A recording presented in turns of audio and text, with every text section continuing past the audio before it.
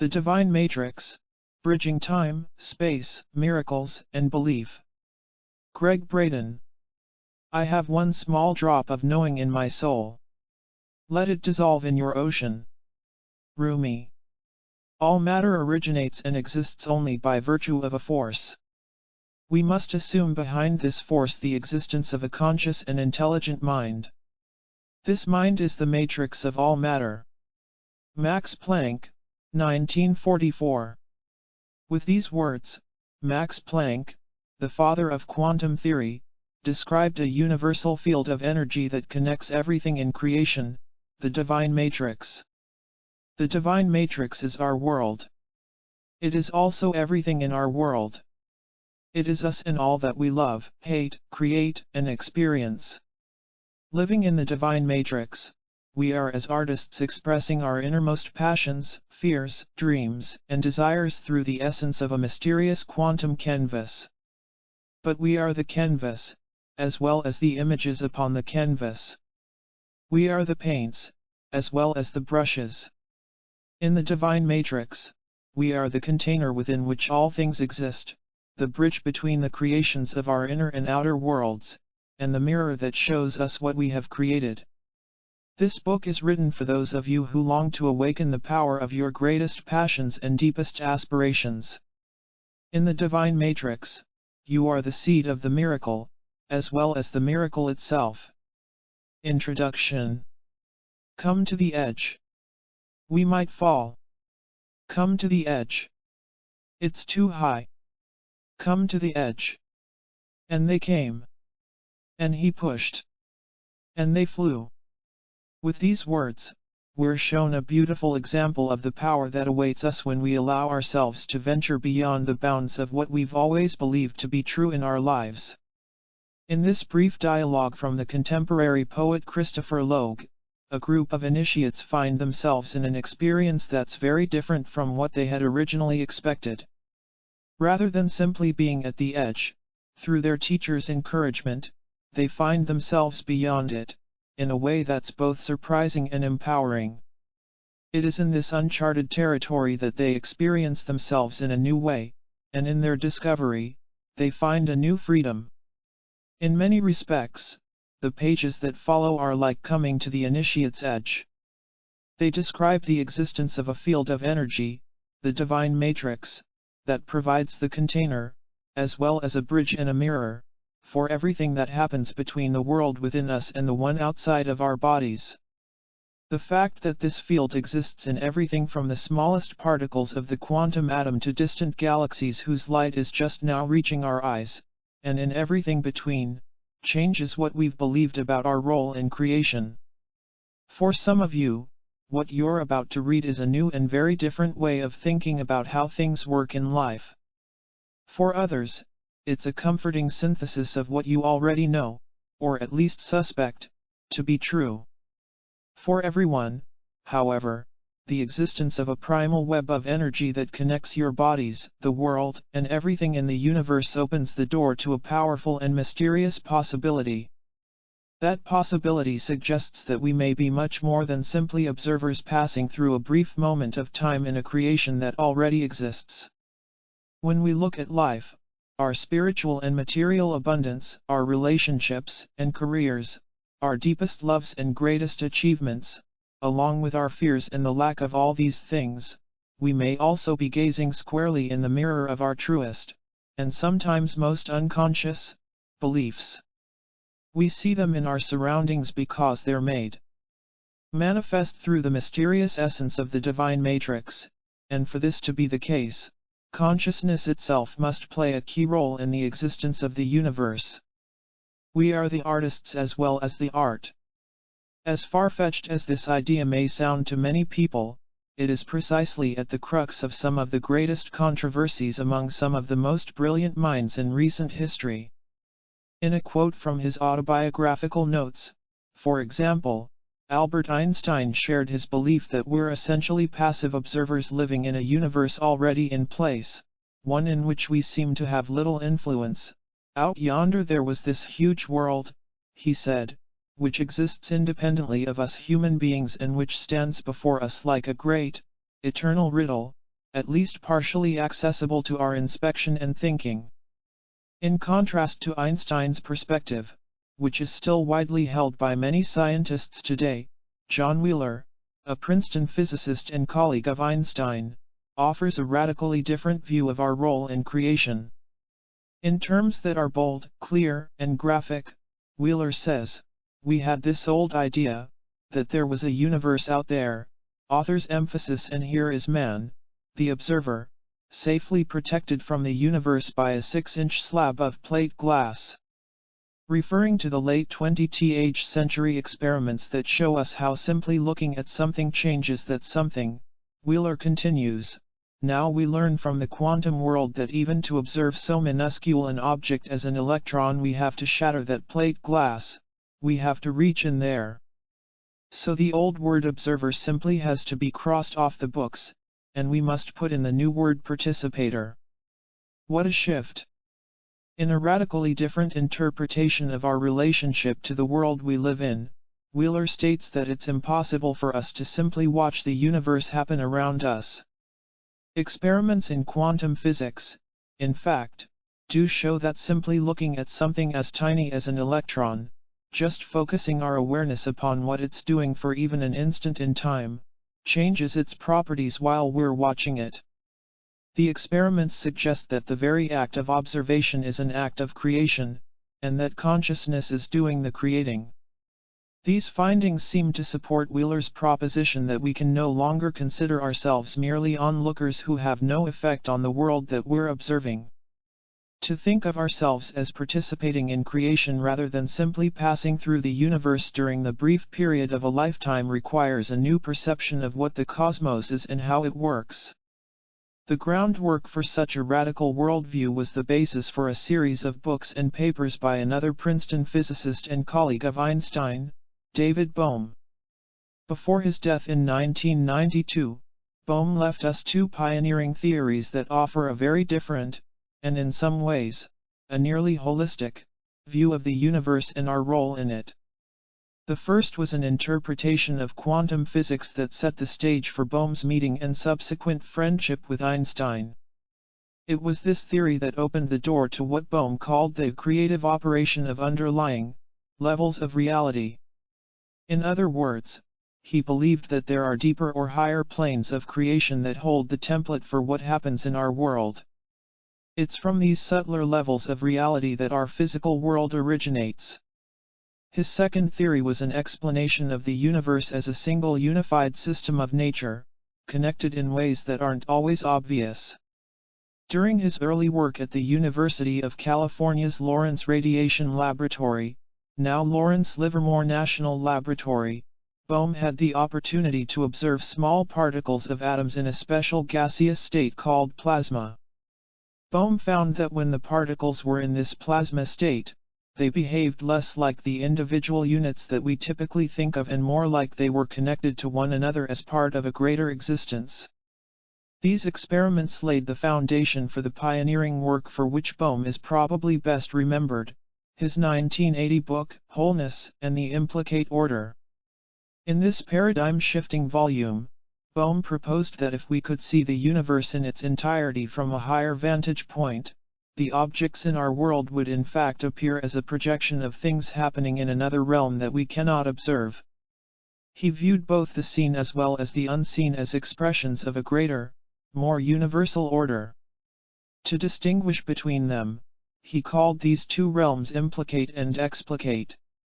The things that we can see and touch and that appear separate in our world, such as rocks, oceans, forests, animals, and people, are examples of the explicate order of creation.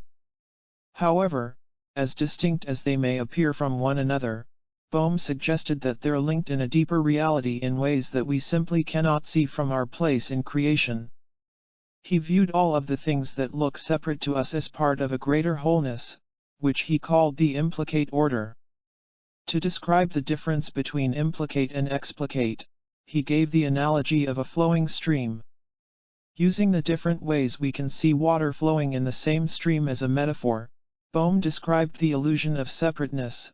On this stream, one may see an ever-changing pattern of vortices, ripples, waves, splashes, etc., which evidently have no independent existence as such. Although the water's disturbances may look separate to us, Bohm viewed them as intimately linked and deeply connected to one another. Such transitory subsistence as may be possessed by these abstracted forms implies only a relative independence rather than absolutely independent existence, he stated. In other words, they're all part of the same water. Bohm used such examples to describe his sense that the universe and everything in it, including us, may, in fact, be part of a grand cosmic pattern where all portions are evenly shared by every other. Encapsulating this unified view of nature, Bohm simply stated, the new form of insight can perhaps best be called undivided wholeness in flowing movement. In the 1970s, Bohm offered an even clearer metaphor to describe how the universe may be thought of as a distributed yet undivided whole. Reflecting on the interrelated nature of creation, he became more convinced that the universe works like a grand cosmic hologram. In a hologram, every portion of whatever the object is contains that object in its entirety, only on a smaller scale. For those who may be unfamiliar with the concept of a hologram, a detailed explanation is provided in Chapter 4. From Bohm's perspective, what we see as our world is actually the projection of something even more real that's happening at a deeper level of creation. It is this deeper level that's the original, the implicate.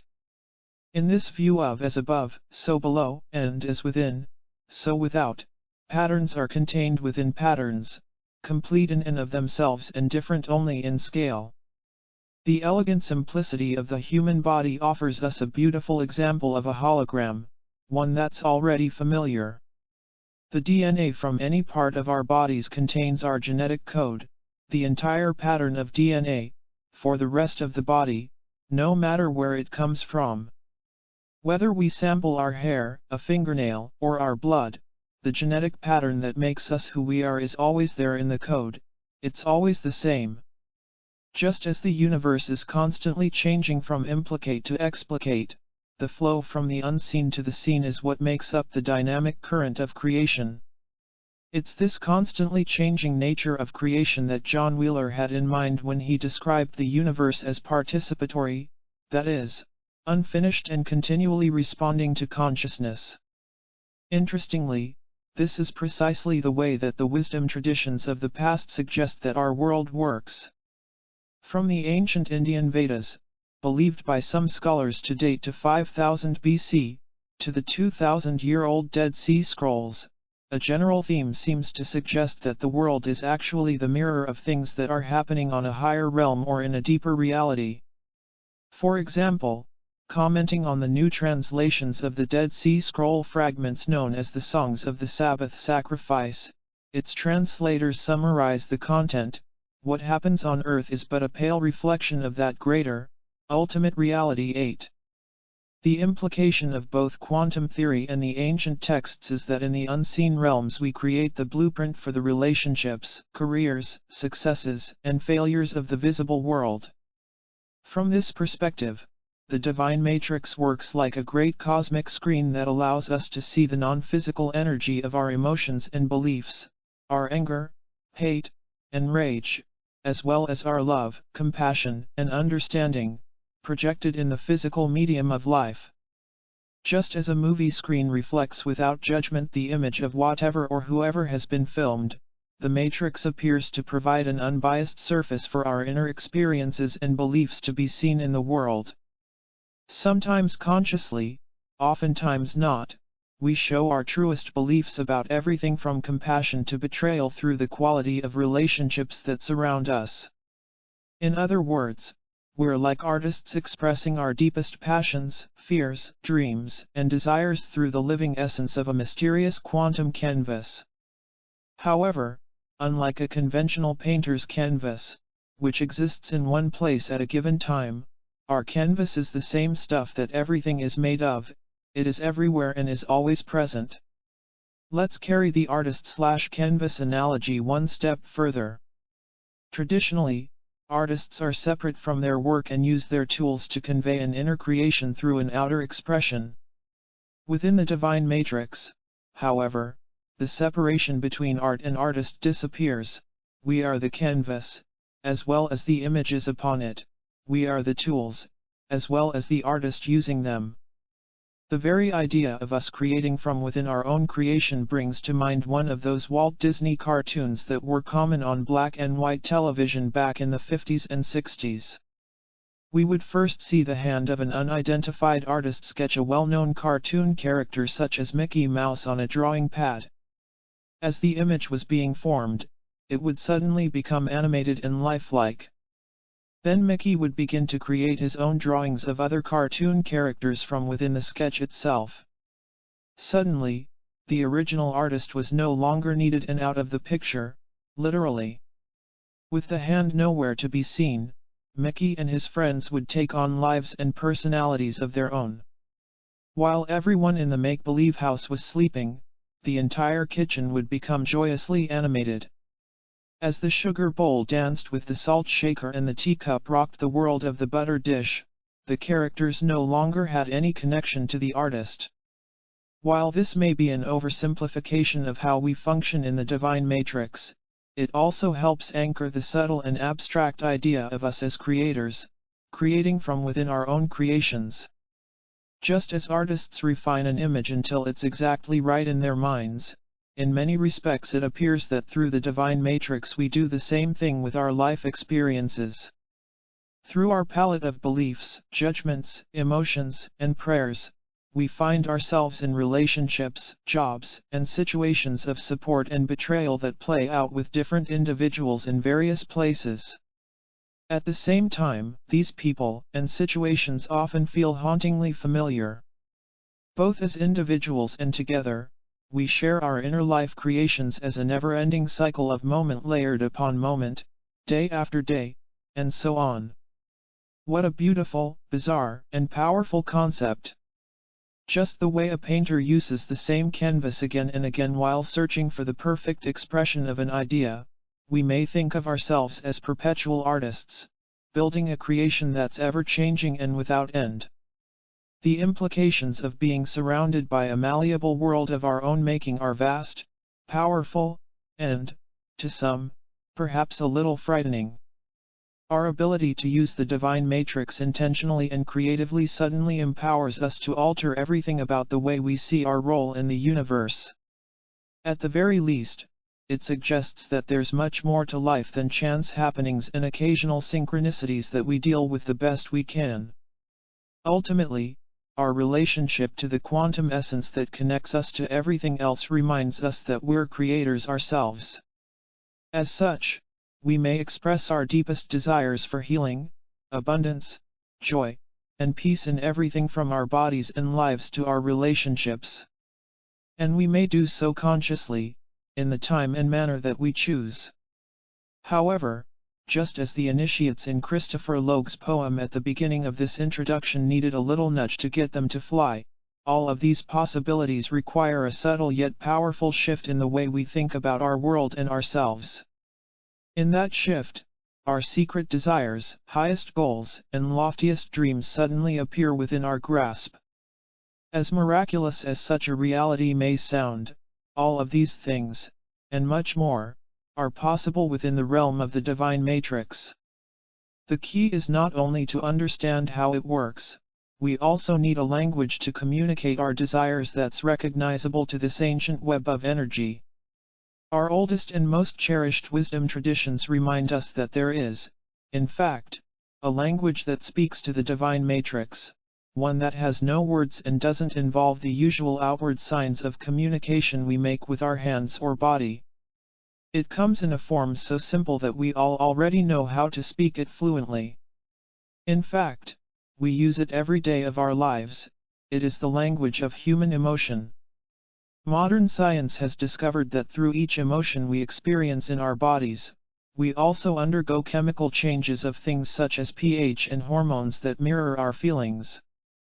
Through the positive experiences of love, compassion, and forgiveness and the negative emotions of hate, judgment, and jealousy, we each possess the power to affirm or deny our existence at each moment of every day. Additionally, the same emotion that gives us such power within our bodies extends this force into the quantum world beyond our bodies. It may be helpful to think of the divine matrix as a cosmic blanket that begins and ends in the realm of the unknown and spans everything between. This covering is many layers deep and is everywhere all the time, already in place. Our bodies, lives, and all that we know exist and take place within its fibers.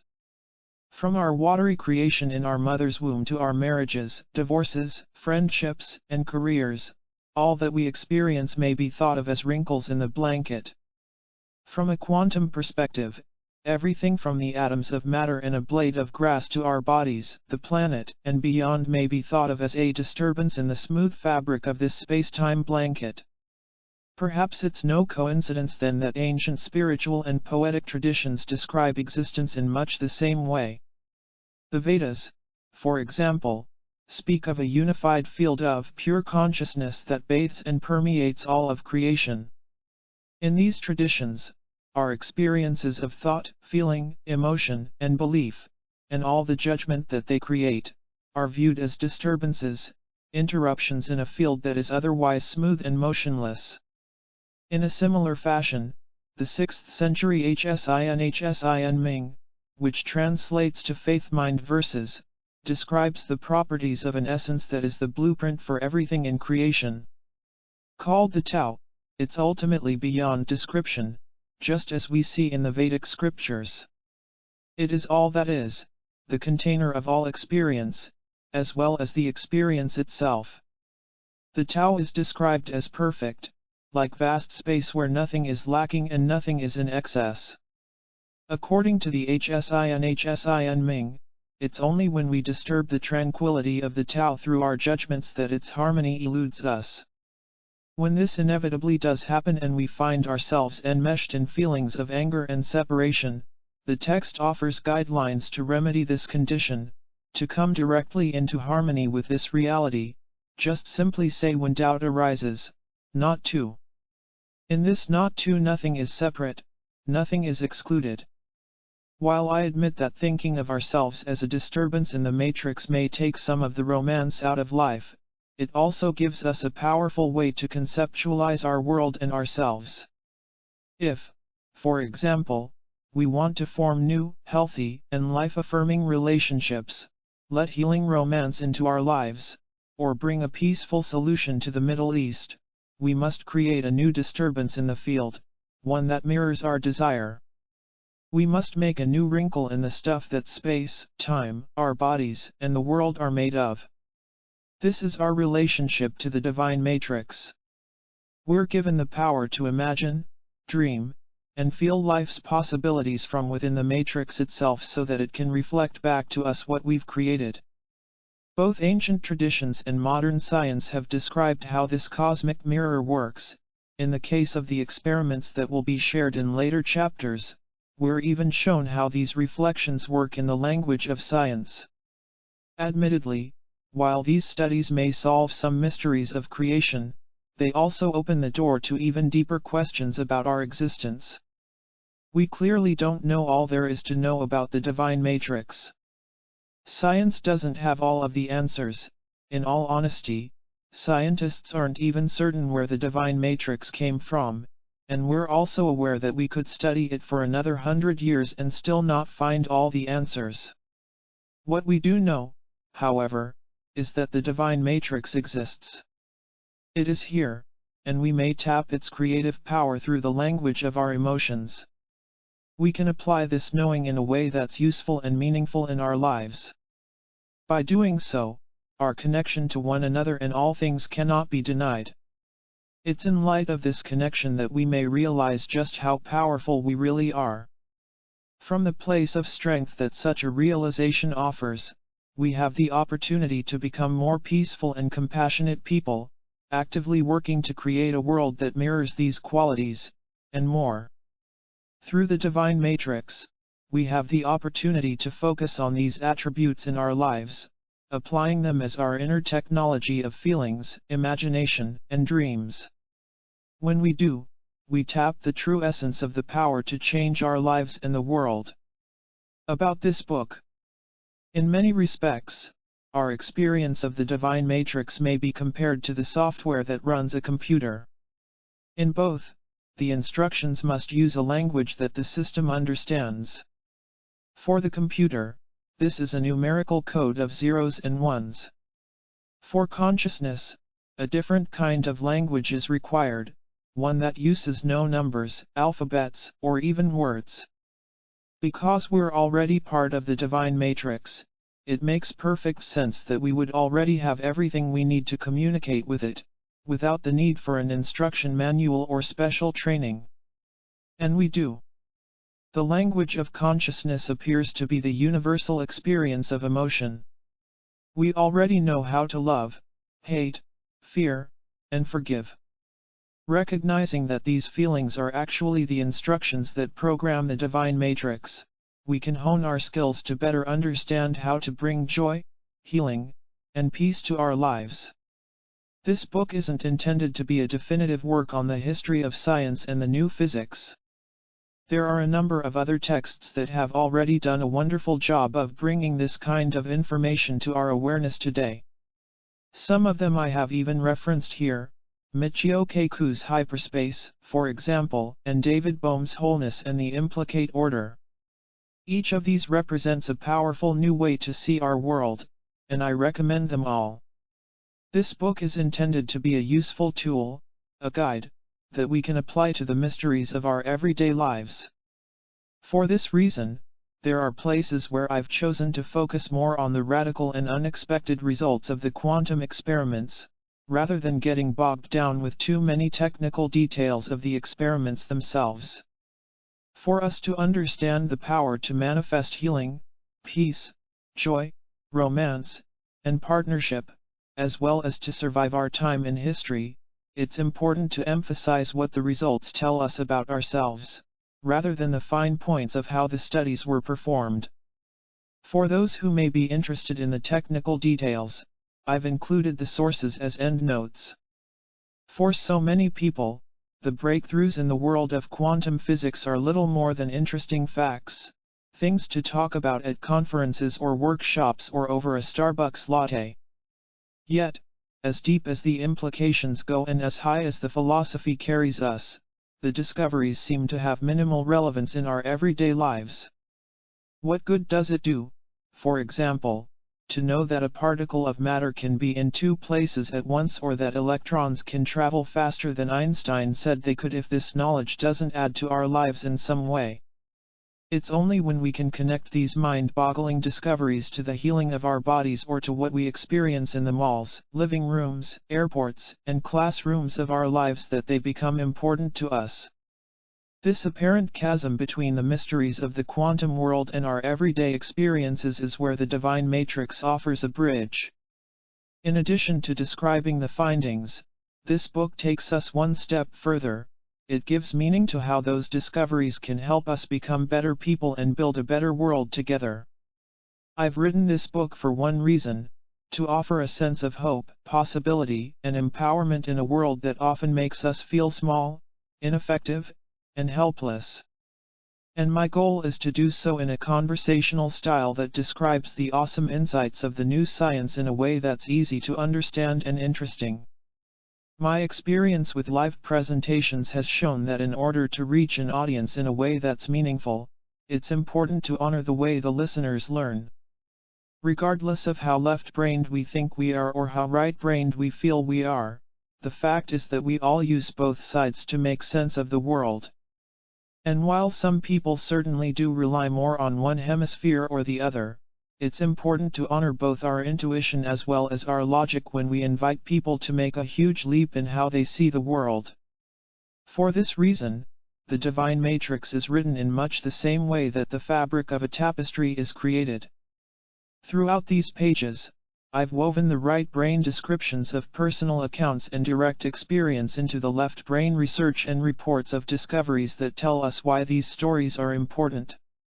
This way of sharing information makes the data seem less textbook-like, while still keeping enough of the leading-edge science to make it meaningful. Just as all life is built from the four chemical bases that create our DNA, the universe appears to be founded upon 4 characteristics of the divine matrix that make things work in the way they do. The key to tapping the power of the matrix lies in our ability to embrace the 4 landmark discoveries that link it to our lives in an unprecedented way. Discovery 1. There is a field of energy that connects all of creation. Discovery 2. This field plays the role of a container, a bridge, and a mirror for the beliefs within us. Discovery 3. The field is non-local and holographic. Every part of it is connected to every other, and each piece mirrors the whole on a smaller scale. Discovery 4. We communicate with the field through the language of emotion. It's our power to recognize and apply these realities that determine everything from our healing to the success of our relationships and careers. Ultimately, our survival as a species may be directly linked to our ability and willingness to share life-affirming practices that come from a unified quantum worldview. To do justice to the huge concepts implied by the divine matrix, I've written it in 3 parts, each covering one of the key implications of the field. Rather than creating a formal conclusion at the end of each part, I've highlighted the important concepts as an inline summary, noting such an idea as a key designated by number, as in Key 1, Key 2, and so forth. For quick reference, a listing of the 20 keys may be found at the end of Chapter 8. A brief description of each section will help in navigating the material and in finding the information that's useful for everything from important references to deep inspiration. Part I. Discovering the Divine Matrix, the mystery that connects all things, explores the enduring human sense that we're united by a field of energy that connects everything. In Chapter 1, I describe the single experiment that set scientists back over 100 years in the search for such a unified field.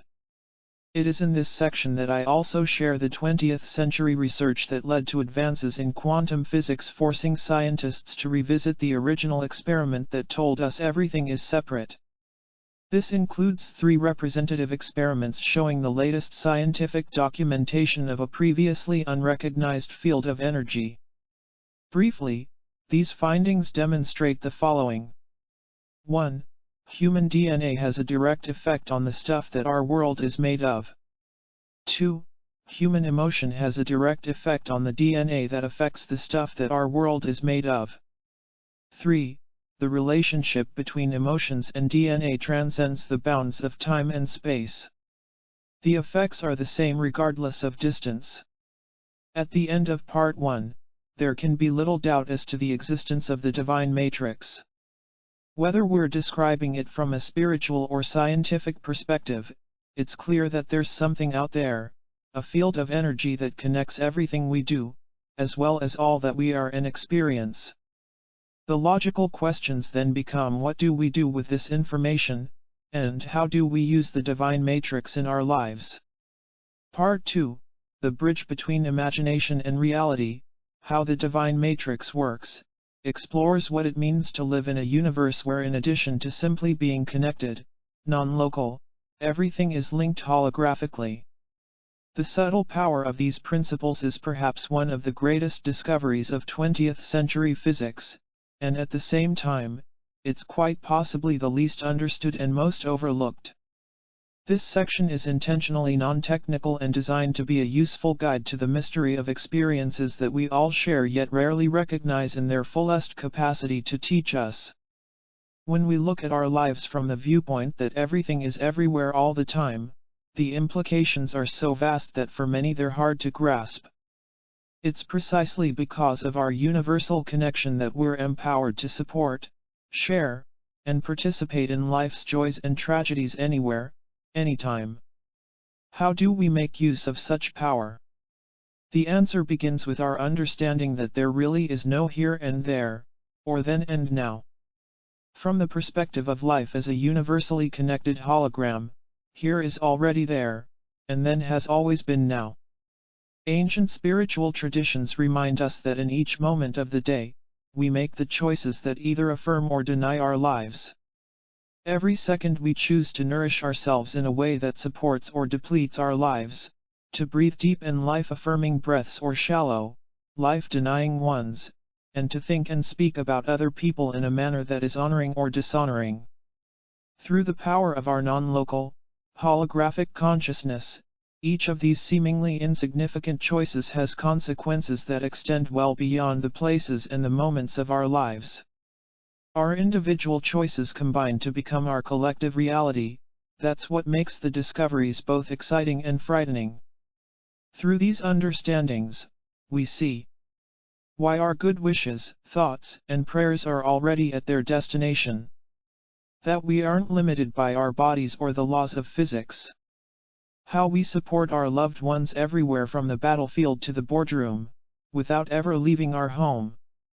That we do have the potential to heal instantaneously. That it is possible to see across time and space without ever opening our eyes.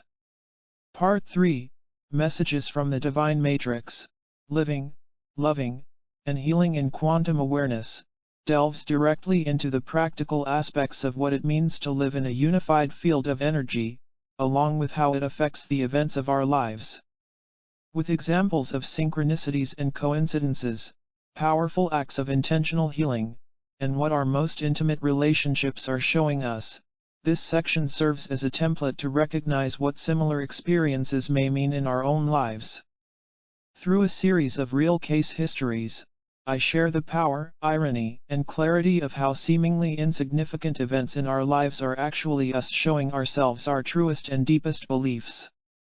Among the examples used to describe this relationship, I include a case history of how our pets can show us with their bodies the physical conditions that have either gone unnoticed or are still developing in our own. The Divine Matrix is the result of more than 20 years of research, as well as my personal journey to make sense of the great secret held in our most ancient, mystical, and cherished traditions. If you've always sought to answer the questions, are we really connected, and if so, how deep does that connection go, and how much power do we really have to change our world, then you'll like this book. The Divine Matrix is written for those of you whose lives bridge the reality of our past with the hope of our future. It is you who are being asked to forgive and find compassion in a world reeling from the scars of hurt, judgment, and fear. The key to surviving our time in history is to create a new way of thinking while we're still living in the conditions that threaten our existence. Ultimately, we may discover that our ability to understand and apply the rules of the Divine Matrix holds the key to our deepest healing, our greatest joy, and our survival as a species. Discovering the Divine Matrix, the mystery that connects all things. Chapter 1. Q. What's in the space between? A. The Divine Matrix. Science cannot solve the ultimate mystery of nature. And that is because, in the last analysis, we ourselves are part of the mystery that we are trying to solve. Max Planck, 1858–1947, physicist. When we understand us, our consciousness, we also understand the universe and the separation disappears. Amit Goswami, physicist. There is a place where all things begin, a location of pure energy that simply is. In this quantum incubator for reality, all things are possible. From our personal success, abundance, and healing to our failure, lack, and disease, everything from our greatest fear to our deepest desire begins in this soup of potential.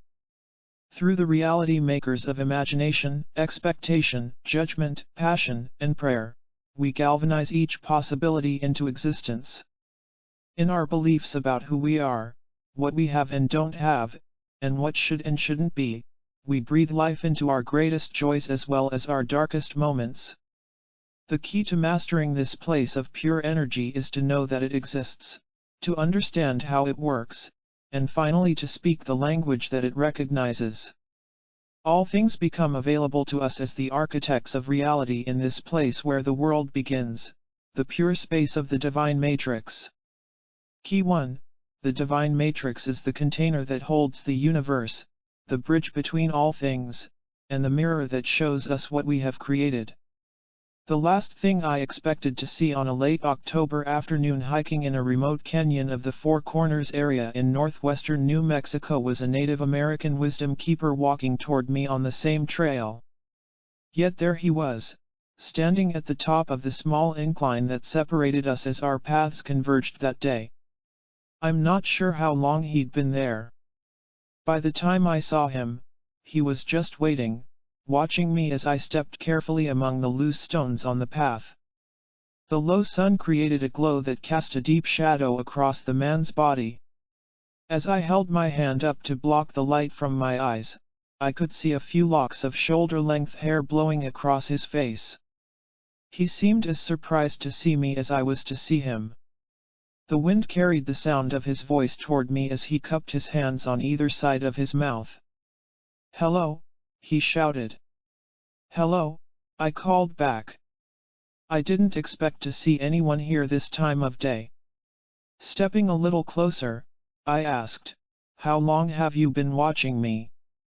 "Not long," he replied. "I come here to listen to the voices of my ancestors in those caves," he said, as one arm pointed toward the other side of the canyon. The path we were following wound through a series of archaeological sites built nearly 11 centuries before by a mysterious clan of people. No one knows where they came from or who they were. With no evidence of their skills evolving over time, the people that modern natives simply call the Ancient Ones showed up one day in history and brought with them the most advanced technology that would be seen in North America for another 1,000 years. From the 4-story tall buildings and perfect stone kivas, round ceremonial structures, buried in the ground to the vast irrigation systems and the sophisticated crops that sustained the people, this place seems to have just appeared one day. And then those who built it were suddenly gone, they just vanished. The Ancient Ones left precious few clues to tell us who they were. With the exception of the rock art on the canyon walls, no written records have ever been found. There are no sites of mass burials or cremations, or weapons of war. Yet the evidence of their existence is there, hundreds of ancient dwellings in an 11-mile-long, 1-mile-wide canyon in the remote corner of a desolate canyon in northwestern New Mexico. I've gone to this place often to walk, immerse myself in the strange beauty of the open desolation, and feel the past. On that late October afternoon, both the Wisdom Keeper and I had come to the high desert on the same day for the same reason. As we exchanged our beliefs about the secrets still held there, my new friend shared a story. A long time ago, our world was very different from the way we see it today, the Wisdom Keeper began. There were fewer people, and we lived closer to the land. People knew the language of the rain, the crops, and the great Creator. They even knew how to speak to the stars and the sky people. They were aware that life is sacred and comes from the marriage between Mother Earth and Father Sky. In this time, there was balance and people were happy.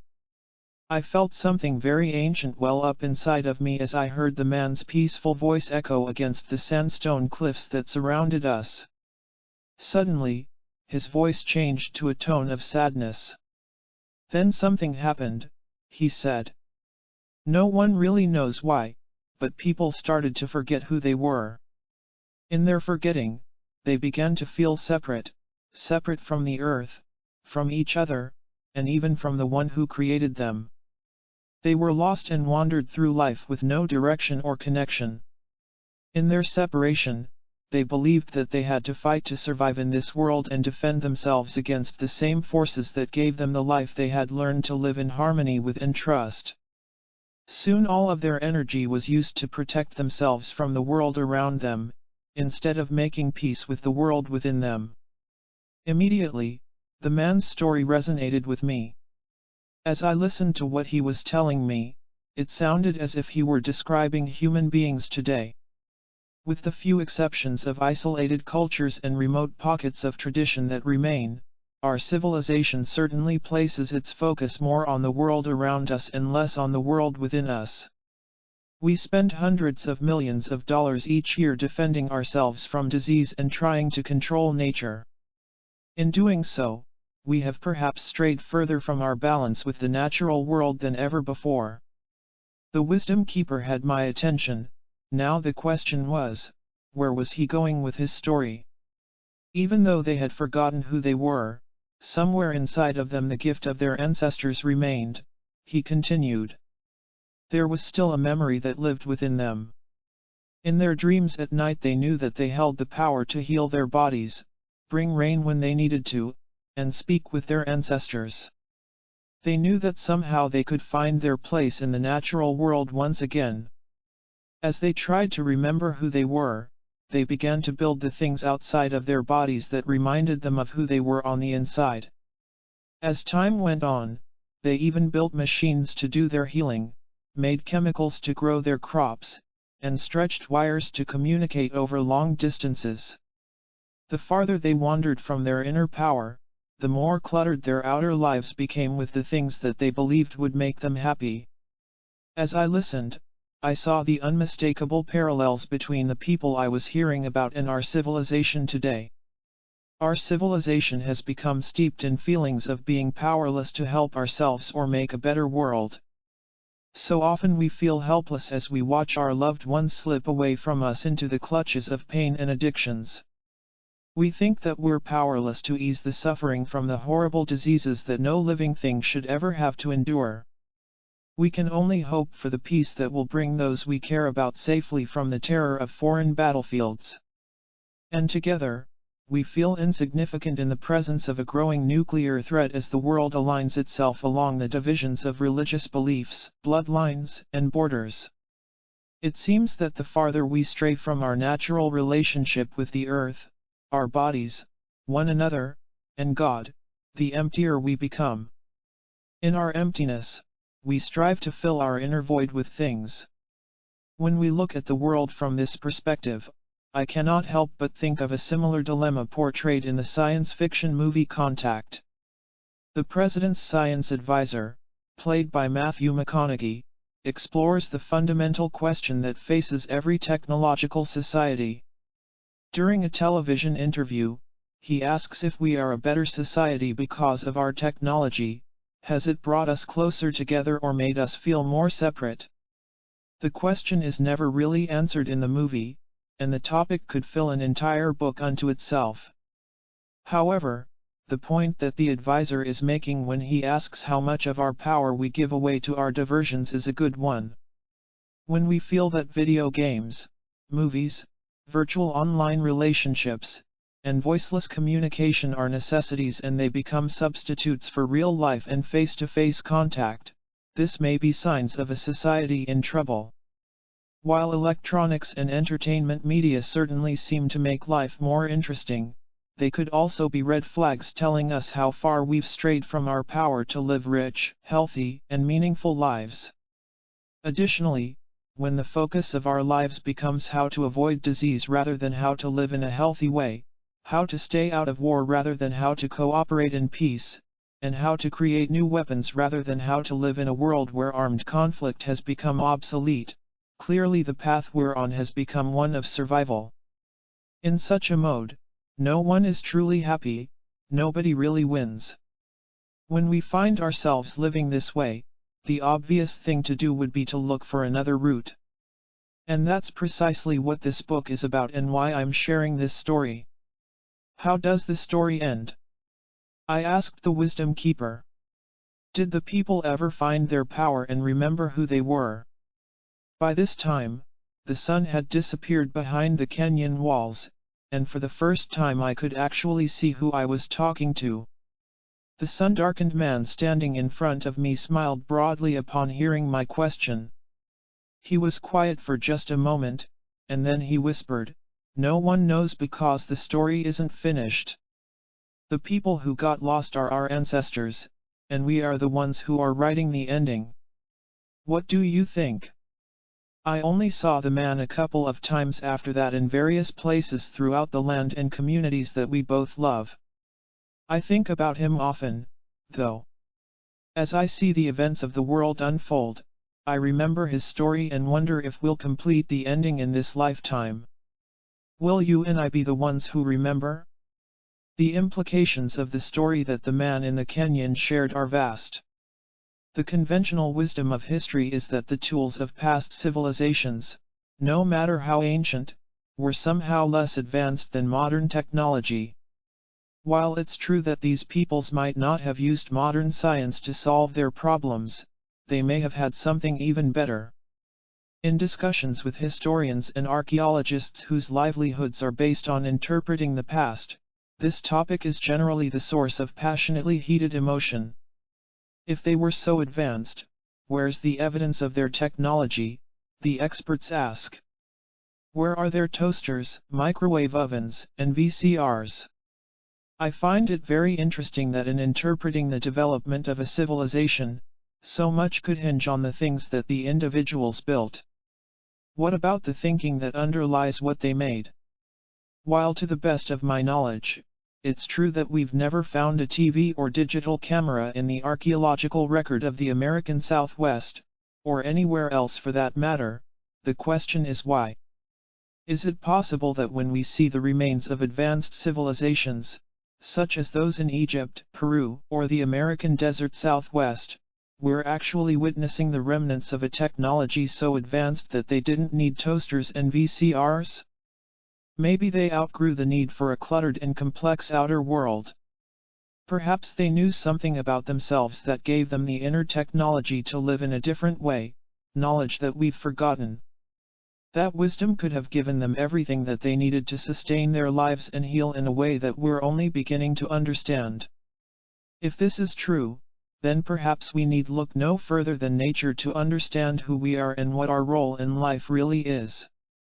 And maybe some of our most profound and empowering insights are already available in the mysterious discoveries of the quantum world. During the last century, physicists discovered that the stuff that makes up our bodies and our universe doesn't always follow the neat and tidy laws of physics that have been held sacred for nearly 3 centuries. In fact, on the tiniest scales of our world, the very particles that we're made of break the rules that say we're separate from one another and limited in our existence. On the particle level, everything appears to be connected and infinite. These discoveries suggest that there's something within each of us that isn't limited by time, space, or even death. The bottom line of these findings is that we appear to live in a non-local universe where everything is always connected. Dean Radin, senior scientist for the Institute of Noetic Sciences, has been a pioneer in exploring just what it means for us to live in such a world. Non-locality, he explains, means that there are ways in which things that appear to be separate are, in fact, not separate.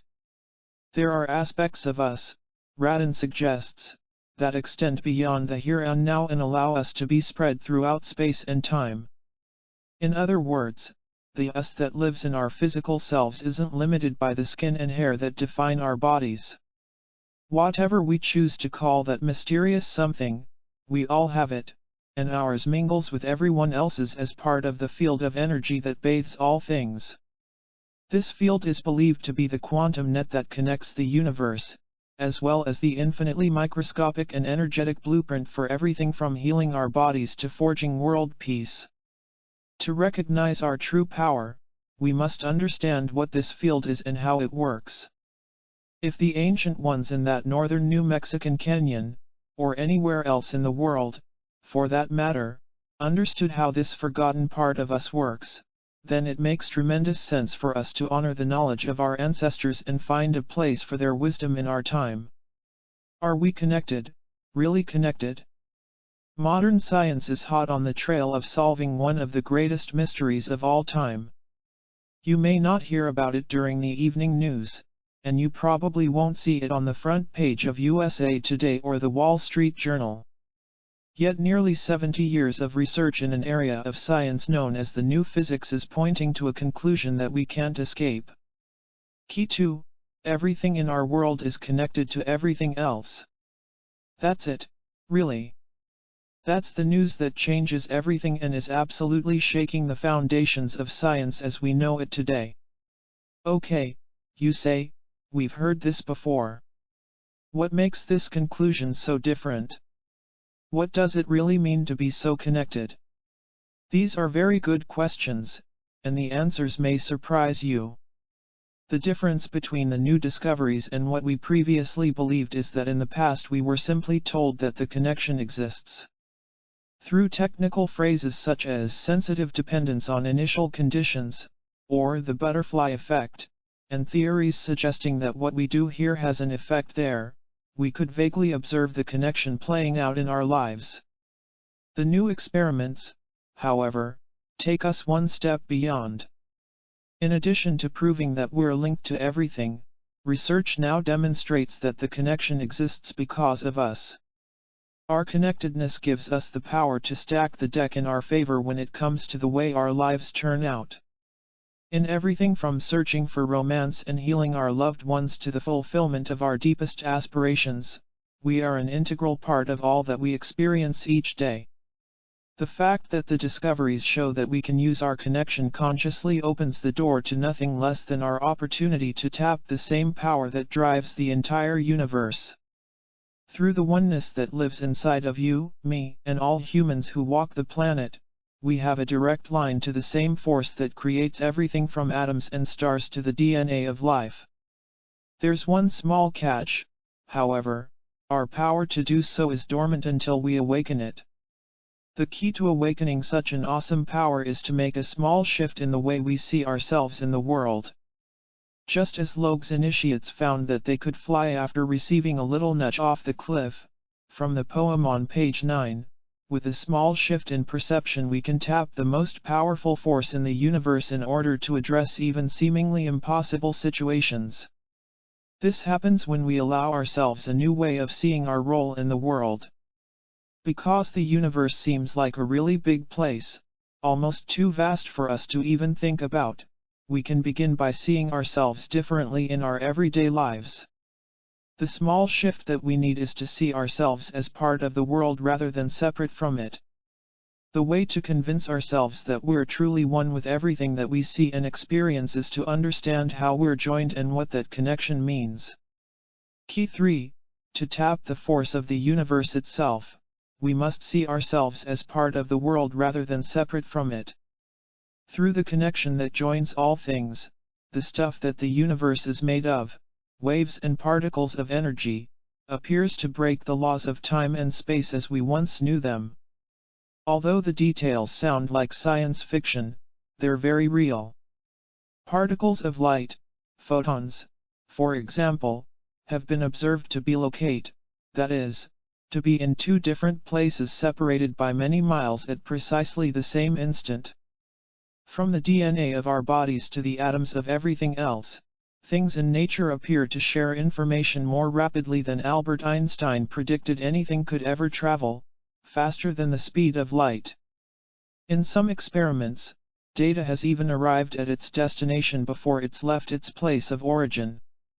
Historically, such phenomena were believed to be impossible, but apparently they're not only possible, they also may be showing us something more than just the interesting anomalies of small units of matter. The freedom of movement that the quantum particles demonstrate may reveal how the rest of the universe works when we look beyond what we know of physics. While these results may sound like the futuristic script of a Star Trek episode, they're being observed now, under the scrutiny of present-day scientists.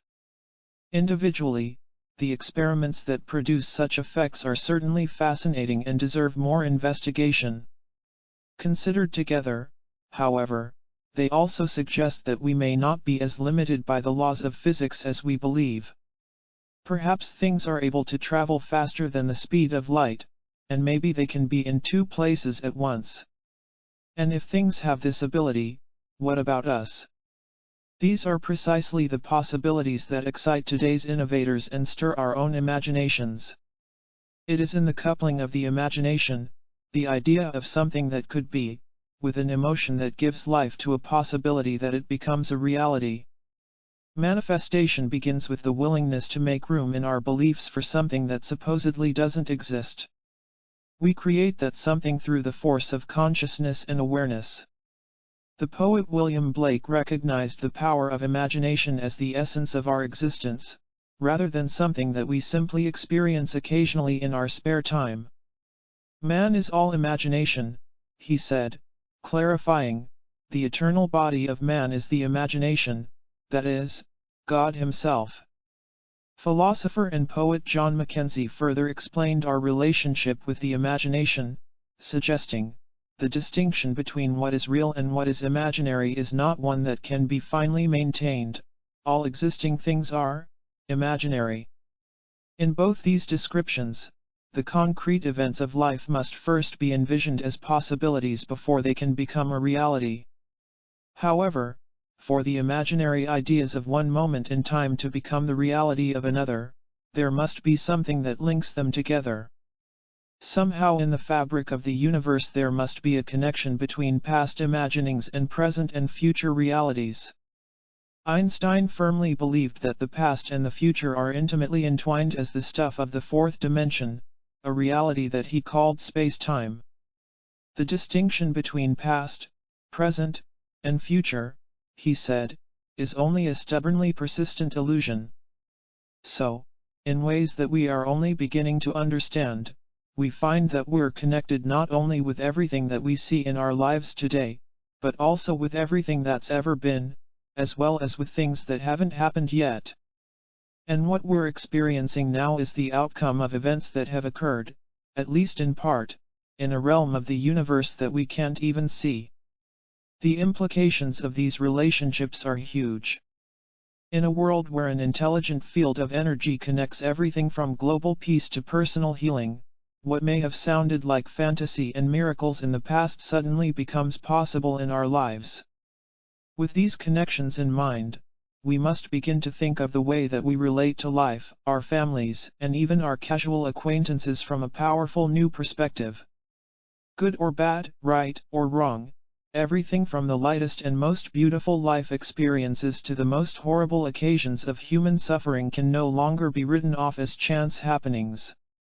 Clearly, the key to healing, peace, abundance, and the creation of experiences, careers, and relationships that bring us joy is to understand just how deeply we're connected to everything in our reality.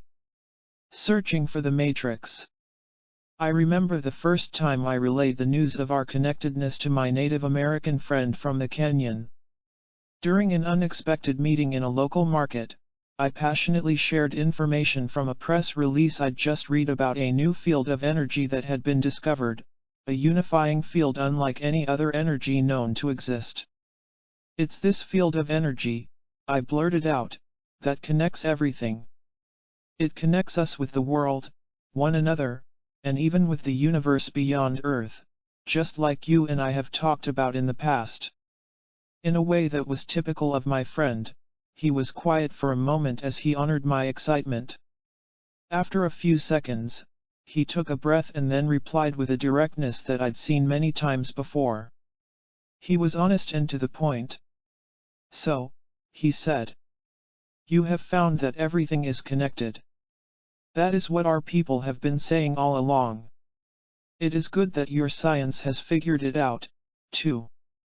If an intelligent field of energy really plays such a powerful role in how the universe works, then why didn't we know about it until recently?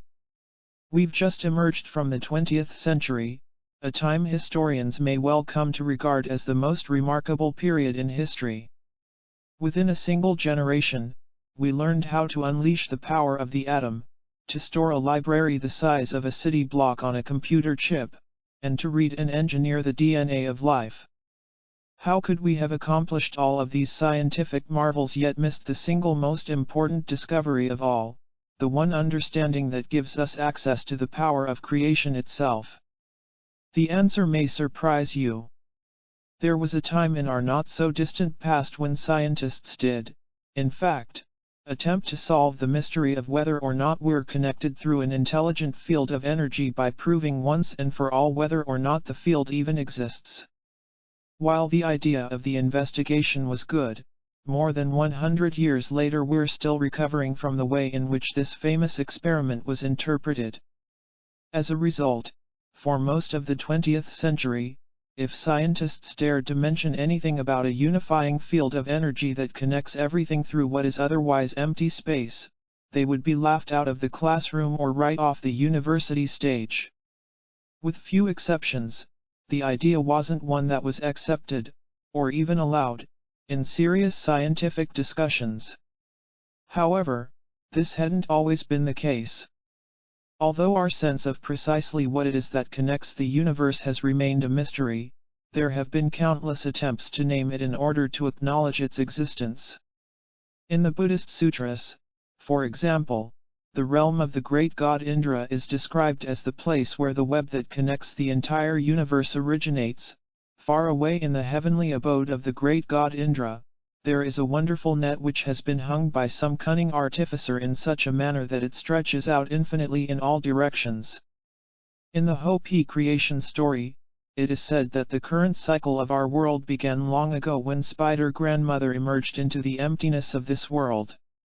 The first thing she did was to spin the great web that connects all things, and through it she created the place where her children would live their lives. Since the time of the ancient Greeks, those who believed in a universal field of energy that connects everything have simply referred to it as the ether.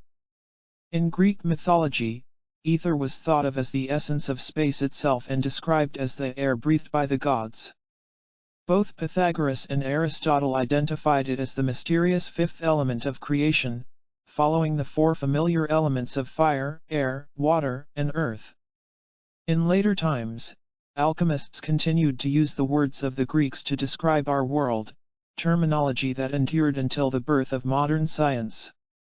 Contradicting the traditional views of most scientists today, some of the greatest minds in history have not only believed that ether exists, many of them even took its existence one step further. They said that ether is necessary for the laws of physics to work as they do. During the 1600s, Sir Isaac Newton, the father of modern science, used the word ether to describe an invisible substance that permeates the entire universe, which he believed was responsible for gravity as well as the sensations of the body. He thought of it as a living spirit, although he recognized that the equipment to validate its existence wasn't available in his day. It wasn't until the 19th century that the man who proposed electromagnetic theory, James Clerk Maxwell, formally offered a scientific description of the ether that connects all things. He described it as a material substance of a more subtle kind than visible bodies, supposed to exist in those parts of space which are apparently empty. As recently as the early 20th century, some of the most respected scientific minds still used the ancient terminology to describe the essence that fills empty space. They thought of the ether as an actual substance with a consistency that was somewhere between physical matter and pure energy. It is through the ether, the scientists reasoned, that light waves can move from one point to another in what otherwise looks like empty space.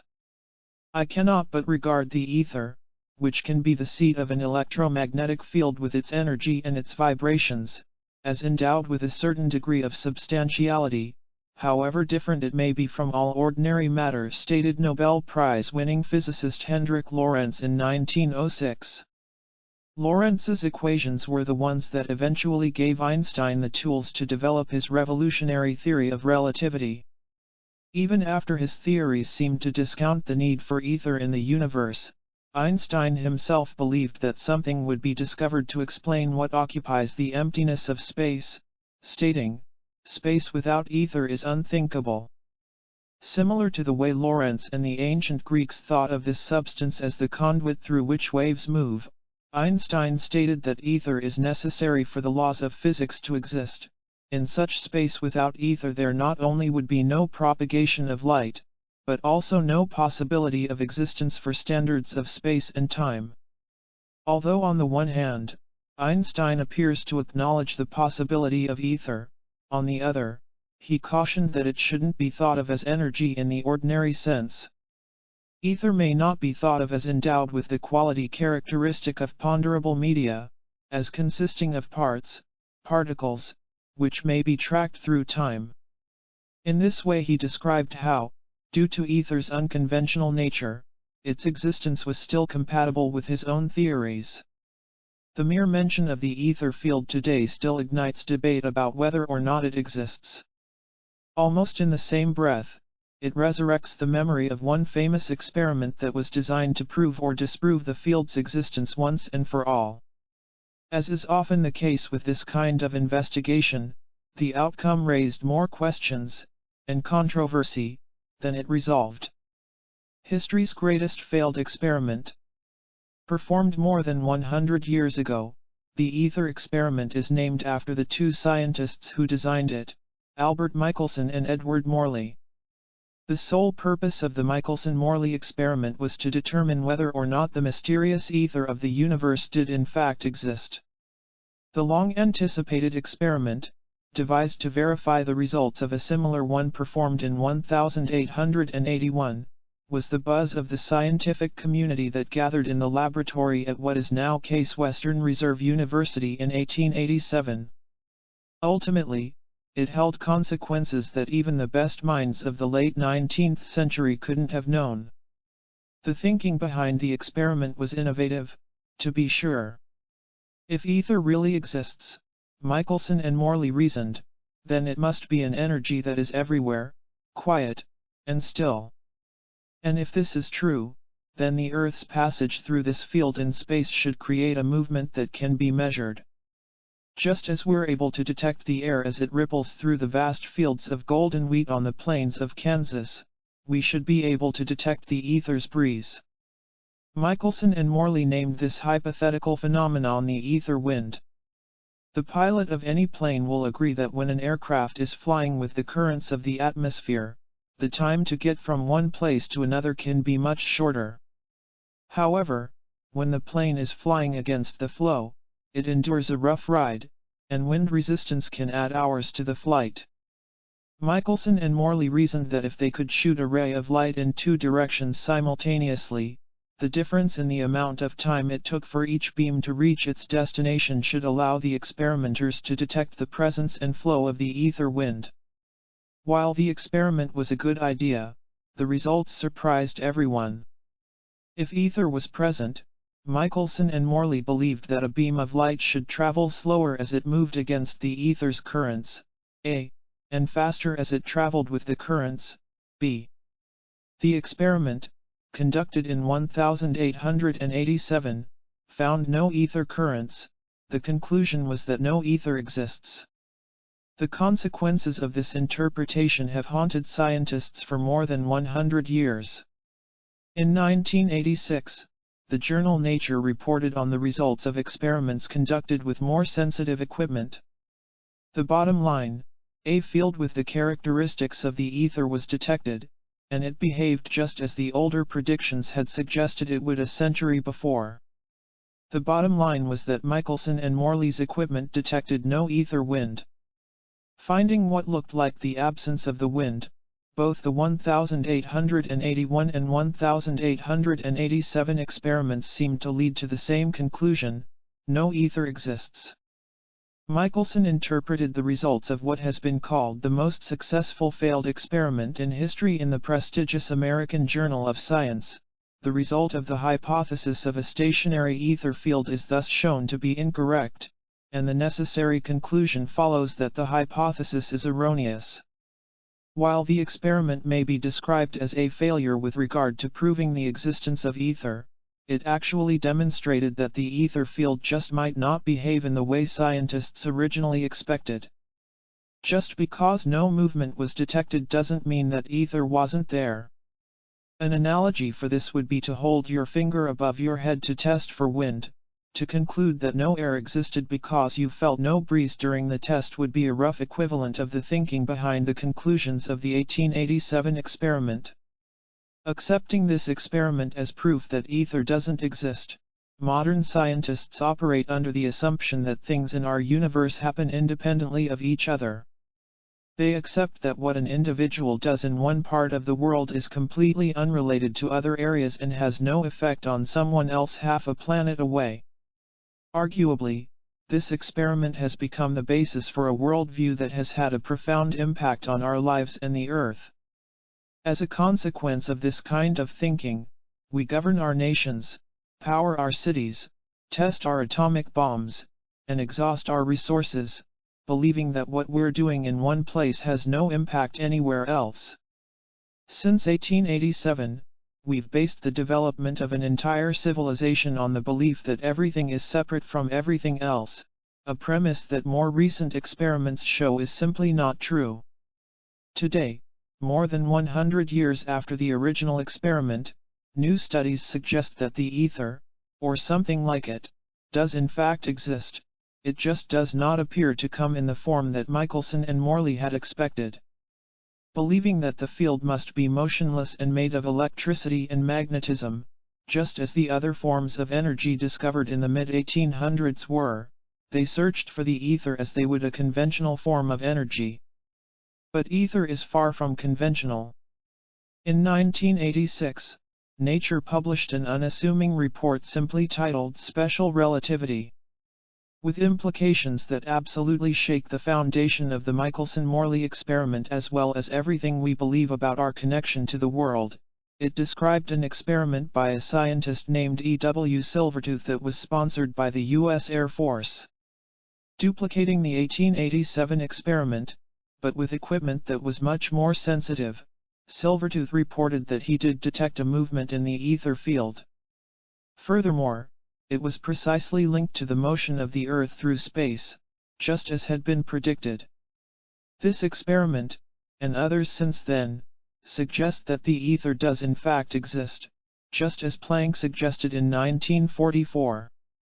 Although modern experiments continue to indicate that the field is there, we can be sure that it will never be called ether again. In scientific circles, the mere mention of the word conjures up adjectives ranging from pseudoscience to hogwash. As we'll see in Chapter 2, the existence of a universal field of energy that permeates our world is being thought of in very different terms. The experiments that prove its existence are so new that a single name has yet to be chosen. Regardless of what we choose to call it, however, something is definitely there. It connects everything in our world and beyond and affects us in ways that we're only beginning to understand. So how could this have happened? How might we have missed such a powerful key to understanding how the universe works? The answer to this question cuts to the very core of the quest that's created the most intense controversy and heated debate among the greatest minds of the last 2 centuries, a dispute that continues to this day. It's all about the way we see ourselves in the world and our interpretation of that viewpoint. The key is that the energy connecting everything in the universe is also part of what it connects. Rather than thinking of the field as separate from everyday reality, the experiments tell us that the mundane visible world actually originates as the field. It's as if the blanket of the divine matrix is spread smoothly throughout the universe, and every once in a while it wrinkles here and there into a rock, tree, planet, or person that we recognize. Ultimately, all of these things are just ripples in the field, and this subtle yet powerful shift in thinking is the key to tapping the power of the divine matrix in our lives. To do so, however, we must understand why scientists view the world as they do today. A brief history of physics. Different rules for different worlds. Science is simply a language to describe the natural world, along with our relationship to it and the universe beyond. And it is only one language. There have been others, such as alchemy and spirituality, for example, that were used long before modern science ever came along. While they may not have been sophisticated, they certainly worked. I'm always amazed when people ask, what did we do before science? Did we know anything about our world? The answer is a resounding yes. We knew a lot about the universe. What we knew worked so well that it provided an entire framework for understanding everything from the origins of life, to why we become sick and what to do about it, to how we calculate the cycles of the sun, moon, and stars. While this kind of knowing was obviously not described in the technical language that we're accustomed to today, it did a pretty good job of providing a useful story of how things work and why they are as they are. So good, in fact, that civilization existed for more than 5,000 years without relying upon science as we know it today.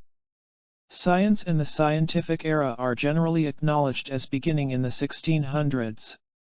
It was in July of 1687 that Isaac Newton formalized the mathematics that seem to describe our everyday world, publishing his classic work Philosophiae Naturalis Principia Mathematica, Mathematic Principles of Natural Philosophy. For more than 200 years, Newton's observations about nature were the foundation of the scientific field now called classical physics. Along with Maxwell's theories of electricity and magnetism from the late 1800s and Einstein's theories of relativity from the early 1900s, classical physics has been tremendously successful in explaining the large-scale things that we see, such as the movement of planets and apples falling from trees. It has served us so well that we were able to calculate the orbits for our satellites and even put a man on the moon. During the early 20th century, however, advances in science revealed a place in nature where Newton's laws just don't seem to work, the very small world of the atom. Before then, we simply didn't have the technology to peer into the subatomic world or watch the way particles behave during the birth of a star in a distant galaxy. In both realms, the smallest and the largest, scientists began to see things that couldn't be explained by traditional physics. A new kind of physics had to be developed, with the rules that would explain the exceptions to our everyday world, the things that happen in the realm of quantum physics. The definition of quantum physics is found in its name. Quantum means a discrete quantity of electromagnetic energy, thus, it's the stuff that our world is made of when we reduce it to its essence. Quantum physicists soon found that what looks like the solid world to us is really not so solid at all. The following analogy may help us understand why. When the local movie theater projects a moving image on the screen in front of us, we know that the story we're seeing is an illusion. The romance and tragedy that tug at our heartstrings are actually the result of many still pictures being flashed very quickly, one after another, to create the sense of a continuous story. While our eyes do see the single images frame by frame, our brain merges them into what we perceive as non-stop movement. Quantum physicists believe that our world works in much the same way. For instance, what we see as the football touchdown or figure skater's triple axel on a Sunday afternoon sports program is actually, in quantum terms, a series of individual events that happen very quickly and closely together. Similar to the way that many images strung together make a movie look so real, life actually occurs as brief, tiny bursts of light called quanta. The quanta of life happen so quickly that unless our brain is trained to operate differently, as in some forms of meditation, it simply averages the pulses to create the uninterrupted action we see as the Sunday sports. Quantum physics, then, is the study of the things that happen on the very small scale of the forces that underlie our physical world. The difference in the ways that the quantum and everyday worlds seem to work has created two schools of thought among scientists in contemporary physics, the classical and the quantum. And each has its own theories to support it. The great challenge has been to marry these two very different kinds of thinking into a single view of the universe, a unified theory. To do so requires the existence of something that fills what we think of as empty space. But what could occupy it? A summary of the long road to a unified theory.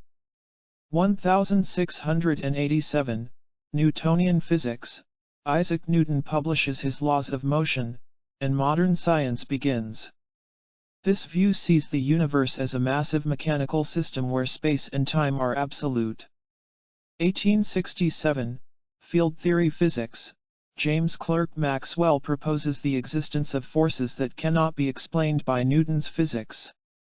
His research, along with that of Michael Faraday, leads to the discovery of the universe as fields of energy that interact with each other. 1900, Quantum Physics, Max Planck publishes his theory of the world as bursts of energy called quanta. Experiments on the quantum level show that matter exists as probabilities and tendencies rather than absolute things, suggesting that reality may not be so real or solid after all. 1905, Relativity Physics. Albert Einstein's view of the universe upsets Newtonian physics. He proposes that time is relative rather than absolute. A key aspect of relativity is that time and space cannot be separated and exist together as a fourth dimension. 1970, String theory physics. Physicists discover that theories describing the universe as tiny vibrating strings of energy can be used to explain the observations of both the quantum and everyday worlds. The theory is formally accepted by the mainstream physics community in 1984 as a possible bridge to unite all other theories. The new and improved unified theory of physics. Someday in the future, physicists will discover a way to explain the holographic nature of what we observe in the quantum universe, as well as what we see in our everyday world. They will formulate the equations to unify their explanation into one consistent story. What's in the space between? Early in the movie Contact, the main character, Dr. Arroway, played by Jodie Foster, asks her father the question that becomes the tagline for the rest of the movie: are we alone in the universe? Her father's answer becomes the touchstone for the things that are true in her life. When she finds herself in particularly vulnerable situations, such as opening herself up to romance or trusting her experience in the distant universe where she's been transported, her father's words become the guiding principle of her beliefs. His response is simply that if we're alone in the universe, it seems like an awful waste of space. In much the same way, if we believe that the space between any two things is empty, then it seems like a tremendous waste as well. Scientists believe that more than 90% of the cosmos is missing and appears to us as empty space. That means that of the entire universe as we know it, only 10% has anything in it. Do you really believe that the 10% of creation we occupy is all there is? What's in the space that we think of as empty? If it's really vacant, then there's a big question that must be answered. How can the waves of energy that transmit everything from our cell phone calls to the reflected light bringing this page's words to your eyes travel from one place to another? Just as water carries ripples away from the place where a stone is tossed into a pond, something must exist that conveys the vibrations of life from one point to another. For this to be true, however, we must upset one of the key tenets of modern science, the belief that space is empty. When we can at last resolve the mystery of what the space is made of, we will have taken a great step toward understanding ourselves and our relation to the world around us. This question, as we shall see, is as old as we humans are. And the answer, we'll also discover, has probably been with us all along. Our sense that we're somehow connected to the universe, our world, and one another has been a constant, from the Aboriginal history etched into the cliff walls of Australia, now believed to be more than 20,000 years old, to the temples of ancient Egypt and the rock art of the American Southwest. While that belief appears to be stronger than ever today, precisely what it is that joins us continues to be the subject of controversy and debate. For us to be connected, there must be something that does the connecting. From poets and philosophers to scientists and those who seek their answers beyond the accepted ideas of their day, humanity has had a sense that within the emptiness we call space, something is actually there. Physicist Conrad Finagle, 1858–1936, posed the obvious question regarding the significance of space itself, asking, "Consider what would happen if you took away the space from between matter. Everything in the universe would scrunch together into a volume no larger than a dust speck. Space is what keeps everything from happening in the same place." 13. The pioneering anthropologist Louis Leakey once stated, "Without an understanding of who we are, we cannot truly advance." I believe that there is a lot of truth to this statement. The way we've seen ourselves in the past worked well enough to get us where we are today. Now it's time to open the door to a new view of ourselves, one that allows for an even greater possibility. It may be that our reluctance to accept just what it means for space to be occupied by an intelligent force, and for us to be part of that space, has been the biggest stumbling block in our understanding of who we are and how the universe really works. In the 20th century, modern science may have discovered what's inside of empty space, a field of energy that's different from any other form of energy. Just as Indra's web and Newton's ether suggest, this energy appears to be everywhere, always, and to have existed since the very beginning of time. In a 1928 lecture, Albert Einstein said, according to the general theory of relativity, space without ether is unthinkable, for in such space there not only would be no propagation of light, but also no possibility of existence for standards of space. Max Planck stated that the existence of the field suggests that intelligence is responsible for our physical world. We must assume behind this force, that we see as matter, the existence of a conscious and intelligent mind. He concluded, this mind is the matrix of all matter. The toll of Einstein's lion. Whether we talk about the cosmic gap between distant stars and galaxies or the microspace between the bands of energy that form an atom, we ordinarily perceive the space between things as empty.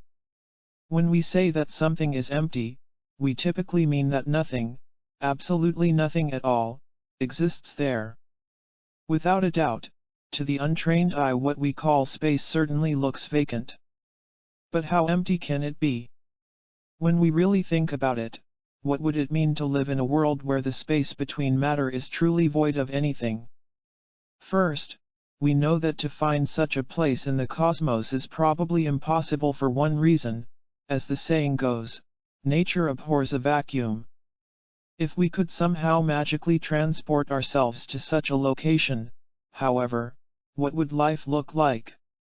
To begin with, it would be a very dark place. While we could turn a flashlight on, for example, its illumination couldn't travel anywhere because there would be nothing for the light waves to pass through. It would be as if we'd thrown a stone into a dried-up pond and were looking for ripples on the surface. The rock would hit the bottom, whether or not the water was there, but there would be no waves, as the ripples that would normally radiate from the impact would have no medium to move through. For precisely the same reason, our hypothetical world would also be very quiet. Sound must also travel through some kind of medium to perpetuate itself. In fact, almost any kind of energy as we know it today, from the motion of wind to the heat of the sun, couldn't exist because the electrical, magnetic, and radiant fields, and even the fields of gravity, wouldn't have the same meaning in a world where space was truly devoid of anything. Fortunately, we don't have to speculate about what such a world would be like, since the space that surrounds us is anything but empty. Regardless of what we call it or how science and religion define it, it's clear that there's a field or presence that is the great net that connects everything in creation and links us to the higher power of a greater world. Early in the 20th century, Einstein made reference to the mysterious force that he was certain exists in what we see as the universe around us. Nature shows us only the tail of the lion, he stated, suggesting that there's something more to what we see as reality, even if we can't see it from our particular cosmic vantage point. With a beauty and eloquence that's typical of Einstein's view of the universe, he elaborated on his analogy of the cosmos. I do not doubt that the lion belongs to it, the tail, even though he cannot at once reveal himself because of his enormous size. 16 In later writings, Einstein went on to say that regardless of who we are or what our role in the universe may be, we're all subject to a greater power, human beings, vegetables, or cosmic dust. We all dance to a mysterious tune, intoned in the distance by an invisible piper. With his declaration of an intelligence underlying creation, Planck had described the energy of Einstein's lion. By doing so, he ignited a flame of controversy that continues to burn more intensely than ever today. At the center of it, the old ideas about what our world is made of, and the reality of the universe, for that matter, have flown right out the window. More than half a century ago, the father of quantum theory told us that everything is connected through a very real, although unconventional, energy. Connected at the source. Quantum entanglement. Since Planck offered his equations of quantum physics early in the 20th century, many theories have developed and numerous experiments have been performed that seem to precisely prove that notion. On the smallest levels of the universe, atoms and subatomic particles do in fact act as if they're connected. The problem is that scientists don't know how or even if the behavior that's observed on such tiny scales has any meaning for the larger realities of our daily lives. If it does, then the findings suggest that the amazing technologies of science fiction may soon be the reality of our world. As recently as 2004, physicists from Germany, China, and Austria published reports that sounded more like fantasy than a scientific experiment. In Nature, the scientists announced the first documented experiments of open destination teleportation, that is, sending the quantum information about a particle, its energetic blueprint, to different locations at the same time. In other words, the process is like faxing a document and in the process destroying the original. Other experiments have demonstrated equally impossible sounding feats, such as beaming particles from one place to another and bilocating. As different as each investigation sounds from the others, they all share a common denominator that implies an even greater story. For these experiments to work as they do, a medium must exist. In other words, there has to be something for the particles to move through. And herein lies what may be the greatest mystery of modern times, since conventional physics states that this medium doesn't exist. In 1997, scientific journals throughout the world published the results of something that traditional physicists say shouldn't have happened. Reported to over 3,400 journalists, educators, scientists, and engineers in more than 40 countries, an experiment had been performed by the University of Geneva in Switzerland on the stuff that our world is made of, particles of light called photons, with results that continue to shake the foundation of conventional wisdom. Specifically, the scientists had split a single photon into two separate particles, creating twins with identical properties. Then, using equipment developed for the experiment, they fired both particles away from one another in opposite directions. The twins were placed in a specially designed chamber with two fiber optic pathways, just like the ones that transmit phone calls, extending away from the chamber in opposite directions for a distance of 7 miles. By the time each twin reached its target, 14 miles separated one from the other. At the end of the pathway, the twins were forced to choose between two random routes that were identical in every respect. What makes this experiment so interesting is that when the twin particles reached the place where they had to follow one course or the other, they both made precisely the same choices and traveled the same path each time. Without fail, the results were identical every time the experiment was conducted. Even though conventional wisdom states that the twins are separate and have no communication with one another, they act as if they're still connected. Physicists call this mysterious connection quantum entanglement. The project leader, Nicholas Gisson, explains, "What is fascinating is that entangled photons form one and the same object. Even when the twin photons are separated geographically, if one of them is modified, the other photon automatically undergoes the same change. Historically, there's been absolutely nothing in traditional physics that would account for what the experiments showed. Yet we see it time and again in experiments such as Gisson's." Dr. Raymond Tiao of the University of California at Berkeley further describes the results of the Geneva experiments as one of the deep mysteries of quantum mechanics.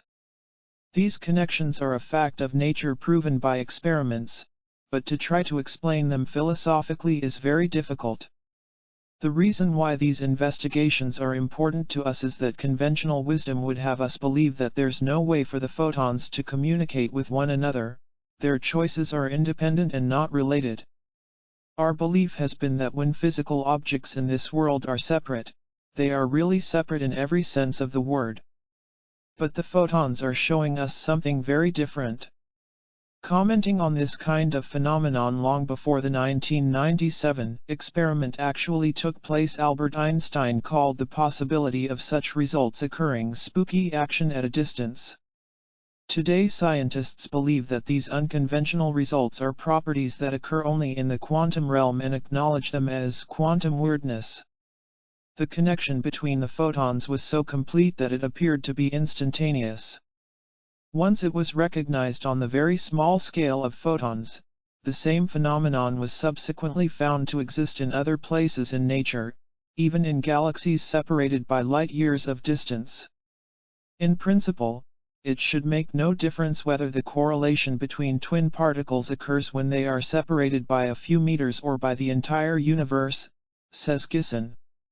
Why?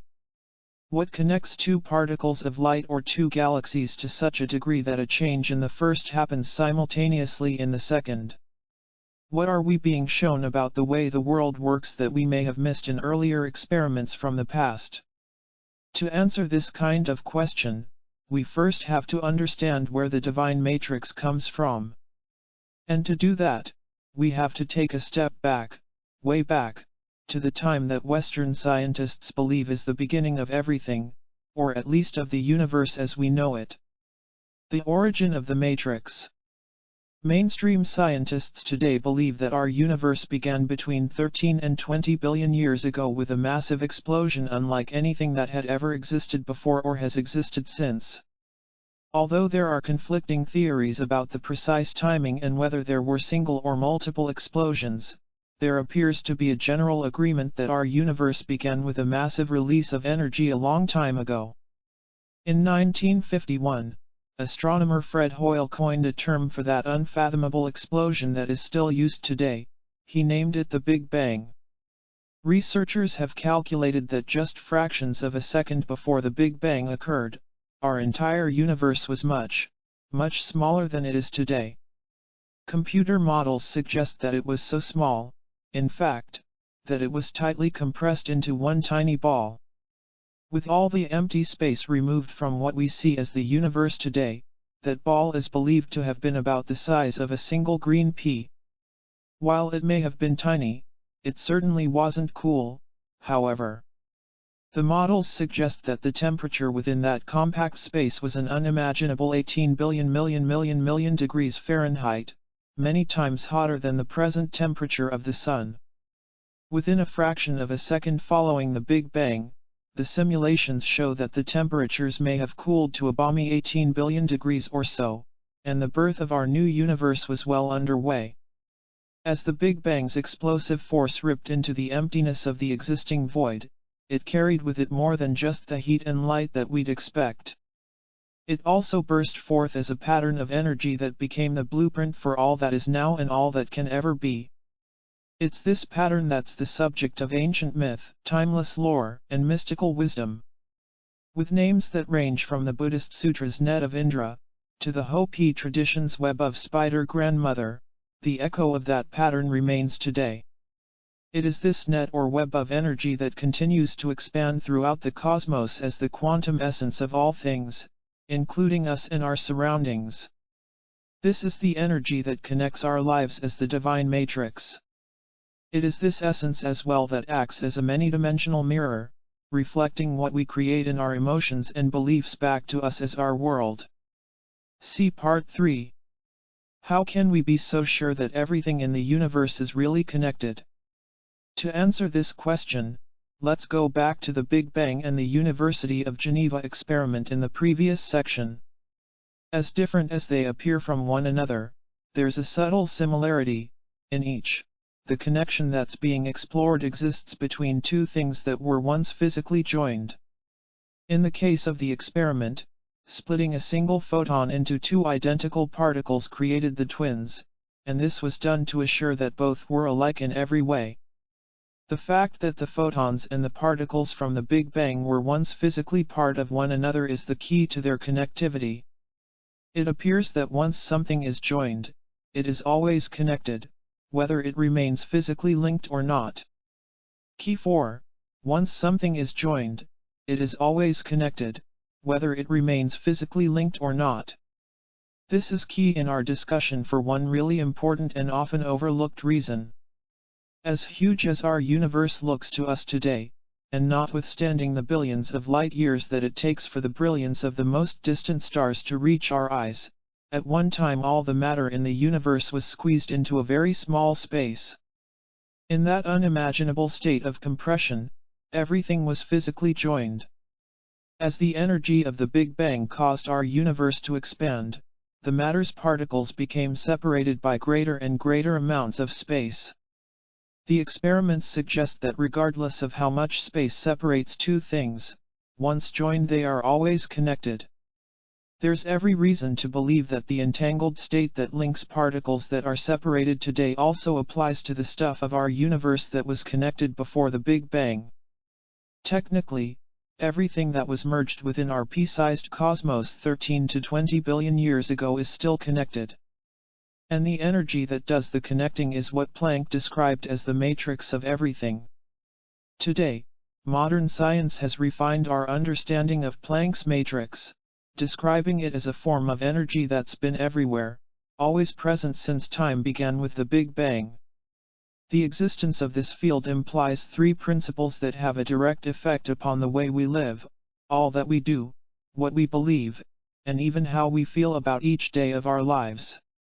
Admittedly, these ideas directly contradict many well-established beliefs of both science and spirituality. At the same time, though, it is precisely these principles that open the door to an empowering and life-affirming way of seeing our world and living our lives. 1. The first principle suggests that because everything exists within the divine matrix, all things are connected. If this is so, then what we do in one part of our lives must have an effect and influence on other parts. 2. The second principle proposes that the divine matrix is holographic, meaning that any portion of the field contains everything in the field. As consciousness itself is believed to be holographic, this signifies that the prayer we make in our living room, for example, already exists with our loved ones and at the place where it's intended. In other words, there's no need to send our prayers anywhere, because they already exist everywhere. 3. The third principle implies that the past, present, and future are intimately joined. The matrix appears to be the container that holds time, providing for a continuity between the choices of our present and the experiences of our future. Regardless of what we call it or how science and religion define it, it's clear that there's something out there, a force, a field, a presence, that is the great net that links us with one another, our world, and a greater power. If we can truly grasp what the three principles tell us about our relationship to each other, the universe, and ourselves, then the events of our lives take on an entirely new meaning. We become participants rather than victims of forces that we can't see and don't understand. To be in such a place is where our empowerment really begins. Chapter 2. Shattering the Paradigm, the experiments that change everything. Everything must be based on a simple idea. Once we have finally discovered it, it will be so compelling, so beautiful, that we will say to one another, yes, how could it have been any different? John Wheeler, physicist. There are two ways to be fooled. One is to believe what isn't true, the other is to refuse to believe what is true. Søren Kierkegaard, 1813–1855, philosopher. The first rays of the morning sun cast long shadows from the Sangre de Cristo, blood of Christ, mountains that towered behind us to the east. I had agreed to meet my friend Joseph, not his real name, there in the valley simply to walk, talk, and enjoy the morning. As we stood on the rim of the vast expanse of land that connects northern New Mexico with southern Colorado, we could see for miles across the fields that separated us from the great gash in the earth, the Rio Grande Gorge, which forms the banks of the Rio Grande. The high desert sage was especially fragrant that morning, and as we began our walk, Joseph commented on the family of vegetation that covers the land. This entire field, he began, as far as our eyes can see, works together as a single plant. The heat from his breath mixed with the icy morning air, and brief clouds of steam lingered for a few seconds as he formed each word. There are many bushes in this valley, he continued, and every plant is joined to the others through a root system that's beyond our view. Although they're hidden from our eyes beneath the ground, the roots still exist. The entire field is one family of sage. And as with any family, he explained, the experience of one member is shared to some degree by all others. I contemplated what Joseph was saying. What a beautiful metaphor for the way we're connected to one another and the world around us. We've been led to think that we're separate from one another, our world, and everything that happens in it. In that belief, we feel isolated, alone, and sometimes powerless to change the things that cause our own pain and the suffering of others. The irony is that we also find ourselves inundated with self-help books and workshops that tell us how connected we are, how powerful our consciousness is, and how humankind is really a single, precious family. As I listened to Joseph, I couldn't help but think of the way in which the great poet Rumi described our condition. What strange beings we are, he said. That sitting in hell at the bottom of the dark, we're afraid of our own immortality. Precisely, I thought. Not only are the plants in this field connected, but they possess a power together that's greater than any of them has alone.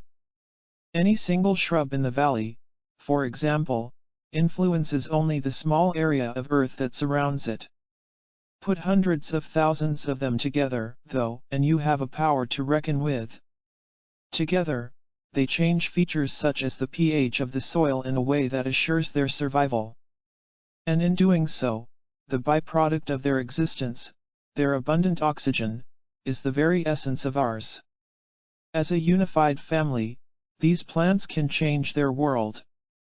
We may actually have more in common with the sage in that New Mexico valley than you'd think.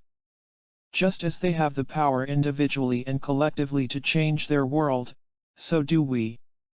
A growing body of research suggests that we're more than cosmic latecomers simply passing through a universe that was completed long ago. Experimental evidence is leading to a conclusion that we're actually creating the universe as we go and adding to what already exists. In other words, we appear to be the very energy that's forming the cosmos, as well as the beings who experience what we're creating. That's because we are consciousness, and consciousness appears to be the same stuff from which the universe is made. This is the very essence of quantum theory that troubled Einstein so much. Until the end of his life, he held to a belief that the universe exists independently of us. Responding to analogies about our effect on the world and the experiments showing that matter changes when we observe it, he simply stated, "I like to think that the moon is there even if I am not looking at it." While our precise role in creation is still not fully understood, experiments in the quantum realm clearly show that consciousness has a direct effect on the most elementary particles of creation. And we are the source of the consciousness. Perhaps John Wheeler, Professor Emeritus at Princeton and a colleague of Einstein, may have best summarized our newly understood role. Wheeler's studies have led him to believe that we might live in a world that's actually created by consciousness itself, a process that he calls a participatory universe.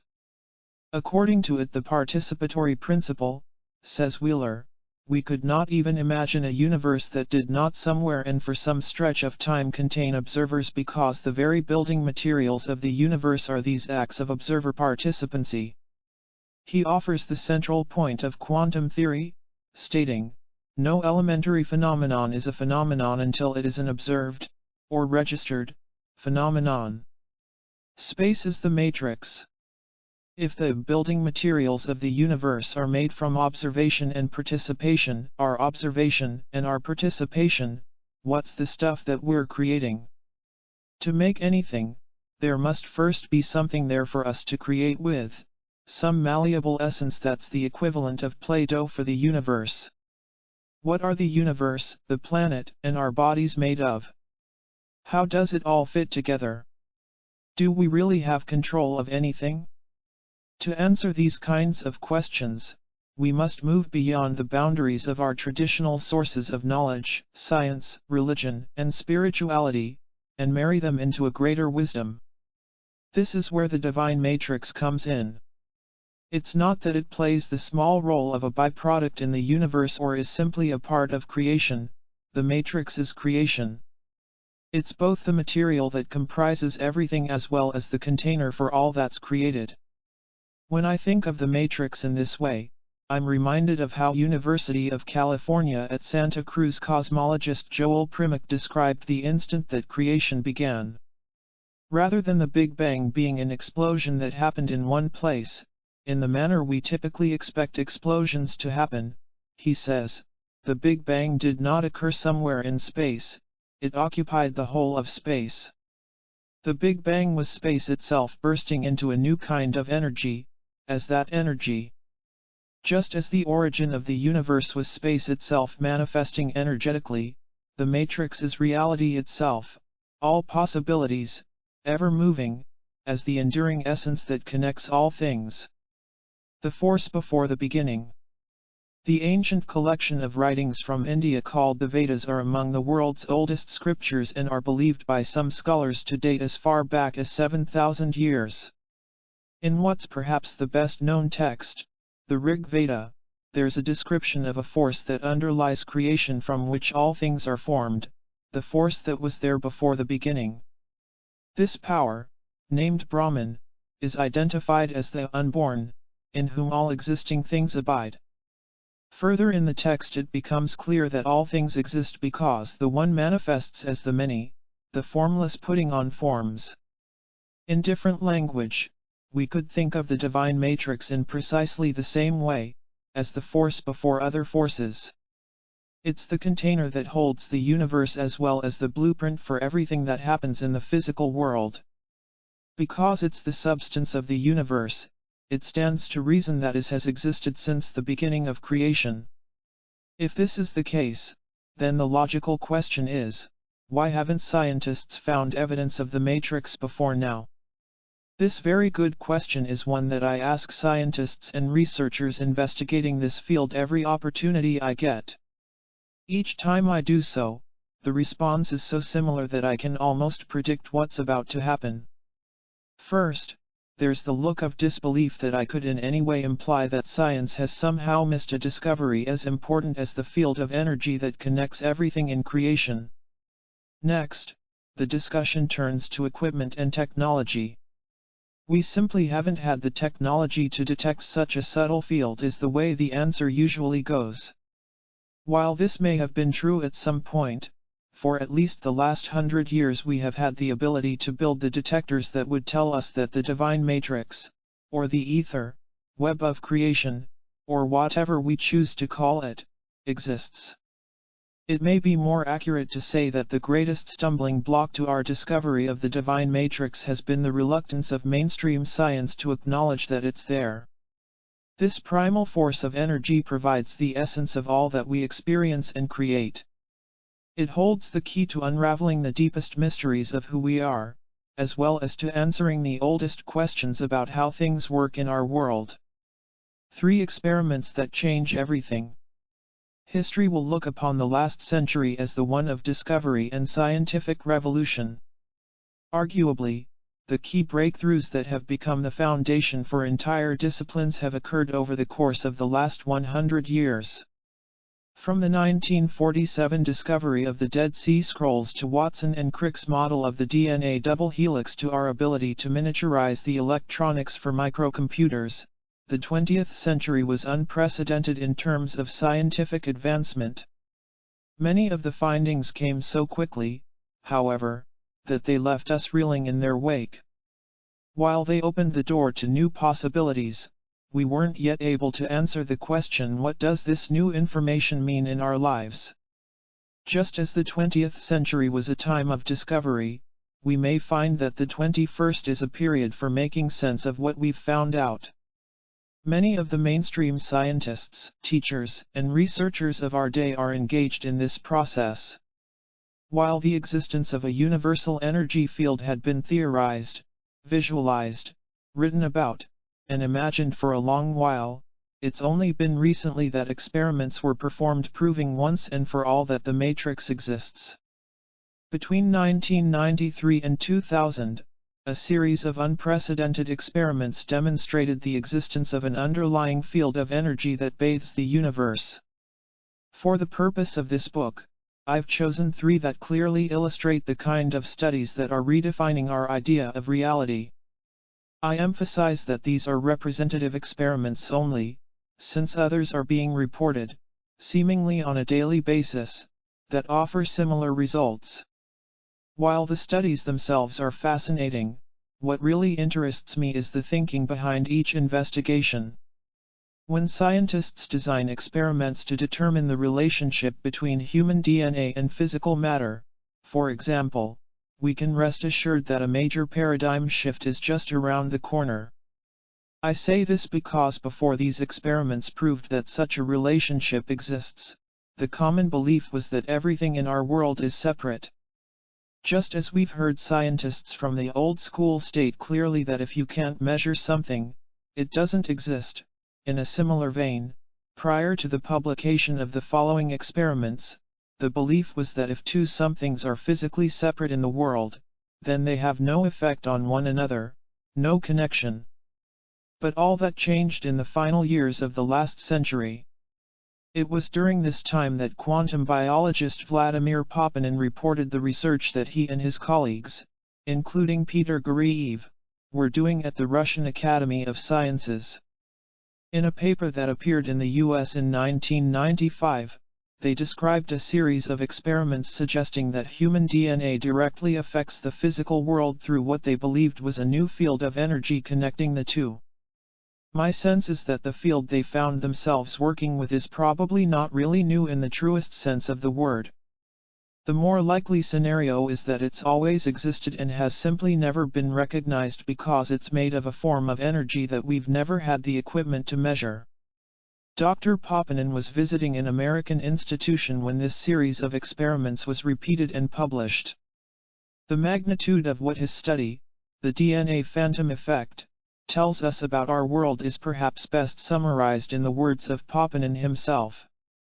In the introduction to his report, he says, "We believe this discovery has tremendous significance for the explanation and deeper understandings of the mechanisms underlying subtle energy phenomena, including many of the observed alternative healing phenomena."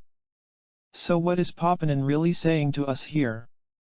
Experiment I describes the phantom effect and what it says about our relationship to our world, one another, and the universe beyond. It's all about our DNA and us. Experiment 1. Poponin and Guriev designed their pioneering experiment to test the behavior of DNA on light particles, photons, the quantum stuff that our world is made of. They first removed all the air from a specially designed tube, creating what's thought of as a vacuum. Traditionally, the term vacuum implies that the container is empty, but even with the air taken out, the scientists knew that something remained inside, photons. Using precisely engineered equipment that could detect the particles, the scientists measured their location within the tube. They wanted to see if the particles of light were scattered everywhere, clinging to the sides of the glass, or perhaps clustered in a pile at the bottom of the container. What they found first came as no surprise: the photons were distributed in a way that was completely unordered. In other words, the particles were everywhere inside of the container, which is precisely what Poponin and his team expected. In the next part of the experiment, samples of human DNA were placed inside the closed tube with the photons. In the presence of the DNA, the particles of light did something that no one anticipated. Rather than the scattered pattern that the team had seen before, the particles arranged themselves differently in the presence of the living material. The DNA was clearly having a direct influence on the photons, as if shaping them into regular patterns through an invisible force. This is important, since there's absolutely nothing in the tenets of conventional physics that would allow for this effect. Yet in this controlled environment, DNA, the substance that composes us, was observed and documented to have a direct effect on the quantum stuff that our world is made of. The next surprise came when the DNA was removed from the container. There was every reason for the scientists involved to believe that the particles of light would return to their original scattered state throughout the tube. Following the Michelson-Morley experiment, described in Chapter 1, nothing in the traditional literature suggests that anything other than this would happen. But instead, the scientists witnessed a very different occurrence. The photons remained ordered, just as if the DNA were still in the tube. In his own words, Papanen described the light as behaving surprisingly and counterintuitively. After checking the instruments and the results, Papanen and his colleagues were faced with the task of finding an explanation for what they'd just observed. With the DNA removed from the tube, what was affecting the particles of light? Did the DNA leave something behind, a residual force that lingered after the physical material was removed? Or was an even more mysterious phenomenon at work? Were the DNA and the light particles still connected in some way and on some level that we don't recognize, even though they were physically separated and no longer in the same tube? In his summary, Papanen wrote that he and the researchers were forced to accept the working hypothesis that some new field structure is being excited. Because the effect appeared to be directly related to the presence of the living material, the phenomenon was named the DNA phantom effect. Papanen's new field structure sounds surprisingly similar to the matrix that Max Planck identified more than 50 years earlier, as well as the effects suggested in ancient traditions. Summary of Experiment 1. This experiment is important for a number of reasons. Perhaps the most obvious is that it clearly shows us a direct relationship between DNA and the energy that our world is made of. Of the many conclusions that we may draw from this powerful demonstration, two are certain. 1. A type of energy exists that has previously gone unrecognized. 2. Cells/DNA influence matter through this form of energy. Produced under the rigid control of laboratory conditions, perhaps for the first time, evidence arose of the powerful relationship that ancient traditions have held sacred for centuries. The DNA changed the behavior of the light particles, the essence of our world. Just as our most cherished traditions and spiritual texts have informed us for so long, the experiment validated that we have a direct effect on the world around us. Beyond wishful thinking and New Age-isms, this impact is real. The DNA phantom effect shows us that under the right conditions and with proper equipment, this relationship can be documented. We'll revisit this experiment in a later part of the book. Although it stands on its own as a revolutionary and graphic demonstration of the connection between life and matter, it's within the context of the next two experiments that the DNA phantom effect takes on even greater significance. Experiment 2. Research has shown beyond any reasonable doubt that human emotion has a direct influence on the way our cells function in our body. During the 1990s, scientists working with the U.S. Army investigated whether or not the power of our feelings continues to have an effect on living cells, specifically DNA, once those cells are no longer part of the body. In other words, when tissue samples are taken, does emotion still impact them either positively or negatively? Conventional wisdom would assume not. Why should we expect such a finding? Refer once again to the Michelson-Morley experiment of 1887, the results of which were believed to show that there's nothing out there to connect anything in the world with anything else. Following a traditional line of thinking, once tissue, skin, organs, or bones are removed from a person, any connection with those parts of the body should no longer exist. This experiment, however, shows us that something very different is actually happening. In a 1993 study reported in the journal Advances, the Army performed experiments to determine precisely whether the emotion DNA connection continues following a separation, and if so, at what distances. The researchers started by collecting a swab of tissue and DNA from the inside of a volunteer's mouth. This sample was isolated and taken to another room in the same building, where they began to investigate a phenomenon that modern science says shouldn't exist. In a specially designed chamber, the DNA was measured electrically to see if it responded to the emotions of the person it came from, the donor, who was in another room several hundred feet away. In his room, the subject was shown a series of video images. Designed to create genuine states of emotion inside of his body, this material ranged from graphic wartime footage to erotic images to comedy. The idea was for the donor to experience a spectrum of real emotions within a brief period of time. While he was doing so, in another room his DNA was measured for its response. When the donor experienced emotional peaks and dips, his cells and DNA showed a powerful electrical response at the same instant in time. Although distances measured in hundreds of feet separated the donor and the samples, the DNA acted as if it was still physically connected to his body. The question is why? There's a footnote to this experiment that I'll share here. I was on a book tour in Australia during the September 11 attacks on the American Pentagon and World Trade Center. When I arrived back in Los Angeles, it was immediately clear that I'd come home to a country that was different from the one I'd left only 10 days before. No one was traveling, the airports and their parking lots were empty. The world had changed tremendously. I was scheduled to speak at a conference there in LA shortly after returning, and even though it appeared that very few people would show up, the hosts made the decision to go forward with the program. When the presentations began, the producers' fears were realized. Only a handful of attendees had shown up. As the scientists and authors began their talks, it was almost as if we were presenting to one another. I'd just finished offering my program on the interconnected nature of all things, complete with the Army experiment I just described. At dinner that evening, another presenter came up to me, thanked me for my program, and informed me that he had been a part of the study that I'd spoken of.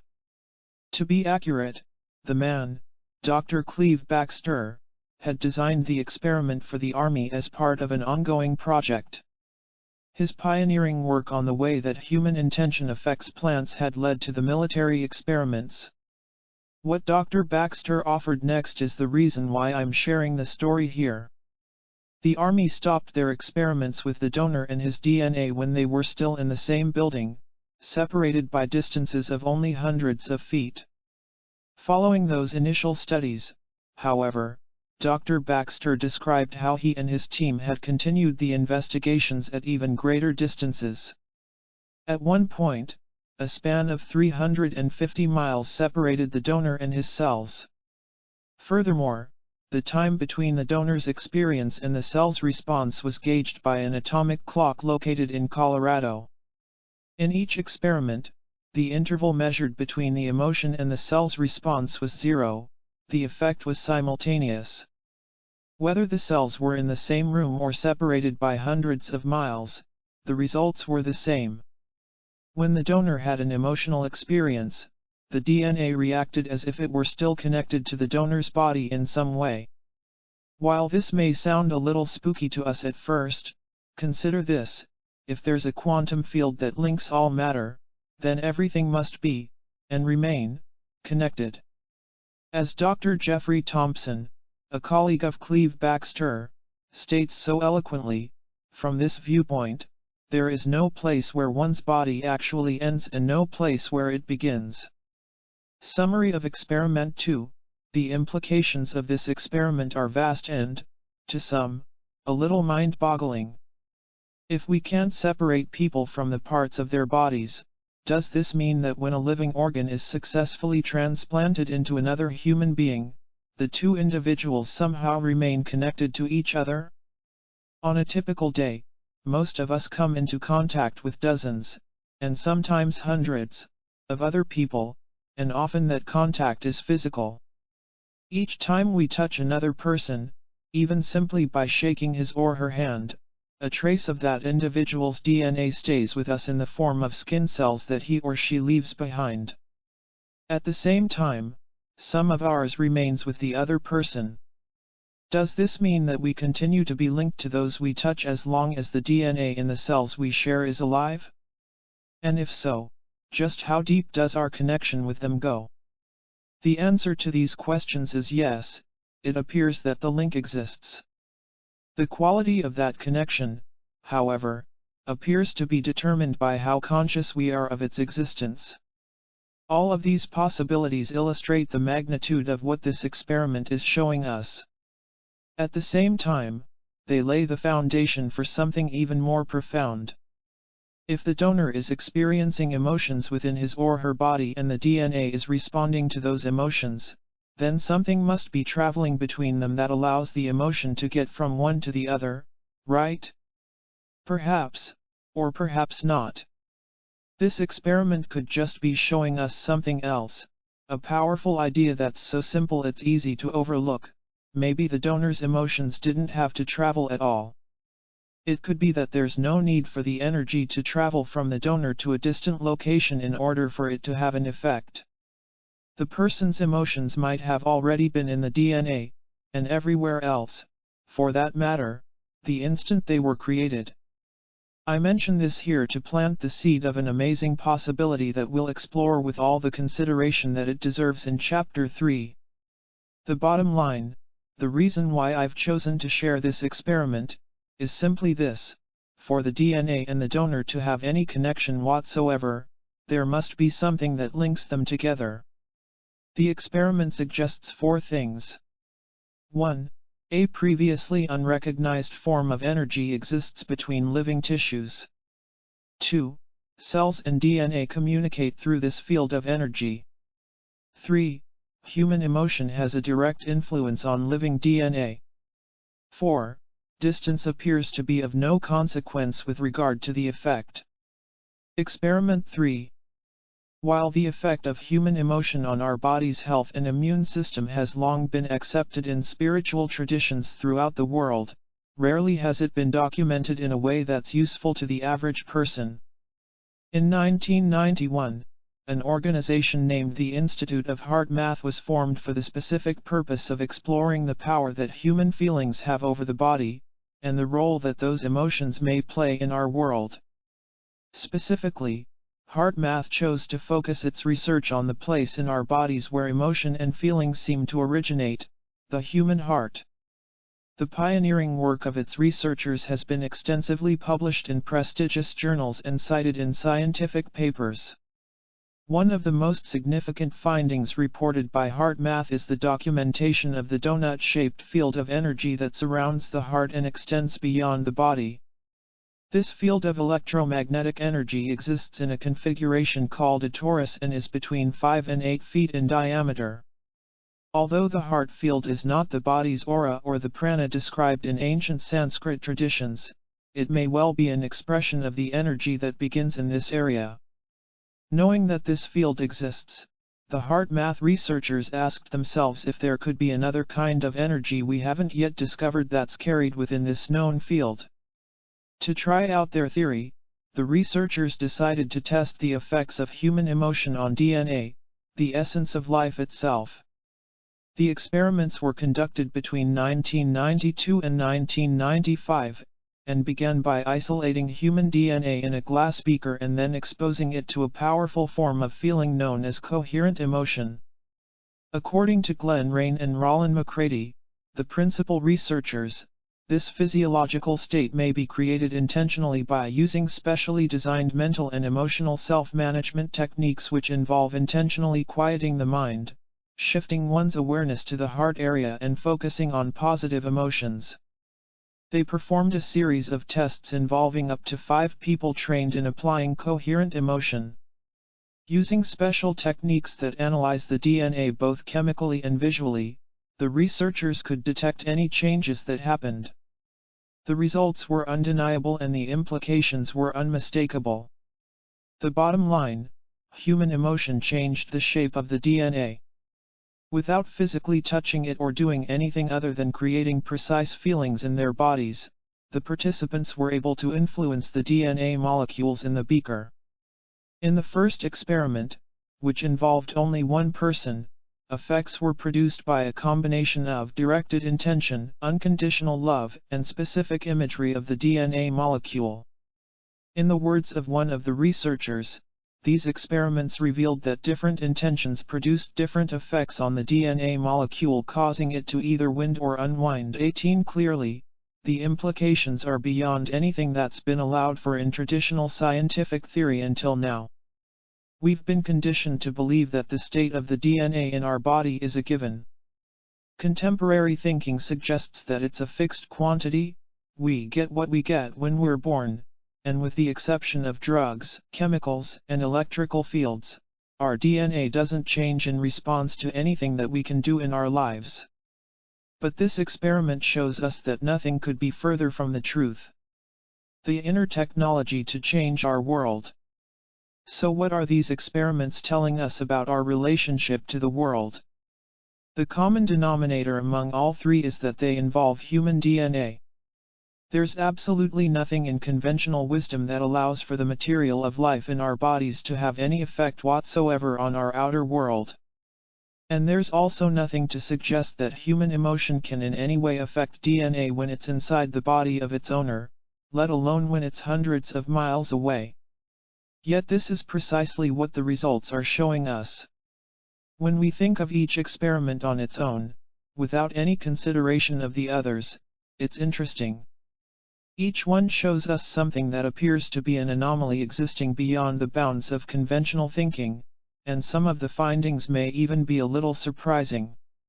Without a greater context, we might be tempted to put the experiments into the category of things to take another look at on another day, one far, far away. But when we consider the three experiments together, something no less than paradigm-shattering happens. They begin to tell us a story. When we look at each experiment as a piece of a bigger puzzle, that story jumps out at us like the hidden images of an Escher drawing. So let's look a little deeper. In the first experiment, Papanen showed us that human DNA has a direct effect on the vibration of light. In the second, the military experiment, we learned that whether we're in the same room with our DNA or separated by distances of hundreds of miles, we're still connected to its molecules, and the effect is the same. In the third experiment, the heart math researchers showed us that human emotion has a direct effect on DNA, which in turn directly impacts the stuff our world is made of. This is the beginning of a technology, an inner technology, that does more than simply tell us we can have an effect on our bodies and our world. It shows us that this effect exists and how it works. All these experiments suggest two similar conclusions, which are the crux of this book. 1. There is something out there, the matrix of an energy that connects any one thing with everything else in the universe. This connective field accounts for the unexpected results of the experiments. 2. The DNA in our bodies gives us access to the energy that connects our universe, and emotion is the key to tapping into the field. In addition, the experiments show us that our connection to the field is the essence of our existence. If we understand how it works and the way we're connected to it, then we have all that we need to apply what we know of the field to our lives. I invite you to think about what these results and conclusions mean in your life. What problem can't be solved, what illness can't be healed, and what condition can't be improved if we're able to tap the force and change the quantum blueprint where all of these things come from.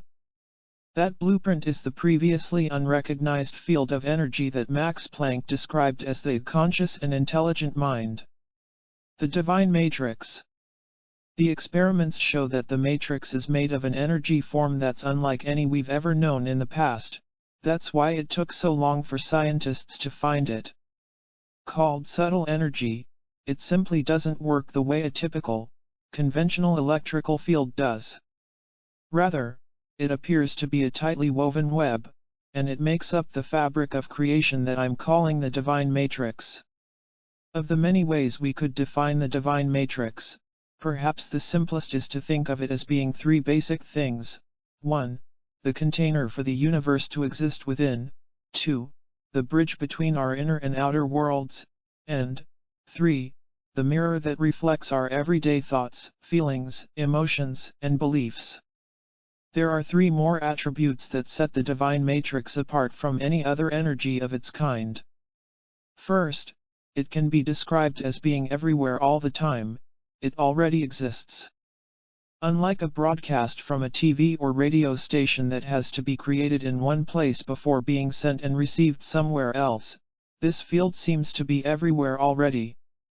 Second, it appears that this field originated when creation did, with the Big Bang or whatever we choose to call the beginning.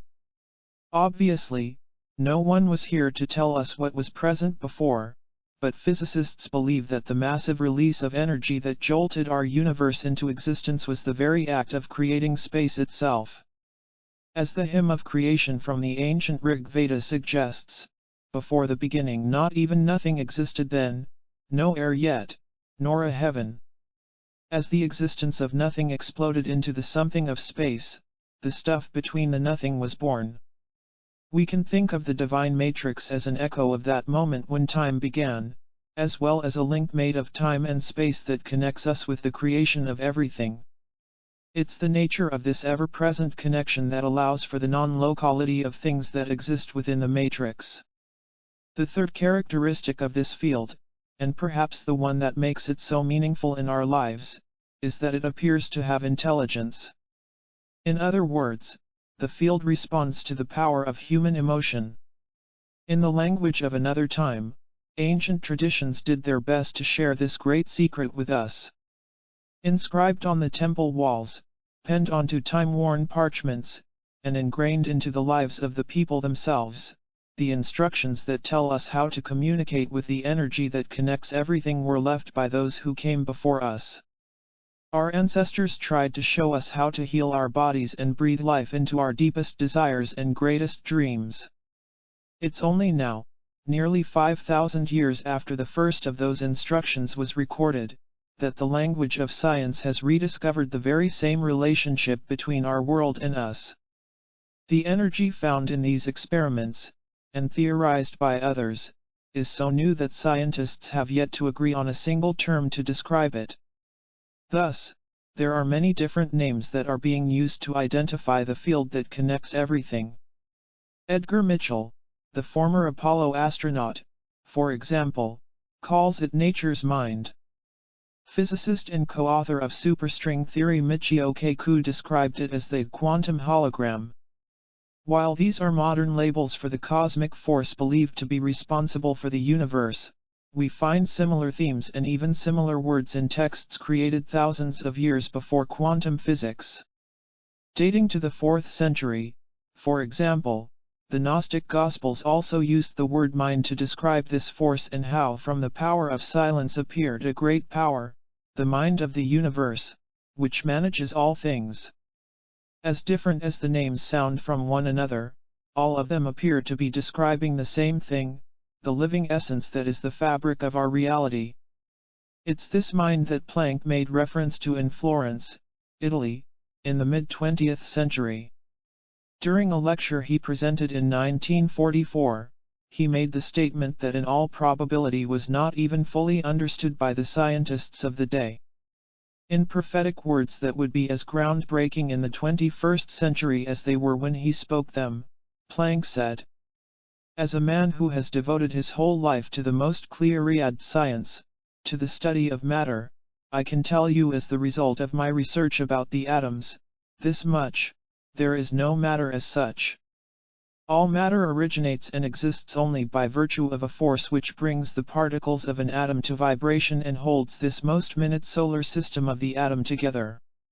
We must assume behind this force the existence of a conscious and intelligent mind. This mind is the matrix of all matter." Beyond any reasonable doubt, the experiments and discussion of this chapter show us that Planck's matrix exists.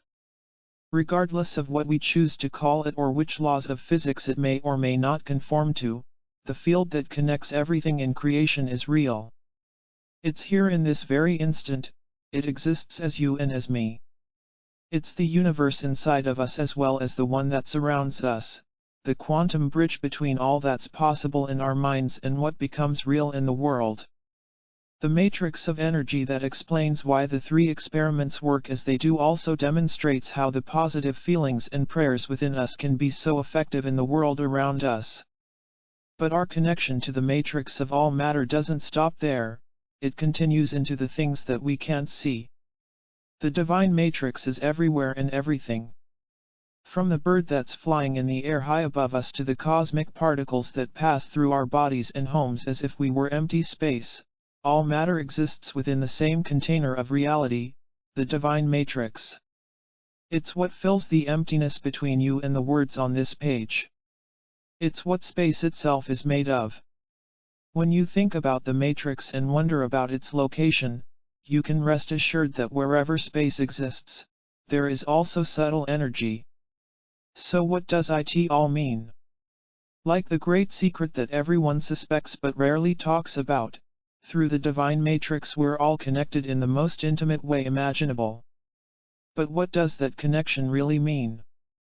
What does it imply to be so deeply enmeshed with our world and one another's lives that we share the pure quantum space where imagination lives and reality is born? If we're truly more than simply casual onlookers watching as our lives and the world happen around us, then how much more are we? The previous experiments demonstrate that there's a power within each of us that's unlike any ever created by a machine in a laboratory. It's a force that's not bound by the laws of physics, at least not the ones we understand today. And we don't need a lab experiment to know that this connection exists. How many times have you gone to call someone on the phone, and found that he or she was already on the line when you picked up the receiver, or when you dialed the number, you discovered that the line was busy because your pal was calling you? On how many occasions have you found yourself enjoying time with friends in a busy street, mall, or airport, only to have the eerie feeling that you've already been in that place or with those people before, doing exactly what you're doing at that moment? While these simple examples are fun to talk about, they're more than random coincidences. Although we may not be able to prove scientifically why these things happen, we all know that they do.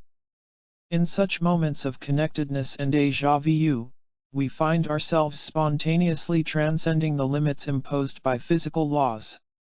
In those brief instances, we're reminded that there's probably more to the universe and us than we may consciously acknowledge. This is the same power that tells us we're more than just observers in this world. The key to experiencing ourselves in this way is to create those experiences intentionally, to have our transcendent insights when we want to have them, rather than just when they seem to happen. With the exception of a few gifted people among us, there appears to be a very good reason why we're not bilocating, time traveling, and communicating faster than the laws of physics permit. It all comes down to what we believe about ourselves and our role in the universe. And that's what the next section is all about. We're creators, and even more than that, we're connected creators. Through the divine matrix, we participate in the constant change that gives meaning to life. The question now is less about whether or not we're passive observers and more about how we can intentionally create. The bridge between imagination and reality, how the divine matrix works. Chapter 3. Are we passive observers or powerful creators? So, why is the universe as big as it is? Because we're here. John Wheeler, physicist. Imagination creates reality. Man is all imagination. Neville, 1905–1972, visionary and mystic. In 1854, Chief Seattle warned the legislators in Washington, D.C., how the destruction of North America's wilderness had implications that would reach far beyond the current time and threaten the survival of future generations. With a profound wisdom that's as true today as it was in the mid-19th century, the chief reportedly stated, "Man did not weave the web of life, he is merely a strand in it. Whatever he does to the web, he does to himself." The parallel between Chief Seattle's description of our place in the web of life and our connection to, and within, the divine matrix is unmistakable. As part of all that we see, we're participants in an ongoing conversation, a quantum dialogue, with ourselves, our world, and beyond. Within this cosmic exchange, our feelings, emotions, prayers, and beliefs at each moment represent our speaking to the universe. And everything from the vitality of our bodies to the peace in our world is the universe answering back. What does it mean to participate in the universe? As mentioned in the last chapter, physicist John Wheeler suggests that not only do we play a role in what he calls a participatory universe, but we fulfill the primary role. The key to Wheeler's proposition is the word participatory. In this type of universe, you and I are part of the equation. We're both catalysts for the events of our lives, as well as the experiencers of what we create. These things are happening at the same time. We are part of a universe that is a work in progress. In this unfinished creation, we are tiny patches of the universe looking at itself, and building itself. Wheeler's suggestion opens the door to a radical possibility: if consciousness creates, then the universe itself may be the result of this awareness.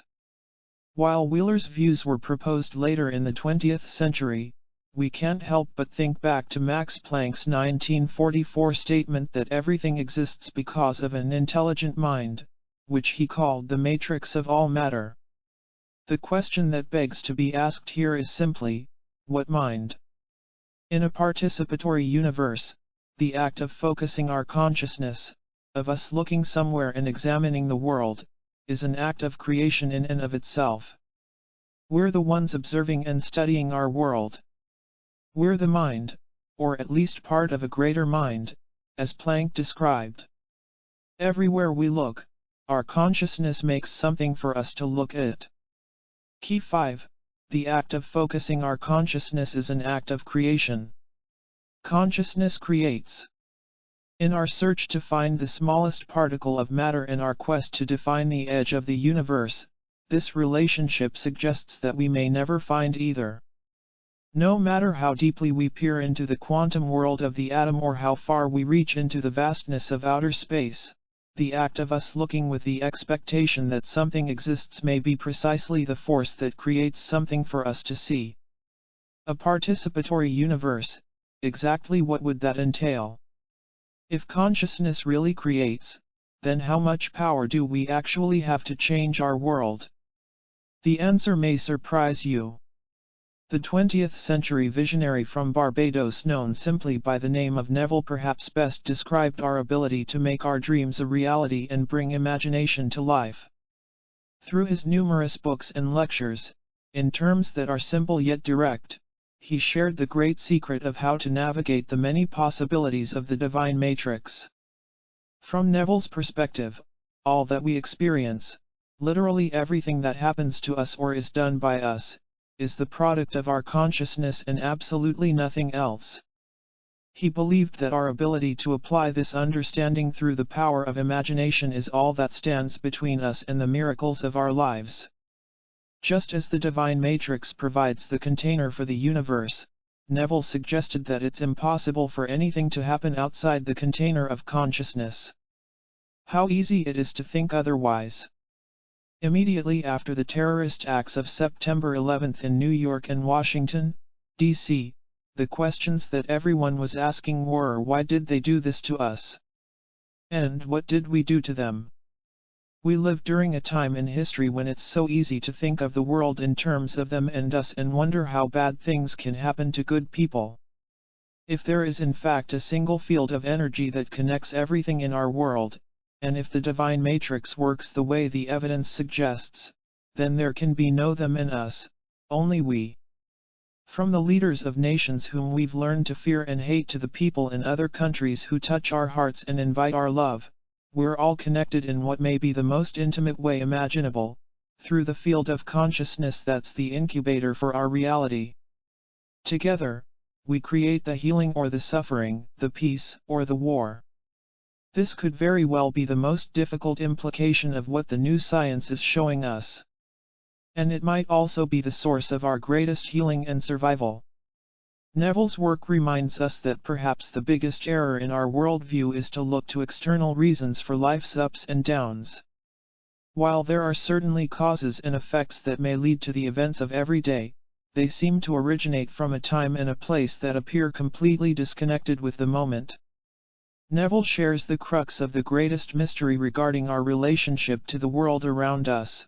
Man's chief delusion is his conviction that there are causes other than his own state of consciousness. Just what does this mean? It's the practical question that naturally arises when we talk about living in a participatory universe.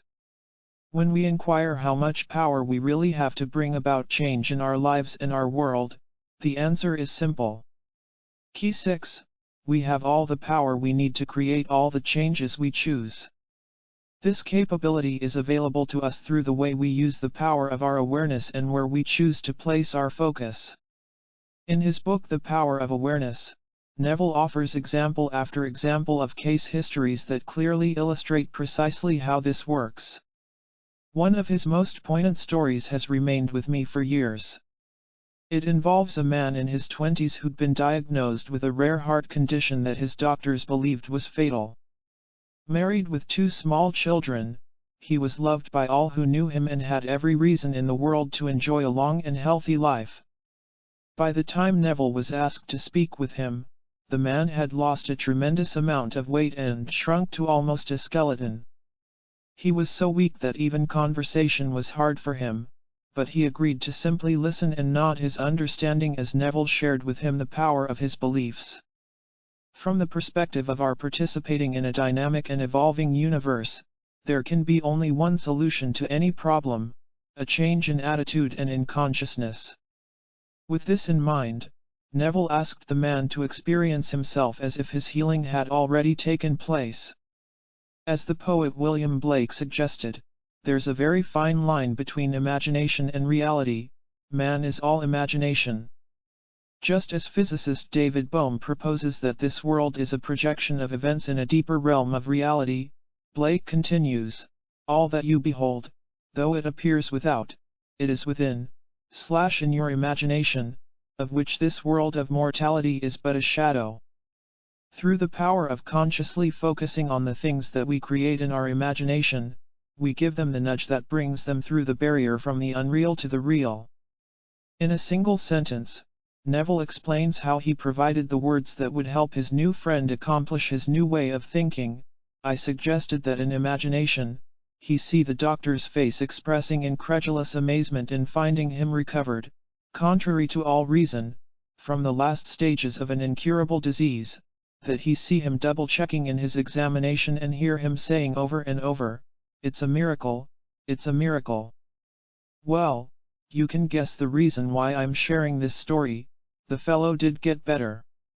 Months later, the visionary received a letter telling him that the young man had, in fact, made a truly miraculous recovery. Neville later met with him and found that he was enjoying his family and his life in perfect health. The secret, the man revealed, was that rather than simply wishing for his health, since the day of their meeting, he had lived from the assumption of already being well and healed. And herein we find the secret of propelling our heart's desires from the state of imagination to the reality of our everyday lives. It's our ability to feel as if our dreams have already come to life, our wishes are fulfilled, and our prayers already answered. In this way, we actively share in what Wheeler called our participatory universe. Living from the answer. There's a subtle yet powerful difference between working toward a result and thinking and feeling from it. When we work toward something, we embark upon an open-ended and never-ending journey. While we may identify milestones and set goals to get us closer to our accomplishment, in our minds we're always on our way to the goal, rather than in the experience of achieving it. This is precisely why Neville's admonition that we must enter the image of our heart's desire and think from it is so powerful in our lives. In the ancient study of martial arts, we see a beautiful metaphor in the physical world for precisely the way this principle works in consciousness. You've no doubt seen the demonstrations of people trained in these disciplines marrying their powers of concentration and strength into a single moment of intense focus where they're able to perform a feat, such as breaking a concrete block or stack of boards, that would otherwise be impossible for them to achieve. The principle that allows for these displays is the same one that Neville described in his story of the young man's healing. While there are tricks that can sometimes be used in order to do these amazing feats without the spiritual emphasis, when they're authentically performed, the key to success lies in where the martial artists place their attention. When they choose to break a concrete block, for example, the very last thing in their mind is the point of contact where their hand will touch the surface. Just as Neville suggested in his instruction to the dying man, the key is to put our focus in the place of the completed act, the healing already accomplished or the brick already broken. Martial artists do this by centering their awareness on a point that's beyond the bottom of the block. The only way their hand can be in this place is if they've already passed through the space between them and that point. The fact that the space happens to be occupied by something solid, such as a concrete block, becomes almost secondary. In this way, they're thinking from the point of completion, rather than about the difficulty of getting to there. They're experiencing the joy of what it feels like to accomplish the act, as opposed to all the things that must occur before they can be successful. This simple example offers a powerful analogy for precisely the way consciousness seems to work. I experienced this principle personally when I was in my early 20s. It was during that time that the center of my life turned away from working in a copper mill and playing in a rock band, and toward the spiritual focus of an inner power. On the morning of my 21st birthday, I suddenly and unexpectedly found myself drawn to the combination of long-distance running, yoga, meditation, and martial arts. I passionately began to pursue all four together, and they became the rock that I clung to whenever it seemed that my world was crumbling around me. One day in the dojo, the martial arts studio, before our karate class began, I witnessed the power of a concentrated focus unlike anything that I'd ever seen growing up in the heartland of northern Missouri. On that day, our instructor walked into the room and asked us to do something very different from the form and movement practices that were familiar to us. He explained that he would seat himself in the center of the thick mat where we honed our skills, close his eyes, and go into a meditation. During this exercise, he would stretch his arms out on either side of his body, with his palms open and face down. He asked us to give him a couple of minutes to anchor himself in this T position and then invited us to do anything that we could to move him from his place. The men in our class outnumbered the women by about 2 to 1, and there had always been a friendly competition between the sexes. On that day, however, there was no such division. Together, we all sat close to our instructor, silent and motionless. We watched as he simply walked to the center of the mat, sat down with his legs crossed, closed his eyes, held out his arms, and changed his breathing pattern. I remember that I was fascinated and observed closely as his chest swelled and shrank, slower and slower with each breath until it was hard to tell that he was breathing at all. With a nod of agreement, we moved closer and tried to move our instructor from his place. At first, we thought that this was going to be an easy exercise, and only a few of us tried. As we grabbed his arms and legs, we pushed and pulled in different directions with absolutely no success. Amazed, we changed our strategy and gathered on one side of him to use our combined weight to force him in the opposite direction. Still, we couldn't even budge his arms or the fingers on his hands. After a few moments, he took a deep breath, opened his eyes, and with the gentle humor we'd come to respect, he asked, "What happened? How come I'm still sitting here?" After a big laugh that eased the tension and with a familiar gleam in his eyes, he explained what had just happened. "When I closed my eyes," he said, "I had a vision that was like a dream, and that dream became my reality. I pictured two mountains, one on either side of my body, and myself on the ground between the peaks. As he spoke, I immediately saw the image in my mind's eye and felt that he was somehow imbuing us with a direct experience of his vision. Attached to each of my arms, he continued, I saw a chain that bound me to the top of each mountain. As long as the chains were there, I was connected to the mountains in a way that nothing could change. Our instructor looked around at the faces that were riveted on each word he was sharing. With a big grin, he concluded, not even a classroom full of my best students could change my dream. Through a brief demonstration in a martial arts classroom, this beautiful man had just given each of us a direct sense of the power to redefine our relationship to the world. The lesson was less about reacting to what the world was showing us and more about creating our own rules for what we choose to experience. The secret here is that our instructor was experiencing himself from the perspective that he was already fixed in one place on that mat. In those moments, he was living from the outcome of his meditation. Until he chose to break the chains in his imagination, nothing could move him. And that's precisely what we found out. In Neville's words, the way to accomplish such a feat is to make your future dream a present fact. 6. In a non-scientific language that sounds almost too straightforward to be true, he tells us precisely how this is done. Please don't be deceived by the simplicity of the visionary's words when he suggests that all we need to do to transform our imagination into reality is to assume the feeling of our wish fulfilled. In a participatory universe of our making, why should we expect it to be difficult to have the power to create many possibilities, one reality? Why would the way we think and feel about our world have any effect whatsoever on the events that play out in our lives? How does simply making our future dream a present fact change the course of events that are already underway? If it looks as if our world is barreling down the path toward a global war, for example, does that conflict really have to occur? When it seems as though our marriage is about to crumble or that we're destined to live with a debilitating health condition, does the outcome of these experiences have to happen as predicted?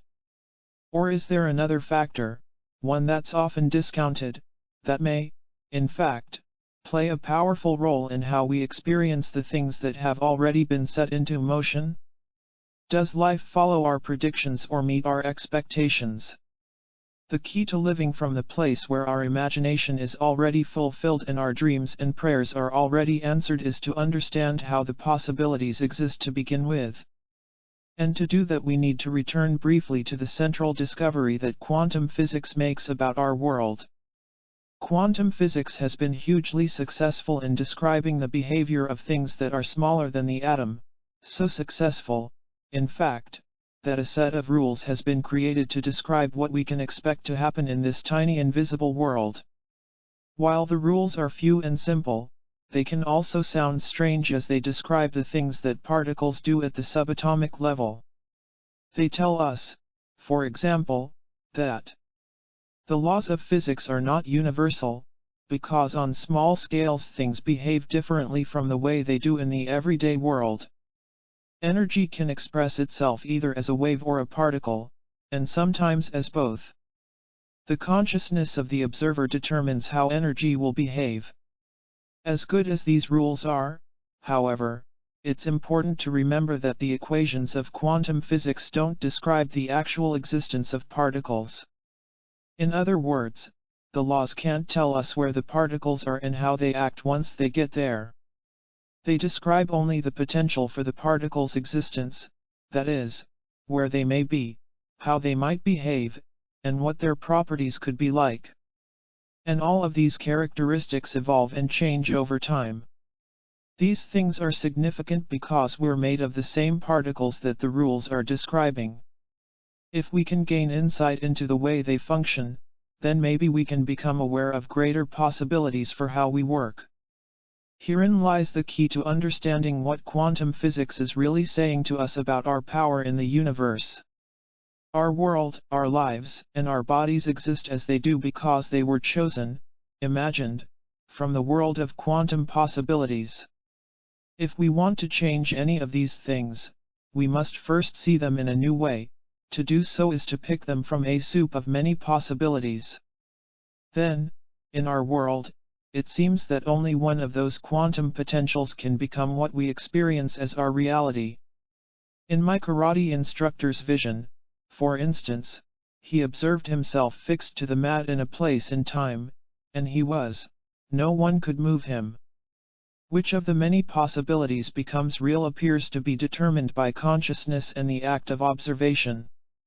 In other words, the object of our attention becomes the reality of our world. This is the area where Einstein himself had a problem with quantum theory, stating, "I think that a particle must have a separate reality independent of the measurements." In this context, the measurements are the equivalent of the observer, us. Key 7. The focus of our awareness becomes the reality of our world. Clearly, our role in the universe is central to the question of why the quantum world works in the way that it appears to. This is precisely why it's important first to understand the what of scientific observations so that we can understand how we may apply them in our lives. The mystery of why we need two sets of rules to describe the world can be traced to an experiment that was first conducted in 1909 by Geoffrey Ingram Taylor, a British physicist. While the experiment is nearly a century old, its results are still the subject of controversy and uncertainty. Since the time of the original experiment, it's been recreated a number of times. Each time the results are identical, and just as mind-boggling. The experiment, called the double-slit experiment, involves projecting things such as quantum particles through a barrier that has two small holes in it and measuring the way that they're detected after they come through the openings. Common sense suggests that when things start out on one side as particles, they would travel throughout the experiment in that form and end as particles as well. The evidence, however, shows that something quite extraordinary happens at some point between the place where the particles begin and where they finish. Scientists have found that when an electron, for example, passes through the barrier with only one opening available, it behaves in just the way we'd expect it to. It begins and ends its journey as a particle. In doing so, there are no surprises. When a single opening is available in the barrier, the particle behaves just as we'd expect. In contrast, when two slits are used, the same electron does something that sounds impossible. Although it definitely begins its journey as a particle, a mysterious event happens along the way. The electron passes through both slits at the same time, as only a wave of energy can do, forming the kind of pattern on the target that only an energy wave can make. When two openings are available, the particle acts like a wave, passing through both openings at the same time. This is one example of the kind of behavior that scientists simply have to call quantum weirdness. The only explanation here is that the second opening has somehow forced the electron to travel as if it were a wave yet arrive at its destination just the way it began, as a particle. To do so, the electron has to somehow perceive that the second opening exists and has become available. And this is where the role of consciousness comes in. Because it's assumed that the electron cannot really know anything in the truest sense of the word, the only other source of that awareness is the person watching the experiment. The conclusion here is that somehow the knowledge that the electron has two possible paths to move through is in the mind of the observer, and that the onlooker's consciousness is what determines how the electron travels. The bottom line of the experiment is this: sometimes the electrons behave just as we would expect. When they do, the rules for our everyday world in which things are distinct and separate seem to apply. At other times, however, the electrons surprise us and act like waves. When this occurs, they require the quantum rules to explain their behavior. And this is where we have the opportunity to see our world and ourselves in a new light, because it means that we're a part of everything, and that consciousness plays a key role in the universe. Historically, scientists look to one of two main theories to explain the results of the double-slit experiment. Each has its strengths and possesses certain aspects that make more sense than the other explanation. At the time of this writing, both are still theories, and a third possibility has been proposed more recently. Let's take a brief look at all three interpretations. The Copenhagen interpretation. In 1927, physicists Niels Bohr and Werner Heisenberg at the Institute for Theoretical Physics in Copenhagen, Denmark, tried to make sense of the quantum weirdness that the new theories were revealing. The result of their work is known as the Copenhagen interpretation. So far, this is the most widely accepted explanation of why quantum particles act as they do. According to Bohr and Heisenberg, the universe exists as an infinite number of overlapping possibilities. They're all there in a kind of quantum soup with no precise location or state of being until something happens to lock one of the possibilities into place. That something is a person's awareness, the simple act of observation. As the experiment proves, when we look at something such as an electron moving through a slit in the barrier, the very act of observation is what appears to turn one of the quantum possibilities into reality. At that moment, all we see is the version that we've focused on. This theory has been tremendously successful in explaining the behavior of quantum particles as they're observed in experiments. The main criticism of this theory, if it can be considered to be one, is that it suggests that the universe can manifest itself only in the presence of someone or something observing it. Additionally, the Copenhagen interpretation doesn't take the factor of gravity into consideration. The many worlds interpretation. Following the Copenhagen interpretation, the next most popular explanation for the bizarre behavior of quantum particles is called the many worlds interpretation of parallel universes.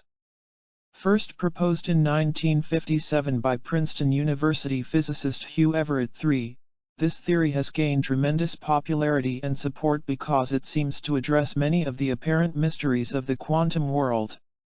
Similar to the Copenhagen interpretation, it suggests that at any given moment in time, there are an infinite number of possibilities occurring, and that all of them already exist and are happening simultaneously. In the many worlds interpretation of quantum reality, there are an infinite number of possibilities, A, B, C, D, and so on, that already exist. Each possibility exists in its own universe that the other possibilities can't see. As with the Copenhagen interpretation, it's the focus of our consciousness that determines which possibility becomes our reality. The difference between this and the Copenhagen interpretation is that according to the many worlds interpretation, each possibility happens in its own space and can't be seen by the others. The unique spaces are called alternate universes. Supposedly, we travel along a timeline of a single possibility in one universe and every once in a while make a quantum leap into another possibility in a different universe. From this perspective, someone could be living a life of illness and disease, and through a shift of focus, suddenly find himself miraculously healed while the world around him looks much as it did before. Everett's interpretation suggests that we already exist in each of these alternate universes. When we take them all into consideration, we live out each and every dream and fantasy that we could ever imagine.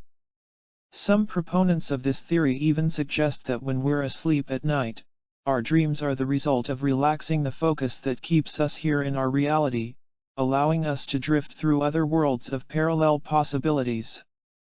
Similar to observers in the Copenhagen interpretation, we only see the possibility we focus on. And that's the key to locking that particular possibility into place as reality. This theory seems to explain why we don't see the many possibilities proposed by the Copenhagen interpretation. As with any of the ideas based on quantum theory, the theory can't account for the force of gravity. Although it may explain some of what we see in the quantum world, until it can account for all of nature's forces, it's seen as incomplete. In recent years, a third theory has been proposed, one that seems to address the shortcomings of both the Copenhagen and the many worlds interpretations. Named after its author, Oxford University Professor of Mathematics Sir Roger Penrose, the Penrose interpretation suggests that the force of gravity that quantum physicists often dismiss is the very thing holding the universe together. The Penrose interpretation. Similar to the proponents of the other interpretations, Penrose does believe that many possibilities or probabilities exist at the quantum level. His theory differs, however, as to what it is that locks one particular possibility into our reality. Penrose proposes that the quantum possibilities of the other realms are a form of matter. Because all matter creates gravity, each of the possibilities has its own gravitational field. However, it takes energy to maintain this, and the more energy a probability requires, the more unstable it really is. Because it's impossible to sustain enough energy to keep all of them going forever, eventually they collapse into a single state, the most stable one, which we see as our reality. In the Penrose interpretation, there are many possibilities, A, B, C, D, and so on, that eventually collapse into a single reality simply because it requires too much energy to sustain them all indefinitely. While all of the possibilities exist at some point in time, the state that needs the lowest amount of energy is the most stable and the one that we experience as our reality. The greatest strength of this theory is that for the first time, it addresses gravity, the one factor that separated Einstein's ideas and the quantum theories, and makes this force central to the existence of reality. Perhaps the greatest drawback to Penrose's theory, if it can be considered to be one, is that his critics believe that it may not be necessary. Although quantum theory is still only a theory, so far it has been 100% successful in predicting the outcome of quantum experiments. So we already have a viable theory for reality. Penrose's interpretation provides this as well, while also including the factor of gravity, which the other theories have failed to do. So which one is it? Theoretical physicist Michio Kaku, co-author of the unifying theory of superstrings, may have described the quandary of quantum physics best when he said, "It is often stated that of all the theories proposed in this century, the silliest is quantum theory. Some say that the only thing that quantum theory has going for it, in fact, is that it is unquestionably correct." Does one of the three prevailing theories explain both the anomalous events of the very small subatomic realm and why the world we see works as it does? As good as each interpretation is and as well as it may account for what we notice in the laboratory, the one factor that may be the missing link is the role that the divine matrix plays in connecting us with the container for all that's observed. While the onlooker seems to be the wild card in the experiments that produce the unexpected results, what if the anomalies aren't anomalies at all? What if the weirdness of quantum particles is actually the normal way that matter behaves? Is it possible that everything, from information traveling faster than the speed of light to two things existing in the same place at the same instant in time, is really showing us our potential, rather than our limitations? If so, then we have to ask ourselves, what's the one factor that links all these things together and prevents us from experiencing the same freedom that quantum particles seem to? We're the precise factor that's missing in the existing theories. Specifically, it's our ability to purposefully create the conditions of consciousness, thoughts, feelings, emotions, and beliefs, that lock one possibility of our choosing into the reality of our lives. And this is what brings science full circle with the world's ancient spiritual traditions. Both science and mysticism describe a force that connects everything together and gives us the power to influence how matter behaves, and reality itself, simply through the way we perceive the world around us. The key is that there's a big difference in the significance that various spiritual traditions and mainstream science give to the discoveries in the quantum world. For reasons that I described earlier, Physicists for the most part believe that the way electrons and photons behave has little to do with how we live our everyday lives. The ancient traditions, on the other hand, suggest that it's because of the way things work on a subatomic level that we can change our bodies and the world. If this is true, then what happens in the quantum realm has everything to do with our day-to-day lives. As my Native American friend Joseph suggested in the Canyon, we don't need machines to create the miraculous effects that we see in quantum particles. Through the power of our forgotten inner technology, we can heal, belocate, be everywhere at once, remote view, connect telepathically, choose peace, and do everything in between. It's all about our power to focus consciousness, which is the great secret of some of our most ancient and cherished traditions. Reality Making 101. In the teachings of Mahayana Buddhism, it's believed that reality can exist only where our mind creates a focus. In fact, the wisdom suggests that both the world of pure form and that of the formless result from a mode of consciousness called subjective imagination. While any experience certainly seems real enough to us, it's only when we direct our attention while we're having a feeling about the object of our focus that a possible reality becomes that real experience. Except for a slight variation in the language, this ancient tradition sounds a lot like 20th century quantum theory. If all of the do's and don'ts of quantum possibilities are true and emotion is the key to choosing reality, then the question is, how do we feel as if something has happened when the person next to us stares us squarely in the face and says that it hasn't? For example, are we lying to ourselves if we say that a loved one is already healed while we're standing over that person in the intensive care unit of St. Someone's hospital? The irony of this last question is that its very nature eludes any single answer. In a universe of many possible realities, there are numerous potential answers. Somewhere among all those alternate realities there exists a scenario where our loved one's healing has already happened. Someplace there's a reality where the disease never even occurred.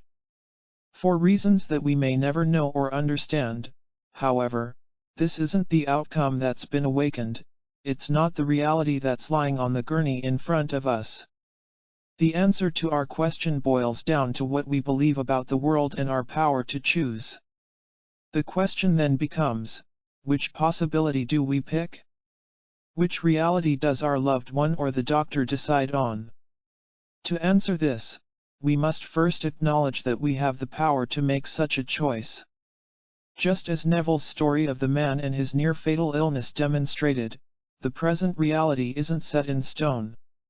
Rather, it appears to be soft and malleable, it can even change when it looks as if there's no reason for it to do so. In Neville's account, the young man's doctors had made a diagnosis, picked a reality, with an expected outcome. Not knowing that he had a choice, the man initially believed them and bought into their version of reality. It was only when he was offered another possibility and he accepted it that his body responded to his new belief, and did so quickly. I share another powerful example of such a possibility in Chapter 4. Einstein made a famous statement that we can't solve a problem while we're in the same level of thinking that created it. Similarly, we can't change a reality if we remain in the same consciousness that made it. To lock in one of the many possibilities described by the Copenhagen, many worlds, and Penrose theories of reality, we must pinpoint it. And we do so through the way we observe it, that is, how we feel about it in our lives. Once we recognize that we have a choice in terms of what we see as our reality, the next questions that are commonly asked are, how do we do it? How are we to view someone as healed if the body of that person appears diseased? The answer begins with our willingness to look beyond the illusion of what the world is showing us. In the example of our loved one's illnesses, we're invited to see beyond the sickness that they've experienced, thinking about them as already healed and feeling what it's like to be with them in this new reality. To choose a different possibility, however, we must do more than just think about the new way of being or wish that the recovery of our loved one had already happened. This is perhaps the greatest caution in this way of seeing the world and the one that can present the greatest pitfall. In our fear of losing the people, places, and things that we hold most dear, there's a temptation to deal with the magnitude of the situation by denying the reality that stares us in the face, simply saying that we don't believe it. But unless we also take the actions that replace that frightening reality with one of healing, our non-acceptance is bound to produce little more than frustration and disappointment. I've personally experienced the loss of friends who fell into this trap and are no longer in this world today. Although they're the only ones who'll ever know what really happened in their hearts and minds before passing, I had the opportunity to witness some of the struggles they went through with their beliefs. If I'm such a powerful being, they reasoned, then why do I still have this condition? I've changed my beliefs, why haven't I healed? The topic is deep, personal, and sensitive. And the answer can often bring up strong feelings in discussions about what is, how the universe seems to work, and where God fits in. The bottom line is this: there's a fine and delicate balance between simply choosing a new possibility and actually following through with the thoughts, feelings, and beliefs that awaken that outcome as a new reality. Key 8. To simply say that we choose a new reality is not enough. To choose a quantum possibility, we must become that way of being. As Neville suggests, we must abandon ourselves to the new possibility and in our love for that state, live in the new state and no more in the old state. 11 And that's precisely what the ancient instructions found in some of our most cherished traditions invite us to do. The technique for this human-to-divine interface is often called prayer. Speaking quantum, feeling is the key. Earlier in this chapter we identified the various interpretations of why quantum weirdness seems to happen in the way that it does. The theories are particularly concerned with why the act of our simply observing matter seems to change it. While each explanation varied as to why the particular effect is happening, they all seem to suggest the same common denominator: us and our role as observers in the world. When we observe something, that is, when we consciously focus our attention on one place in time, it appears that we're locking one of the many quantum possibilities into place in that instant. Whether it's coming from a parallel reality or from the soup of flickering quantum probabilities, the theories suggest that what we see as reality, with a capital R, is what it is because of our presence. While this appears to be revolutionary news to modern science, it's been accepted as the way things are in ancient traditions and indigenous cultures for centuries. In the words of times past, scribes, mystics, healers, and scholars did their very best to preserve this great secret of our relationship to the universe and pass it on to us. Sometimes we find it in the places where we would least expect to encounter such powerful wisdom. From the temple walls and tombs in the deserts of Egypt to the Gnostic wisdom of the ancient Nag Hammadi library to the traditional medicine practiced today throughout the American Southwest, the language that breathes life into the possibilities of our imagination, dreams, and prayers remains with us. Perhaps the clearest example of this language is described in the words of a man who lived in a monastery nearly 15,000 feet above sea level, high on the Tibetan plateau. In the spring of 1998, I had the opportunity to facilitate a combined research trip and pilgrimage into the highlands of central Tibet for 22 days. During that time, the group and I found ourselves immersed in some of the most magnificent, rugged, pristine, and remote land remaining on the planet today. Along the way, we visited 12 monasteries, 2 nunneries, and some of the most beautiful humans that you could ever imagine, including monks, nuns, nomads, and pilgrims. It was during that time that I found myself face to face with the abbot of one of the monasteries and got the chance to ask the question that we'd traveled so far and longed to ask. On an icy morning, we found ourselves cramped into a tiny chapel surrounded by Buddhist altars and ancient thangkas, the intricately brocaded tapestries that depict the great teachings of the past. I focused my attention directly on the eyes of the timeless-looking man seated lotus-style in front of me. Through our translator, I asked him the same question that I'd asked every monk and nun we'd met throughout our pilgrimage. When we see your prayers, I began, what are you doing? When we watch you intone and chant for 14 and 16 hours a day, when we see the bells, bowls, gongs, chimes, mudras, and mantras on the outside, what's happening to you on the inside? A powerful sensation rippled through my body as the translator shared the abbot's answer. You've never seen our prayers, he said, because a prayer cannot be seen. Adjusting the heavy wool robes beneath his feet, the abbot continued, what you've seen is what we do to create the feeling in our bodies. Feeling is the prayer. How beautiful, I thought. And how simple. Just as the late 20th century experiments had shown, it's human feeling and emotion that affect the stuff our reality is made of. It's our inner language that changes the atoms, electrons, and photons of the outer world. However, this is less about the actual words we utter and more about the feeling that they create within us. It's the language of emotion that speaks to the quantum forces of the universe. Feeling is what the divine matrix recognizes. Key 9. Feeling is the language that speaks to the divine matrix. Feel as though your goal is accomplished and your prayer is already answered. The abbot was telling us the same thing as the great scientists of the 20th century. Not only was he passing on the same ideas that the experimenters had documented, he was taking it one step further. He was sharing the instructions that describe how we can speak the language of quantum possibilities, and he was doing so through a technique that we know today as a form of prayer. No wonder prayers work miracles. They put us in touch with the pure space where the miracles of our minds become the reality of our world. Compassion, a force of nature and a human experience. The clarity of the abbot's answer sent me reeling. His words echoed the ideas that had been recorded in ancient Gnostic and Christian traditions 2,000 years ago. For our prayers to be answered, we must transcend the doubt that often accompanies the positive nature of our desire.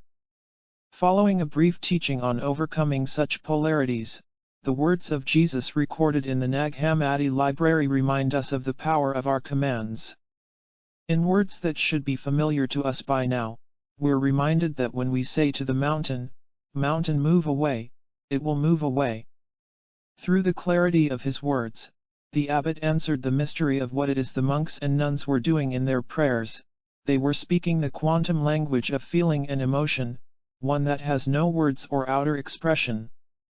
In 2005, I had the chance to revisit the monasteries of Tibet for a total of 37 days. During the journey, our group learned that the abbot who'd shared the secret of feeling in 1998 had died. Although the circumstances were never made quite clear, we simply knew that he was no longer in this world.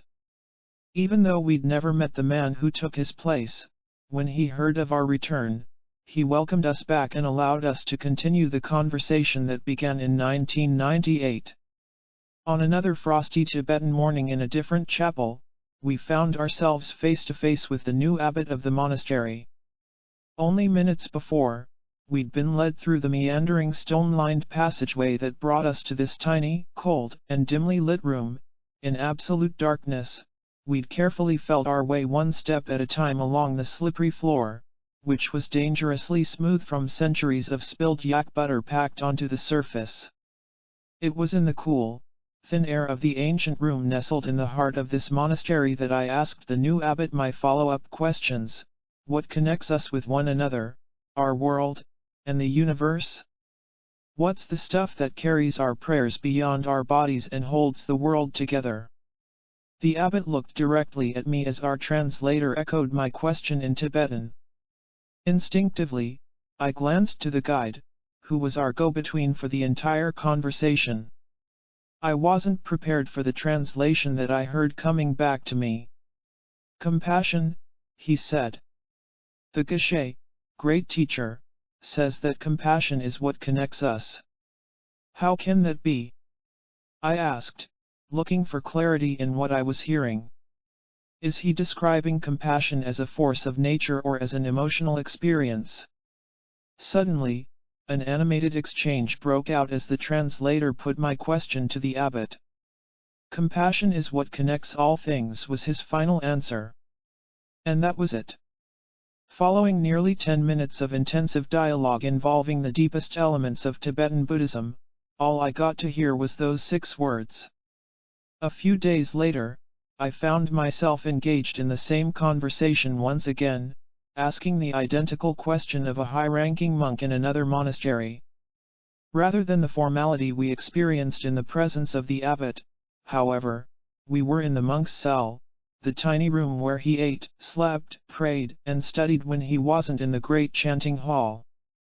By now, our translator was becoming familiar with the form of my questions and what I was trying to understand.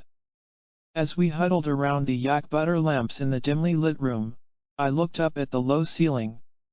It was covered with black soot from countless years of the same lamps burning for heat and light in the very place where we found ourselves on that afternoon. Just as I'd asked the abbot only days before, I posed the same question, through the translator, to the monk: is compassion a force of creation, or is it an experience? His eyes turned to the place on the ceiling where I'd been looking only seconds before. Taking a deep sigh, he thought for a moment, collecting the wisdom of what he'd learned since entering the monasteries at the age of 8. He appeared to be in his mid-20s now. Suddenly, he lowered his eyes, looking at me as he responded. The answer was short, powerful, and made tremendous sense. "It is both," were the words that came back to me from the monk. Compassion is both a force in the universe as well as a human experience. On that day, in a monk's cell halfway around the world, nearly 15,000 feet above sea level and hours from even the nearest town, I heard the words of a wisdom that's so simple many Western traditions have overlooked it to this day. The monk had just shared the secret of what connects us to everything in the universe, as well as the quality that makes our feelings and emotions so powerful. They're one and the same. Not just any feeling will do. Recent translations of ancient prayers recorded in Aramaic, the language of the Essenes, the scribes of the Dead Sea Scrolls, seem to support precisely what the monk was sharing as the secrets of reality making. These new interpretations also offer fresh clues as to why such instructions often appear to be so vague. By retranslating the original New Testament documents, it's clear that tremendous liberties were taken over the centuries with the ancient author's words and intent. As the saying goes, a lot was lost in the translation. I described this, and other examples that I share in these pages, in my last book, Secrets of the Lost Mode of Prayer, but they're so relevant that I decided to include them here, too. Relating to our ability to participate in the events of life, health, and family, a comparison of the modern biblical version of Ask and you shall receive, for example, with its original text gives us an idea of just how much can be lost. The modern and condensed King James Version of the Bible reads, "Whatsoever yet ask the Father in my name, he will give it to you. Hitherto have yet asked nothing in my name, ask and ye shall receive, that your joy may be full." When we compare this with the original text, we see the key that's left out. In the following paragraph, I've emphasized the missing part by underlining it. "All things that you ask straightly, directly, from inside my name, you will be given." So far you haven't done this. So ask without hidden motive and be surrounded by your answer. Be enveloped by what you desire, that your gladness be full. With these words, we're reminded of the quantum principle telling us that feeling is a language to direct and focus our consciousness. It's a state of being that we're in, rather than something that we do at a certain time of day. While it's clear that emotion is the language that the divine matrix recognizes, it's also apparent that not just any feeling will do. If it did, then the world would be a very confusing place, with one person's idea of what should be overlapping with someone else's very different conception. The monk stated that compassion is both a force of creation and the experience that accesses it.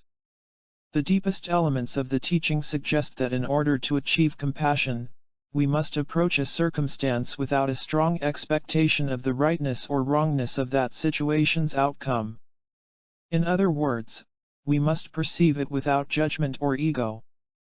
And it appears to be precisely this quality of emotion that's the key to speaking to the divine matrix in a way that's meaningful and effective.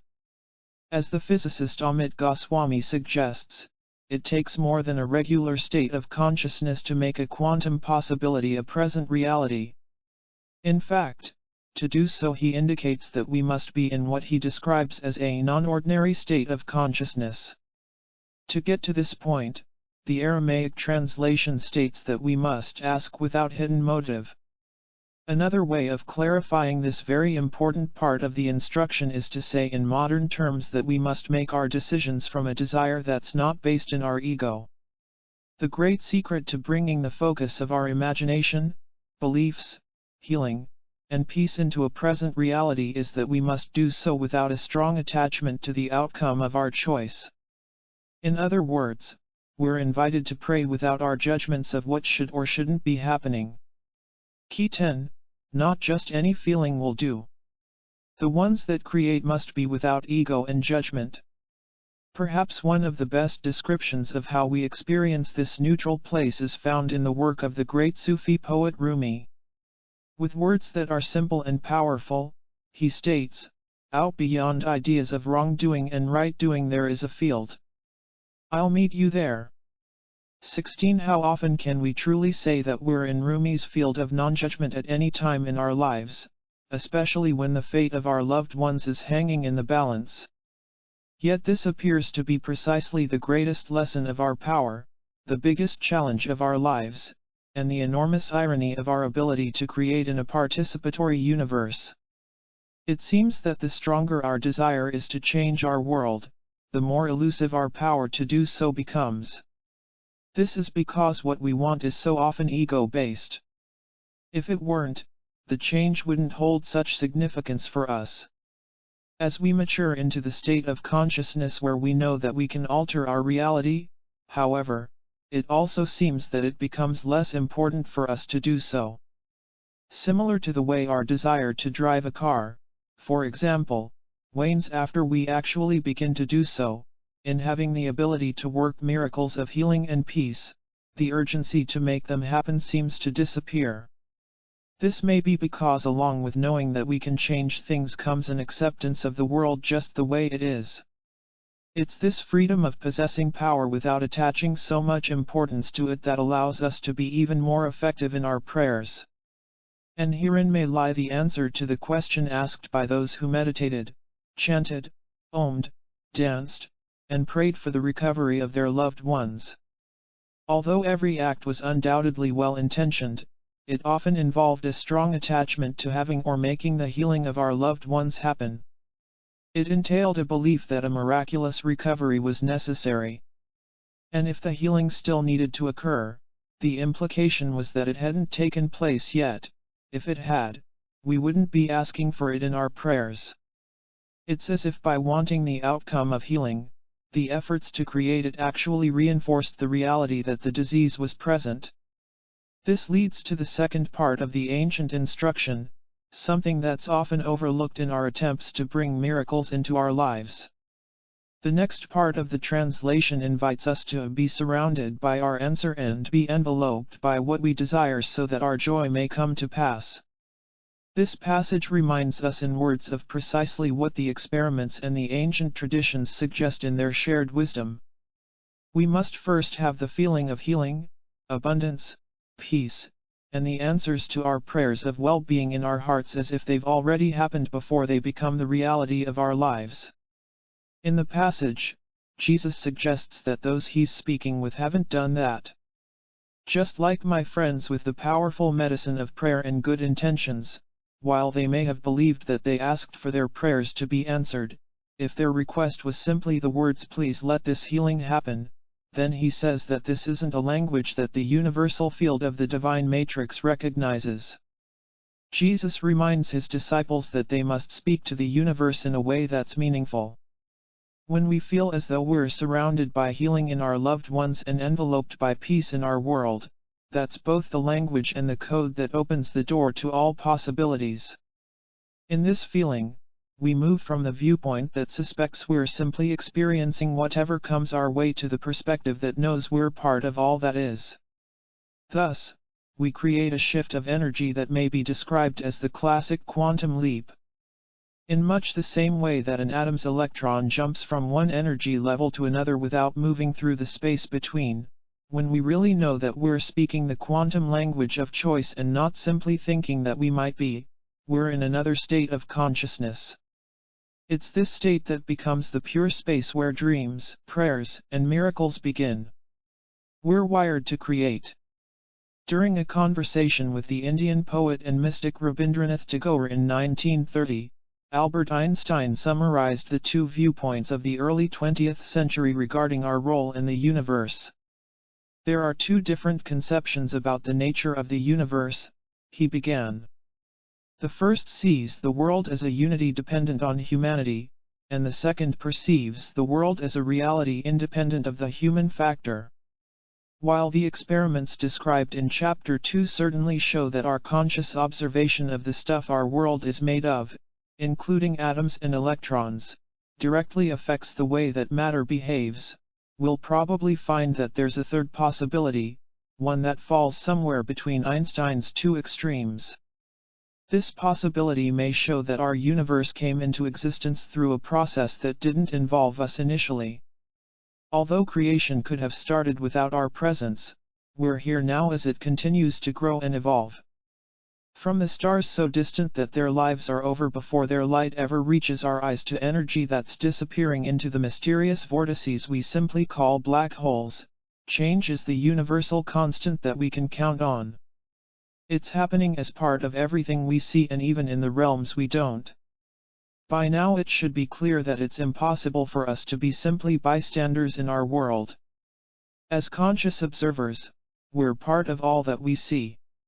Additionally, although scientists have yet to agree upon which theory explains the way we change our reality, they all suggest that the universe is altered in our presence.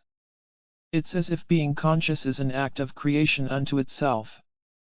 As physicist John Wheeler stated, we live in a participatory universe, not one where we manipulate or force our will or are able to completely control the world around us. In our capacity as part of the universe today, we have the ability to modify and change little pieces of it through the way we live our lives. In the realm of quantum possibilities, we appear to be made to participate in our creation. We're wired to create. Because we appear to be universally joined on the quantum level, ultimately our connectedness promises that the seemingly little shifts in our lives can have a huge influence on our world and even the universe beyond. Our quantum link with the cosmos runs so deep that scientists have created a new vocabulary to describe what such connections really mean. The butterfly effect mentioned in Chapter 1, for example, describes how small changes can have really big effects. Formerly known as sensitive dependence on initial conditions, the bottom line of this phenomenon suggests that a single small change in one part of the world can be the trigger for a huge alteration in another place and time. It's most often stated as the analogy: if a butterfly flaps its wings in Tokyo, then a month later it may cause a hurricane in Brazil. An often used example of this effect is the result of a turn down the wrong street by Archduke Ferdinand's driver in 1914. This mistake brought the leader of Austria face to face with his assassin, and history shows that Ferdinand's death was the catalyst that led to World War I. It all began with the chance occurrence of a simple error that we've all made at one time or another. That wrong turn, however, had global consequences. In Chapter 2, we explored 3 experiments that told the story of our relationship to the world around us. They showed us that DNA changes the stuff our world is made of and that emotion alters the DNA itself. The military experiments and those conducted by Cleve Baxter demonstrated that this effect isn't limited by time or distance. The net result suggests that you and I direct a force within us that works in a realm that's free from the limits of physics as we know them. The studies imply that we aren't bound by the scientific laws as we understand them today. This may be precisely the power that the mystic Saint Francis alluded to more than 600 years ago when he said, "There are beautiful and wild forces within us." If there's a power within us to alter the essence of the universe in ways that can heal and create peace, then it makes tremendous sense that there would be a language that allows us to do so consciously and at will. And there is, interestingly, it's precisely the language of emotion, imagination, and prayer that was lost to the West through the Christian Church's biblical edits of the 4th century. When the miracle stops working, the effects of the mind-body connection and certain kinds of prayer are well documented in the open literature. From studies in major universities and field tests in war-torn countries, it's clear that the way we feel within our bodies affects not only us, but the world beyond. This relationship between our inner and outer experiences appears to be the reason some forms of prayer empower us as they do. While the precise mechanism that explains why prayers work may not be fully understood, they do, and the evidence is there. However, there's also a lingering mystery. In the studies, the positive impact of the prayers seems to last only for the period of time that they're occurring. When they stop, their effects also seem to end. For example, during experiments in prayers for peace, the studies clearly show that there were statistically significant declines in the key indicators that the researchers were observing. The incidence of traffic accidents, hospital emergency room visits, and even violent crimes against people went down. In the presence of peace, all that could happen was peace. As interesting as these results are, however, what they demonstrate next has been an ongoing mystery to those studying this effect. When the experiments stopped, the violence returned, in some instances reaching levels even greater than before the experiments began. What happened? Why did the effects of the meditations and prayers appear to end? The answer to these questions may be the key to understanding the quality of awareness that creates. What happened was that the trainees stopped what they were doing, they ceased their meditations and prayers. And this is the answer to our mystery.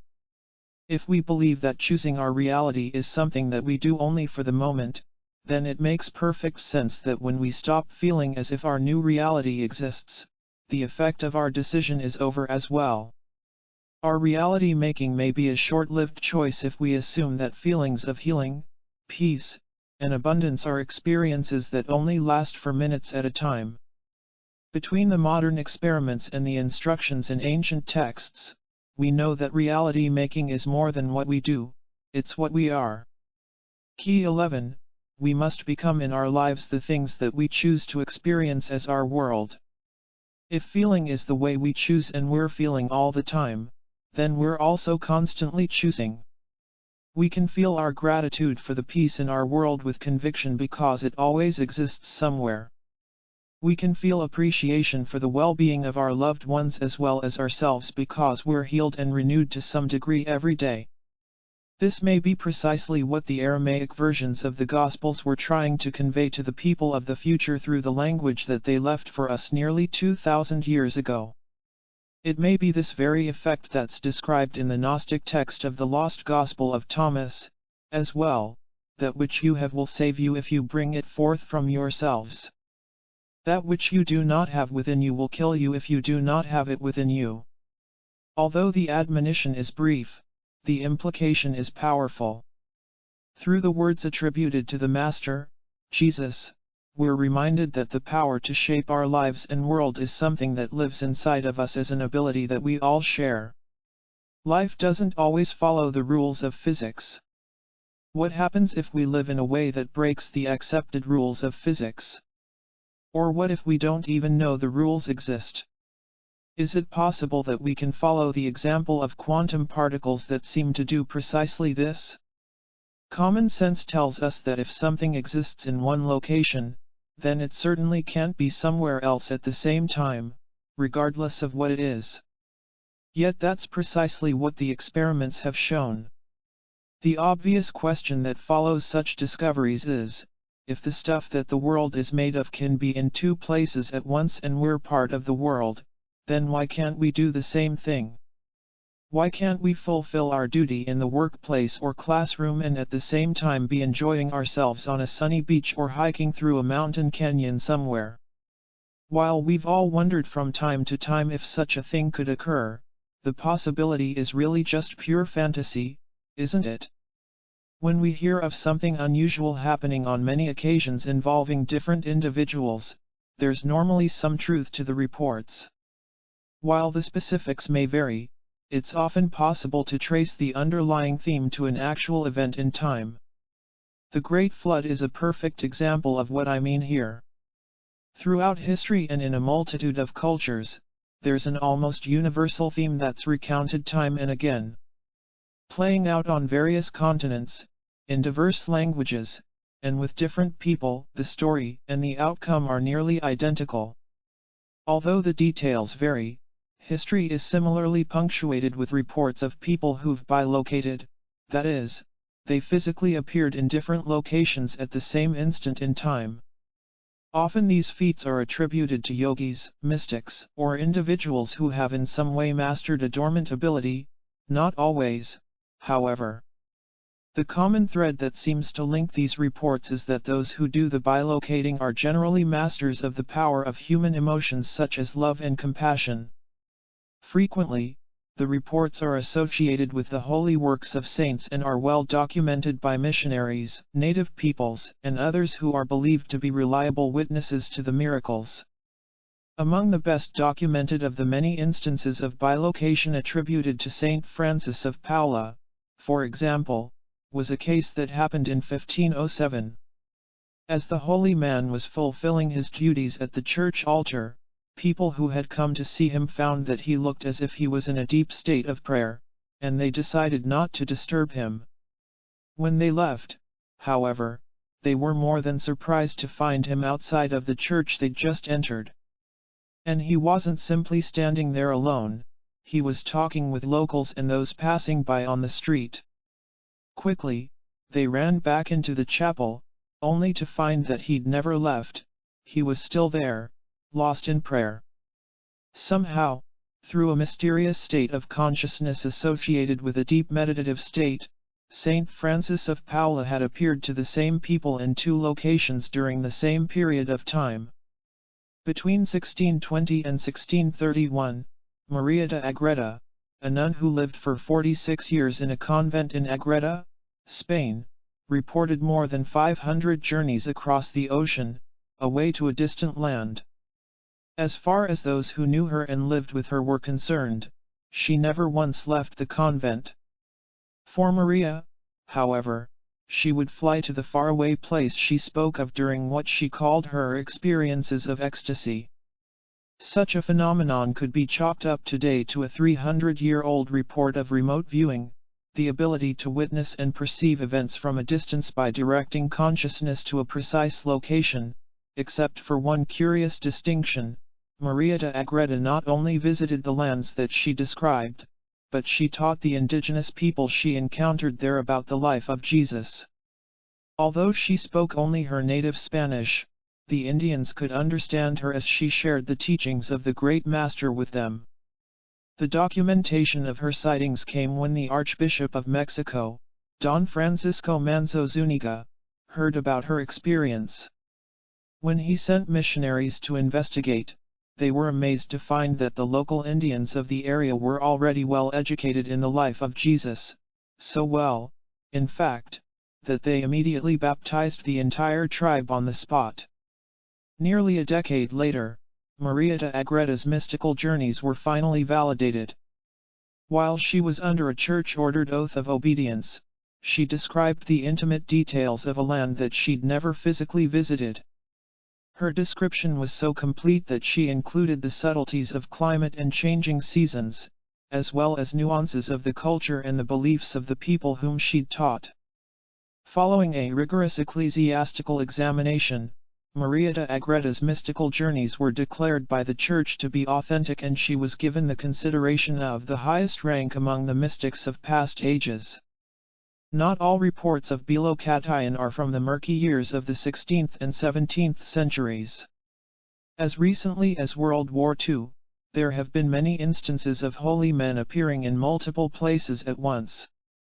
One of the best documented is that of Italy's mystical Padre Pio. Following his promise that the Nazi-occupied city of San Giovanni Rotondo would be spared from destruction by the Allies, he appeared in broad daylight in a way that's rare even for Bilokatayan. As the bombers arrived over the city to target German strongholds, the image of Padre Pio in brown robes appeared in front of their planes, hovering in midair. Unlike the brief apparitions that are sometimes reported under the stress of battlefield conditions, the image lingered for all to see. And as long as it remained, any attempt to release bombs on the city failed. Frustrated and mystified, the pilots changed course and landed their planes at a nearby airfield with all of the bombs that were with them when they began their mission. Shortly afterward, one of the pilots went to a nearby chapel. To his amazement, inside of it he found the same friar that he'd seen earlier hovering in front of his plane. It was Padre Pio. The Padre wasn't a ghost or the apparition of a long-deceased saint, as the pilot had suspected. He was real. He was alive. And on that day, he'd somehow been in two places at the same time, on the ground in the chapel and in the air directly in front of the planes. While the Allies liberated Italy, the city of San Giovanni Rotondo was spared, just as Padre Pio had promised. When we experience something that appears to happen beyond the realm of what we know to be true, we often credit it as a miracle. So what are we to make of the reports and documented cases of Bilokatayan and other seemingly miraculous feats that span more than 600 years? Can we write them off as pure fantasy or wishful thinking? Possibly. There's always the chance that they were conjured up by people with too much time on their hands or who honestly wanted them to be true. However, what if there's something more happening here? If it's proven to us beyond any doubt that we aren't limited by the current laws of physics, that confirmation allows us to see ourselves in a powerful new light by offering us something beyond faith upon which to base our new beliefs. Just as the initiates mentioned in the poem in the introduction to this book found a new freedom in their unexpected experiences, if we find that we can follow in the footsteps of quantum particles that operate beyond the boundaries of space and time, then we can certainly use our ability to heal our bodies and bring joy to our lives. The key is this: to do what seems to be impossible, one person first has to push the limits of what we previously thought to be true. Just as the initiates discovered that they were more than they'd formerly believed once they moved beyond their fear of the edge, in order to live miracles in our lives, we must first overcome our beliefs that such phenomena are impossible. Key 12. We are not bound by the laws of physics as we know them today. For us to do so, someone must perform that miracle first so that we can see it happen. Maybe that person is particularly gifted in one area of life, such as healing. Or perhaps that individual simply has the openness to see the world differently. Regardless of how it happens, once one person does that special something, whether it's Jesus or your next door neighbor, then the same miracle becomes available to everyone else. A beautiful example of this principle is illustrated by the inability of the native peoples of North America to see the ships of the early Europeans that were anchored just off their shores. The concept of a massive wooden boat with huge masts and sails was so foreign to them that they had no point of reference for what they were seeing. In the same way that our vision is capable of detecting the individual frames of a movie, the natives' eyes could certainly make out the silhouette of the ships on the horizon. And just as our brains try to make sense of what we see by merging the frames together into the continuous experience of the movie, the natives tried to do the same thing. The problem was that no one had ever done it before. Nothing in their collective experience told them how to see a European sailing vessel. It was only when the medicine man of the tribe squinted and used his vision a little differently that he could begin to make out the ships. Once he did, it wasn't long before everyone in the group was able to see what only hours before had been invisible. It was all about the way the people allowed themselves to perceive. In their willingness to try something different, a whole new world opened up to them. Maybe we're not so different from those natives on the shore a little more than 500 years ago. We can only imagine what's in store for us when we think of our world, our universe, and ourselves a little differently. At the beginning of this section, we asked the question: if an electron is able to be in two places, why can't we? Perhaps the answer could be found if we posed our query a little differently. Rather than buying into the belief that particles can do something that we can't, let's ask what it takes for an electron to bilocate. If we understand how the stuff we're made of behaves under the circumstances of a miracle, maybe we can find those conditions in our own lives. And to understand how this works, we'll need to explore the single facet of our existence that gives each of us the ourselves, the power of the hologram. Chapter 4. Once connected, always connected, living in a holographic universe. So here we are, all part of this great hologram called creation, which is everybody else's self. It's all a cosmic play, and there is nothing but you. Itzhak Bentov, 1923–1979, scientist, author, and mystic. To see a world in a grain of sand, and heaven in a wild flower. Hold infinity in the palm of your hand, and eternity in an hour. William Blake, 1757–1827, poet and visionary mystic. A mystery was alluded to in the experiments of the last section, one that was never solved. A part of the proof that the divine matrix actually exists was offered when two somethings that were once joined, two photons, the DNA and the photons, or the donor and his DNA, acted as if they were still connected to one another, even though they were separated by distances ranging from feet to hundreds of miles. The question is, why? Is it real, or is it a hologram? We've all heard that a picture is worth 1,000 words. As a visual person, I know that this is true for me. For example, seeing one demonstration of how to start the engine of my truck is much more meaningful to me than reading all the pages of a manual describing why the pistons move and the spark plugs spark when I turn the key. Once I see the big picture, then I can always go back in order to understand the details, if they're even still important. Sometimes I just want my truck to start. I suspect that many of us work in this way. Although we find ourselves in the high-tech world of how-to manuals and computer tutorials about why something is the way it is, a direct experience is still the best way to explain a new idea clearly. A powerful example of such an experience is our introduction to the idea of a hologram. Holograms have been used in research since their discovery in the late 1940s. Since that time, however, precisely what one is and how it works had little meaning to the average non-technical person, until the original Star Wars motion picture was released in 1977. In a pivotal scene early in the film, we see the representative of an entire planet, Princess Leia, pleading for help to save her people. She encodes her message in the form of a digital hologram stored in the memory of R2-D2, the android who captured the hearts and imaginations of audiences throughout the world. While Princess Leia remains in one part of the universe, R2-D2 carries her holographic image to another world in a galaxy far, far away.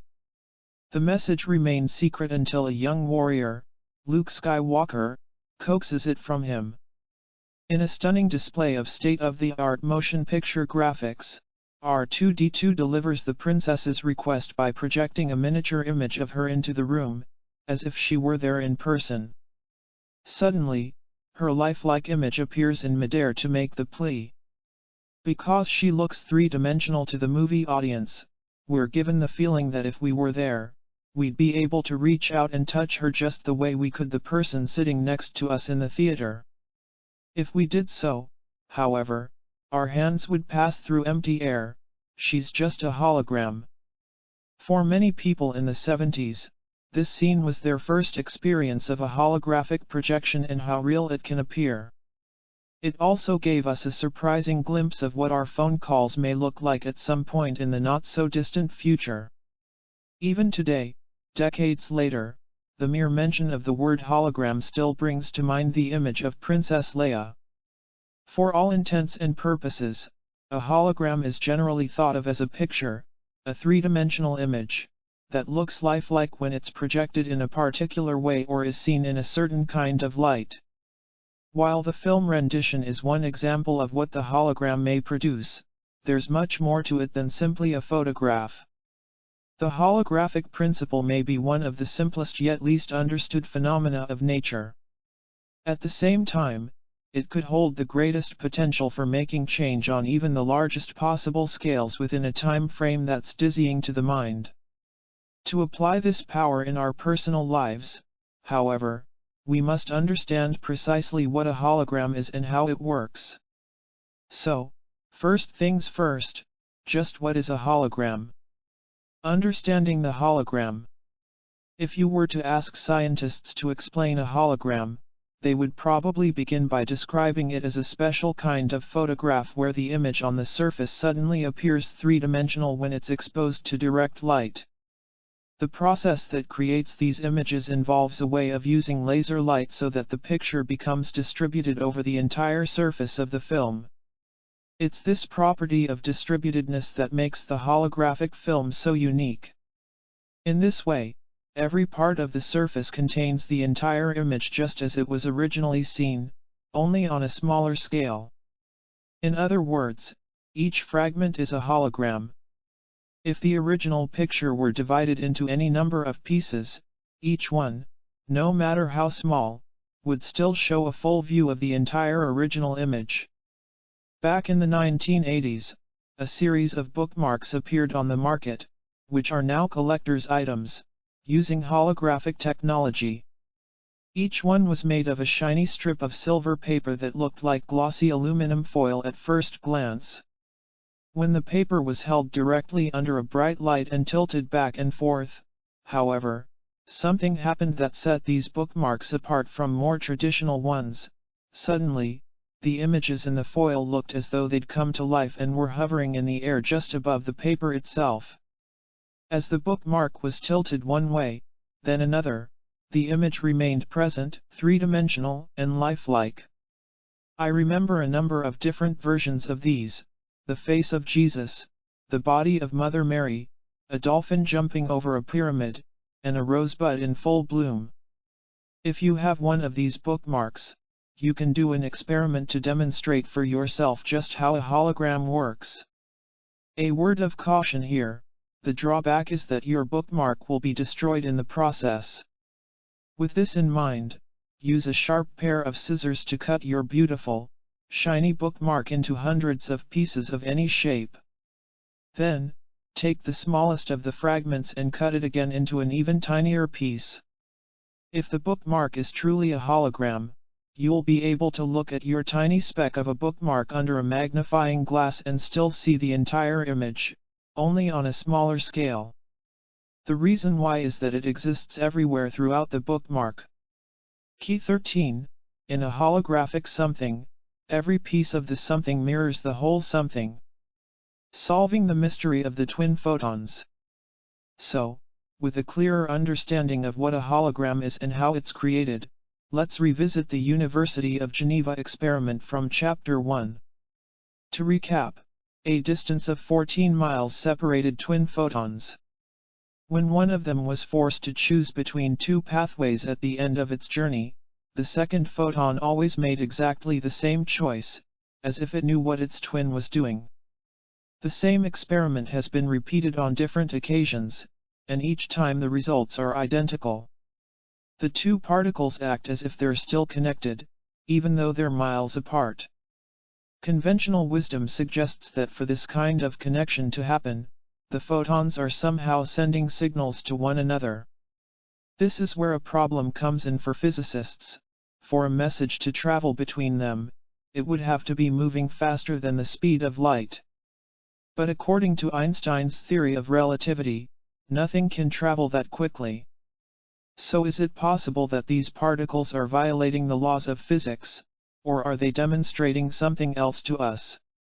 Could they be showing us something so foreign to the way we think about our world that we're still trying to force the mystery of what we see into the comfortable familiarity of how we believe energy gets from one place to another? What if the signal from one photon never traveled to reach the other?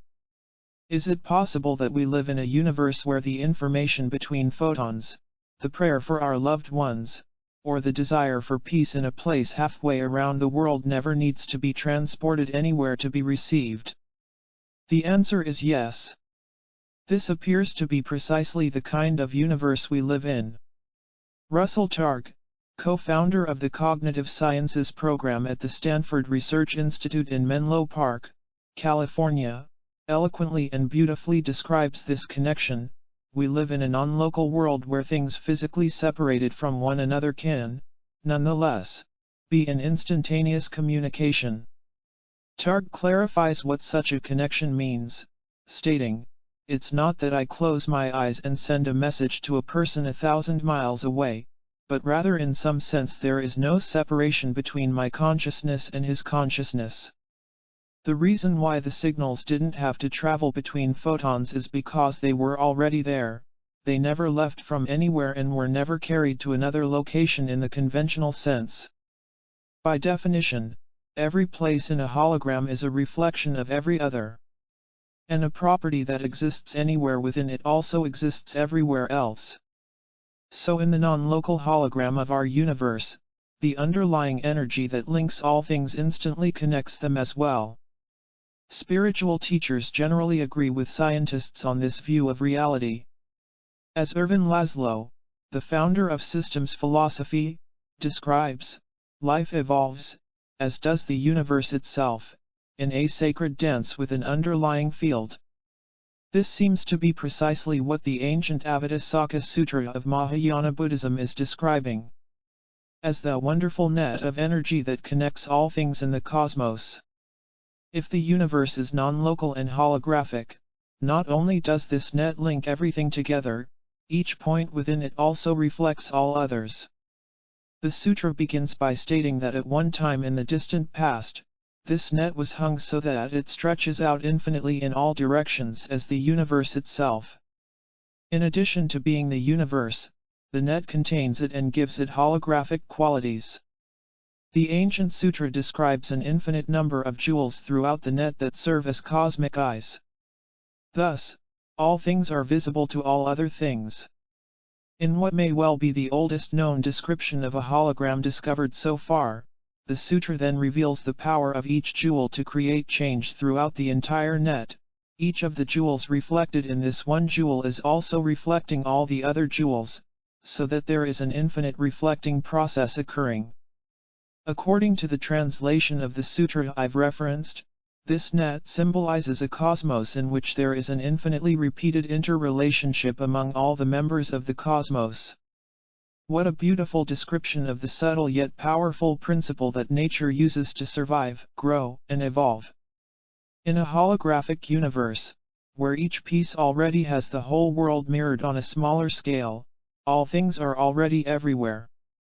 The holographic principle promises that everything we need to survive and grow is always with us, everywhere, all the time, from the simplicity of a single blade of grass to the complexity of our bodies. As we understand the power of our infinitely connected hologram, it becomes clear that nothing is hidden and there are no secrets. These things are byproducts of our sense of separateness. While it may look as though we're disconnected from one another and the rest of the world, that detachment doesn't exist on the plane where the hologram originates, within the divine matrix. On this level of unity, there really can be no such things as here and there. Now we can answer the why of the mysteries in our experiments from the first part of this book. When the U.S. Army performed the experiments on the donor and his cells, the DNA acted as if it were still connected to the person having the emotions. Even when the donor and his DNA were separated by distances of up to 350 miles, the results were the same, and the mystery remained, because our conventional explanations for why DNA would respond to its owner's emotions are invalid. Most people would assume that some energy was being shared in this experiment. When we think of energy, we typically imagine it being generated in one place and then somehow transmitted or conveyed to another. Just as the image on our TV set or our favorite music on the radio is the result of energy being broadcast from point A to point B, we would expect some kind of force to travel from the donor to his DNA. For a transfer to happen, however, it takes time to get from one location to the next. While this interval might not be much, maybe just a nanosecond, some amount of time must pass for a conventional energy to move from one point to another. The key in the experiment, however, was that an atomic clock, accurate to 1 second in 1 million years, showed that no such time elapsed. The effect was simultaneous because no exchange was necessary. On the quantum level, the donor and the DNA were both part of the same pattern, and the information from either one was already present with the other, they were already connected. The energy from the donor's emotions never traveled anywhere, because it was already everywhere. Any change that we wish to see in our world, from healing and safety for our loved ones to peace in the Middle East or any of the 60+ nations now engaged in armed conflict, doesn't have to be sent from our hearts and minds to the places where it's needed. It's not necessary to send anything anywhere. Once our prayers are inside of us, they're already everywhere. Key 14, the universally connected hologram of consciousness promises that the instant we create our good wishes and prayers, they are already received at their destination. The implications of this principle are vast and deep. To really know what it means in our lives, however, we need to examine the last piece of how the hologram works, the power to create change within it. If everything is really connected and already everywhere all the time, then what happens when we change something in one part of the hologram? Once again, the answer may surprise you. A change anywhere means a change everywhere. In the movie Contact, there are scenes that flash back to the childhood of the lead character and show the influence that her father had in her life before his sudden death. Offering his support for the ambitious way she approached her goals, he often commented that the great things in his daughter's future would be accomplished in small steps. Not only is this great advice for all parents to pass along to their children, it appears to be precisely the way the hologram of consciousness and life works. When we make a little change here and another one there, suddenly everything seems to change. In fact, a small alteration in one place can permanently shift an entire paradigm. Visionary and philosopher Ervin Laszlo describes the reason why this is so: all that happens in one place happens also in other places, all that happened at one time happens also at times after that. Nothing is local, limited to where and when it is happening. As the great spiritual teachers such as Mahatma Gandhi and Mother Teresa demonstrated so eloquently, the non-local holographic principle is an immense force, a David to the Goliath of change in the quantum world. Just as a hologram contains the original image in all of its many parts, any change made to just one of those segments becomes reflected everywhere throughout the pattern. What a powerful relationship! A single change in one place can make a difference everywhere. Perhaps the best example of how little modifications can affect an entire system can be seen in something that we're all familiar with, the DNA of our bodies. Watching any movie based on modern crime scene investigation, we learn quickly that the identity of the perpetrator can be detected from traces of him or her left at the place where the crime was committed. If the investigators can identify any part of a person's body or anything that comes from it, from a splatter of blood or a broken strand of hair to stains of semen or even torn fingernails, then they can identify someone. And it makes no difference where in the body the DNA comes from because of the holographic principle, all parts mirror the whole. Each piece of DNA exactly resembles the others, barring mutations. It's estimated that the average human has between 50 and 100 trillion cells in his or her body. Each of those cells holds 23 pairs of chromosomes that contain an individual's DNA, life code. When we do the math, this means that people carry somewhere between 2,300 trillion and 4,600 trillion copies of DNA in their bodies. Just imagine how long it would take to make a change in someone's DNA if we attempted to update each copy, one cell at a time. But when DNA does modify the blueprint of a species, it doesn't have to do so in a linear fashion, one strand at a time. Because of the holographic principle, when the DNA is altered, that change is reflected throughout the whole. Key 15. Through the hologram of consciousness, a little change in our lives is mirrored everywhere in our world. In a hologram, every part of something reflects every other part, and change is mirrored throughout the whole. Even if we divide the universe into 4 smaller fragments, for example, every piece is a mirror of the entire universe. A change in one place is reflected in every mirror. You're probably asking yourself, why is this important in my life? While this is an obvious question, the answer may be less so. The subtle power of the hologram is that it offers us the leverage to make a tremendous change on a large scale by altering a pattern in only one place. Understanding the holographic principle is important because it appears to describe precisely the way we work. From the DNA of our bodies to the atomic structure of the world around us to how memory and consciousness work, we appear to be holograms of a greater existence that we're only beginning to understand. Holographic brains in a holographic universe. I remember watching a documentary in the 1970s on the human brain in which surgeons were preparing to relieve pressure deep within the tissue of a man's brain caused by the trauma of an accident. While he was wide awake and conscious, portions of his exposed brain were stimulated with electrical probes to see what part of the body those segments were related to.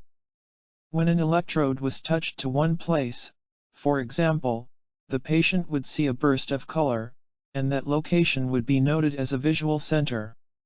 Aside from the bizarre experience of seeing a living brain exposed to the bright lights of the operating room, what made this particular film so interesting was the way the man's brain was working.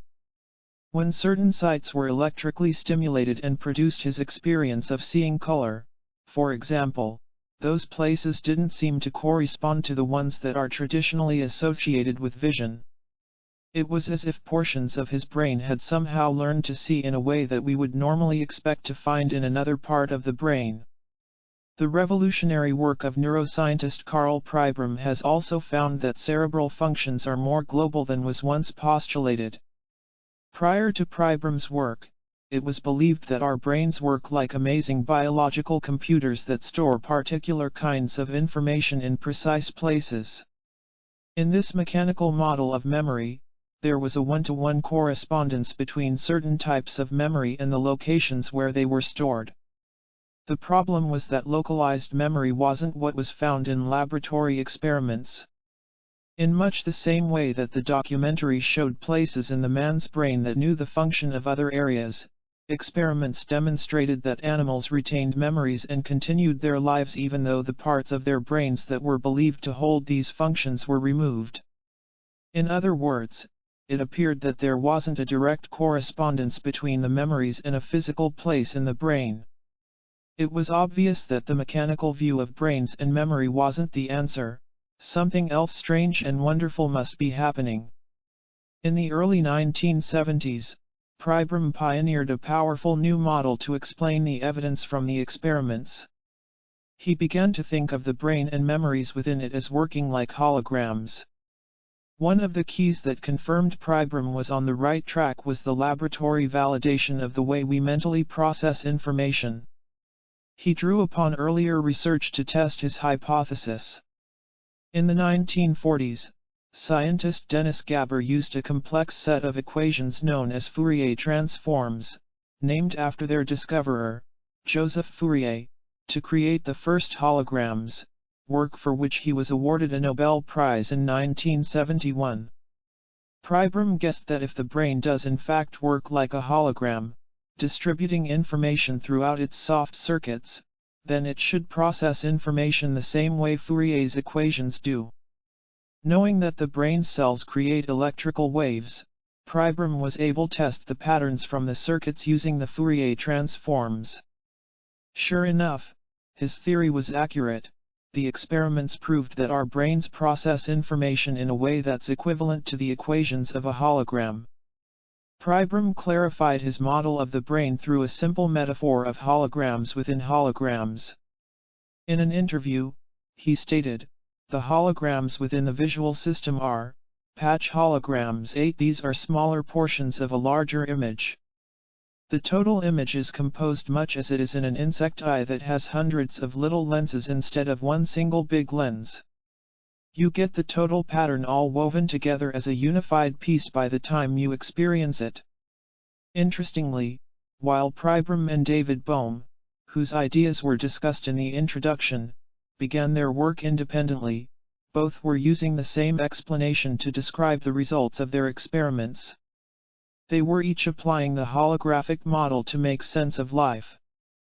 Bohm, as a quantum physicist, was looking at the universe as a hologram. Pribram, as a neuroscientist, was studying the brain as a holographic processor, with our minds performing holographic processes. When the two theories are combined, what results is nothing less than a paradigm-shattering possibility. That possibility suggests that we are part of a much greater system of many realities, within other realities. In this system, our world could be considered a shadow or a projection of events that are happening in a deeper, underlying reality. What we see as our universe is really us, our individual and collective minds, transforming the possibilities of the deeper realms into physical reality. This radically new way of viewing ourselves and the universe gives nothing less than direct access to every possibility that we could ever wish, or pray for, dream, or imagine. In his studies, Pribram offers a reason for precisely such possibilities. Through the holographic model of the brain interacting with the universe, he says that the functioning of our brain allows for experiences that transcend time and space. Within the context of this holographic model, all things become possible. The key to experiencing the power of these potential outcomes is that we must think of ourselves in this new way. And when we do, something wonderful begins to happen. We're changed. It's impossible for us to kind of or sort of see ourselves as empowered beings in a universe of possibilities. We either do or we don't. And that's precisely the focus of this book. We can think of ourselves differently only when we have a reason to do so. The concept of the divine matrix as a universally connected hologram promises us that we're limited only by our beliefs. As the ancient spiritual traditions suggest, the invisible walls of our deepest beliefs can become our greatest prison. Yet they also remind us that it's our beliefs that can become our greatest source of freedom. As different as the world's wisdom traditions may be from one another, they all bring us to the same conclusion: the opportunity to be imprisoned or free is ours, and we're the only ones who can make the choice. The power of a mustard seed. The pioneering work of Carl Pribram and the studies by other researchers who have followed show that our brains function as holographic information processors. If this is true for us as individuals, then it makes sense that our collective mind and consciousness may work this way as well. Today more than 6 billion humans, and minds, inhabit the planet. Within the container of the divine matrix, each individual's mind is part of a larger single awareness. Regardless of how different they may appear from one another, every mind contains the pattern of the whole consciousness. And through that link, we each have direct access to the entire pattern. In other words, we all have the power to change the hologram of our world. While for some people this is an unconventional way to think about who we are, for others it's perfectly aligned with their beliefs and experiences. Scientific studies support these principles and have found that when people within a group share a common experience of consciousness, the effects can be detected beyond the group itself and even outside the building where the individuals are meeting. Clearly, inner experiences are being carried through some subtle conduit in a way that's not restricted by the so-called laws of physics or limited to the immediate surroundings. One example of this phenomenon is evident in the effect that transcendental meditation, trademark, can have upon large populations. In 1972, 24 cities in the U.S. with populations over 10,000 experienced meaningful changes in their communities when as few as 1%, 100 people, participated in the studies. Those involved used specific meditation techniques to create the inner experiences of peace that were mirrored in the world around them. This is called the Maharishi effect in honor of Maharishi Mahesh Yogi, who stated that when 1% of a population practiced the methods of meditation that he offered, there would be a reduction in violence and crime for that population. These and similar studies led to a landmark project, International Peace Project in the Middle East, published in the Journal of Conflict Resolution in 1988. During the Israeli-Lebanese War of the early 1980s, practitioners were trained in precise techniques of trademark to create peace in their bodies, rather than simply thinking about it in their minds or praying for it to occur. On specific days of the month, at specific times each day, these people were positioned within the war-torn areas of the Middle East. During the window of time that they were at peace, terrorist incidents, crimes against people, emergency room visits, and traffic accidents all declined in number. When the participants stopped their practice, the statistics reversed. These studies confirmed the earlier findings: when a small percentage of the population achieved peace within themselves, that peace was reflected in the world around them. The results took into account the days of the week, holidays, and even lunar cycles, and they were so consistent that the researchers were able to identify the minimum number of people needed to experience inner peace before it's mirrored in the surrounding world, the square root of 1% of the population. This represents only the base number required for the effect to begin. The more people participate, the more pronounced the outcome. While we may not fully understand all the reasons why the effects are present, the correlations and results demonstrate that they are there. We can apply this principle in our lives for any group of people, regardless of whether it's a small community, a church congregation, a large city, or the entire planet. To determine how many people are needed to work together for peace and healing in that group, the formula suggests the following. 1. Determine the total number of people present. 2. Calculate 1% of that total number, multiply the total from step 1 by 0.01. 3. Calculate the square root of the 1%, enter the number from step 2, and press the V function on your calculator. This formula produces numbers that are smaller than we might expect. For example, in a city of 1 million people, the total is about 100. In a world of 6 billion people, it's only about 8,000. And this calculation represents only the minimum needed to begin the process. The more people are involved, the faster the effect is created. While these and similar studies obviously deserve more exploration, they show there's an effect that's beyond chance. Key 16. The minimum number of people required to jumpstart a change in consciousness is the 1% of a population. Perhaps this is the reason why so many wisdom traditions emphasize the importance of each individual to the whole. In one of the best-known parables of the power of belief, Jesus used the holographic principle to illustrate how just a little faith is all that's required to open the door to a greater possibility. In truth, he said, if your faith is the size of a mustard seed, you will say to this mountain, "Move from here to there," and it will move.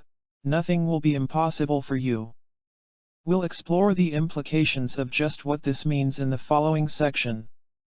Before we do, however, a brief clarification of what's meant by faith is appropriate here. The word faith itself can sometimes carry a bit of an emotional charge, as it's often associated with a belief that has no apparent foundation or basis to support it. We commonly hear this referred to as blind faith. My sense is that there really is no such thing as absolutely blind faith. Somewhere deep inside of us, all our beliefs come from the feeling of a deeper connection between the things that are and the things that can be. While we may not always be conscious of this or be able to state why we think that something is so, our beliefs are true for us. And that truth is the foundation of faith. There is a kind of faith, however, that's actually based in a very solid foundation of leading-edge science, supported by the discoveries of quantum physics. In Chapter 3, we briefly discussed the possible reasons why the physical world is changed by simply observing it.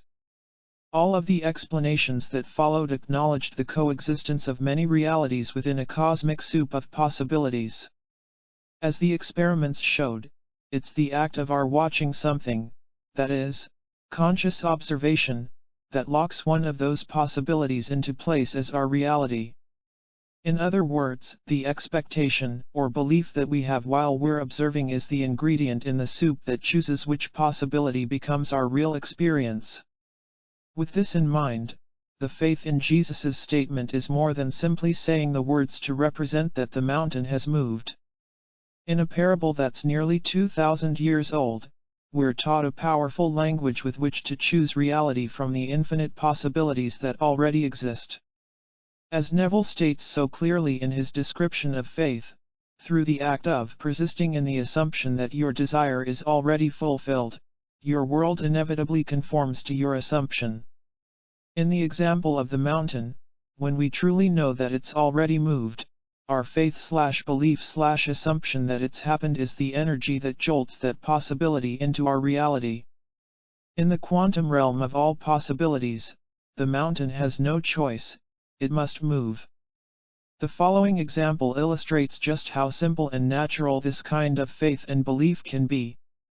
It also opens the door to countless possibilities for how a small shift in our viewpoint can create a huge difference in our world. A few years ago, I had the opportunity to witness the biological equivalent of moving the mountain. In this case, the mountain was a life-threatening tumor inside the bladder of a middle-aged woman. Western doctors had diagnosed the mass as malignant and believed that it was inoperable. In the makeshift classroom of our hotel ballroom, the group I was part of was shown a film created by our instructor when he had been present for the miraculous healing of the growth in a hospital without medicine in Beijing, China. The clinic was one of the many in the region that routinely use non-traditional methods of treatment with tremendous success. After exchanging greetings and the formalities of introductions, we were prepared for what we were about to see. The instructor emphasized that the purpose of the film was to show us that the power to heal is something that lives within each of us. It was not an advertisement for the clinic or an invitation for everyone with a life-threatening condition to make a mad dash to Beijing. What we were about to witness could be accomplished right there in our classroom or at home in our living rooms. The key to healing, he said, is the ability to focus emotion and energy in our bodies or that of a loved one, with the person's permission, in a non-invasive and compassionate way. The woman in the film had come to the clinic without medicine as a last resort because all else had failed. The facility emphasizes personal responsibility in our health and provides new and life-affirming ways of living, rather than simply fixing people and sending them home. These protocols include new eating habits, gentle forms of movement to stimulate the life force, qi, within the body, and novel methods of breathing. By following these simple changes in lifestyle, the client's body is strengthened for the healing that's possible. Following these procedures, at some point it makes sense for clinic patients to undergo the treatment that was recorded on the video. As the handheld film began, we could see the woman with the tumor lying on what appeared to be a hospital gurney. She was awake, fully conscious, and had been given no sedative or anesthetic. 3 practitioners in white lab coats stood behind her while an ultrasound technician was seated in front of her, holding the wand that would be used to create a sonogram to view the mass inside of her body. We were told that the image wouldn't be time-lapsed in the way that nature programs show the days-long process of a rosebud opening condensed into seconds. Our film would be in real time so that we could see the true effect of the practitioner's healing. The film was short, lasting less than 4 minutes. Within that time span, we all saw something that's considered a miracle by the standards of Western medicine. Yet within the holographic context of the divine matrix, it's something that makes perfect sense. The practitioners had agreed upon a word that would reinforce for them a special quality of feeling inside their bodies. Reminding us of Neville's instruction to make your future dream a present fact, by assuming the feeling of your wish fulfilled, the practitioner's emotion was simply one of the woman already healed. Although they knew that the tumor had existed in the moments leading up to the process, they also acknowledged that its presence was only one possibility out of the many that exist. On that day, they enacted the code that calls for another possibility. And they did so in the language that the Matrix recognizes and responds to, that of human emotion directing energy, see Chapter 3. Watching the practitioners, we heard them repeat the words of a mantra of sorts, which loosely translates into the English words already done, already done. At first it seemed that nothing was happening. Suddenly, the tumor began to quiver in and out of view, as if it were teetering between realities. The room was absolutely silent as we watched the screen in awe. Within seconds, it faded and then completely vanished from the screen. It was gone.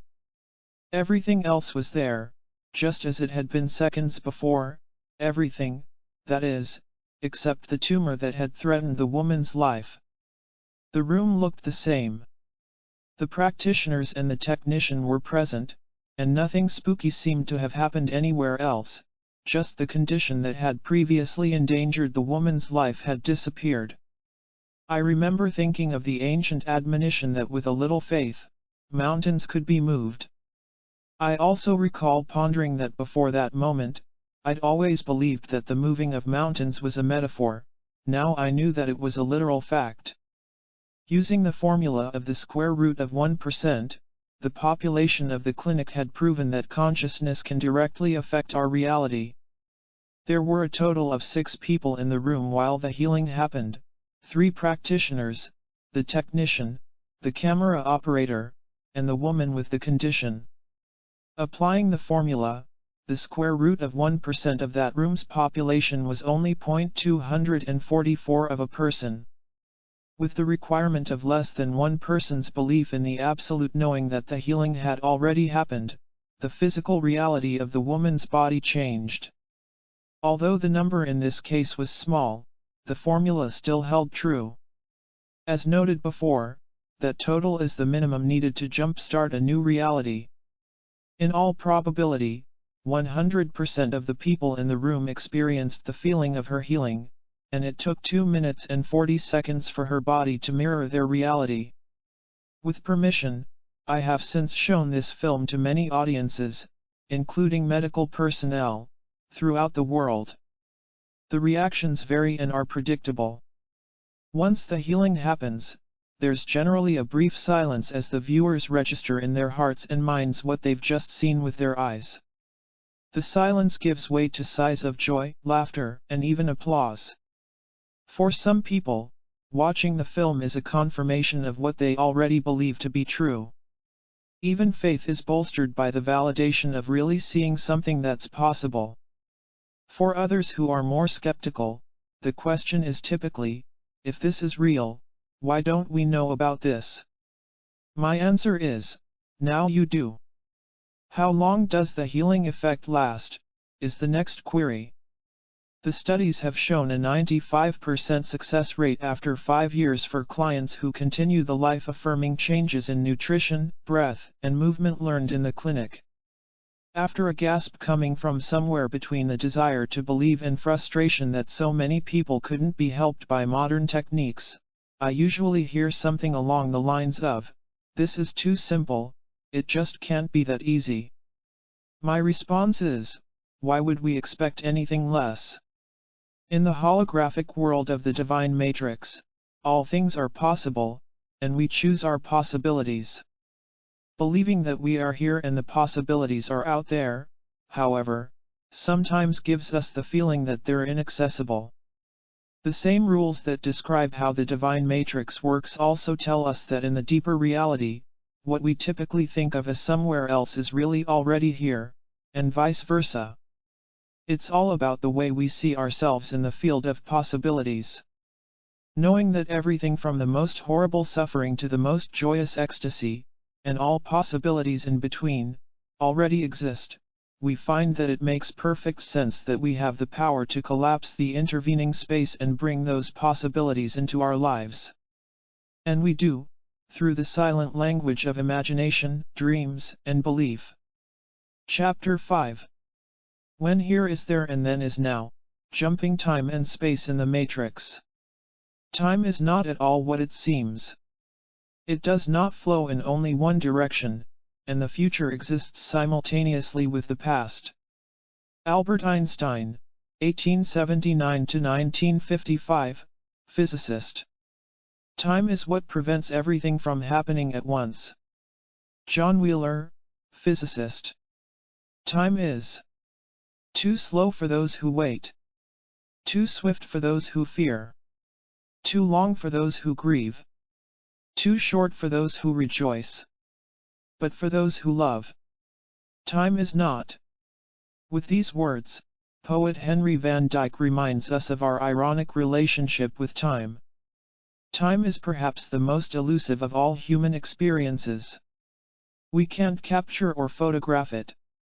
Contrary to what daylight saving would seem to imply, it's impossible to gather it in one place only to use it later in another. When we do attempt to describe the meaning of time in our lives, we're left using words that gauge it in a relative sense. We say that something happened then in the past, it's happening now in the present, or it will happen at some point in the future. The only way we can describe time is through the things that happen within it. As mysterious as time is, it's been the focus of human attention for thousands of years. For countless centuries, we've worked to devise and refine systems of keeping track of time as cycles and as cycles within cycles for very good reason.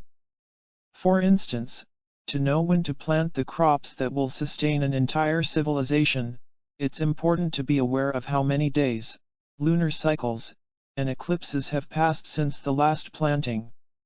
Ancient systems of timekeeping maintain a precise record of this.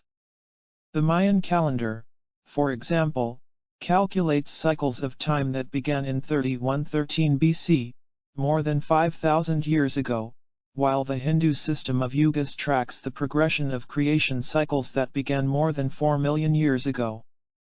Until the 20th century, in the Western world time was typically thought of in a poetic sense, as an artifact of human experience.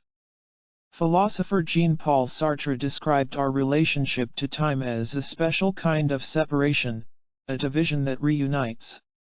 But that poetic view changed in 1905 when Einstein posited his theory of relativity. Before relativity, time was believed to be its own experience, distinct from the three dimensions of height, length, and width that define space. In his theory, however, Einstein proposed that space and time are intimately entwined and can't be separated. It is space-time together, he said, that forms a realm beyond our familiar three-dimensional experience, the fourth dimension. Suddenly, time became more than a casual philosophical concept, it was a force to be reckoned with. In words that brought a new meaning to our perception of time, Einstein described its mysterious nature by simply stating the obvious: the distinction between past, present, and future is only a stubbornly persistent illusion. With this powerful assertion, Einstein forever changed the way we think of our relationship to time. Consider the implications: if the past and the future are present in this moment, can we communicate with them? Can we travel in time? Even before Einstein's bold statement, the possibilities that these questions posed intrigued scientists, mystics, and writers. From hidden temples in Egypt dedicated to the experience of time to the thrill of H. G. Wells's classic 1895 novel The Time Machine, the prospect of having an ability to somehow hitch a ride on the flow of time has captured our imaginations and filled our dreams. Our fascination with it is as old as our existence, and our questions about it seem endless. Is time real? Does it exist without us? Is there something about consciousness that gives time its meaning? If so, do we have the power or the right to interrupt its forward flow long enough to glimpse the future, or perhaps visit or communicate with people in the past? Can we contact other realms and even other worlds with which we share the present? In light of accounts such as the one in the following section, the boundary between here and there becomes less clear, inviting us to reconsider just what time really means in our lives. A message from beyond time. In the powerful book Small Miracles, Extraordinary Coincidences from Everyday Life, Jutta Halberstam and Judith Leventhal share an amazing story of the power of forgiveness. While I've done my best to capture the essence of this awe-inspiring account, I encourage you to experience it in its entirety in the original text. What makes this story so interesting, and the reason I offer it here, is that in this case forgiveness is so powerful that it transcends time. The news of his father's death came as a shock to Joey. They hadn't spoken since he'd turned 19 and had questioned his family's traditional Jewish beliefs.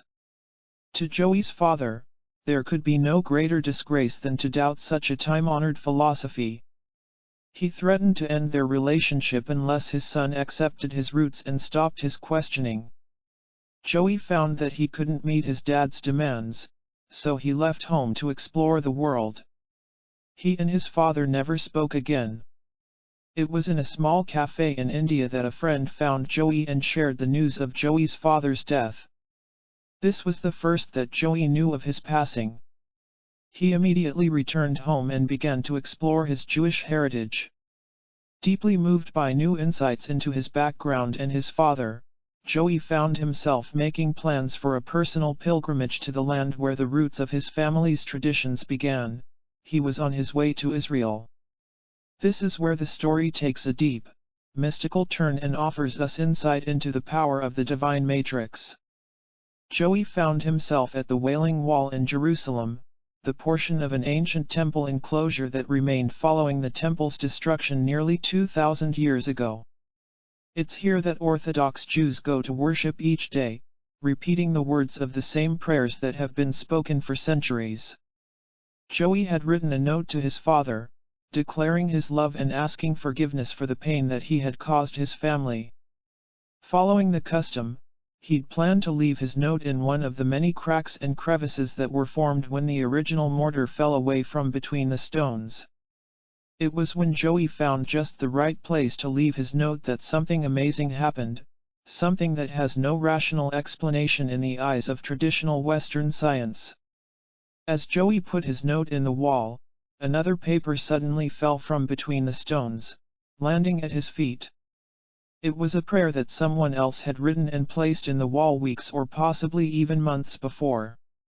As Joey reached for the rolled-up paper, an odd feeling came over him.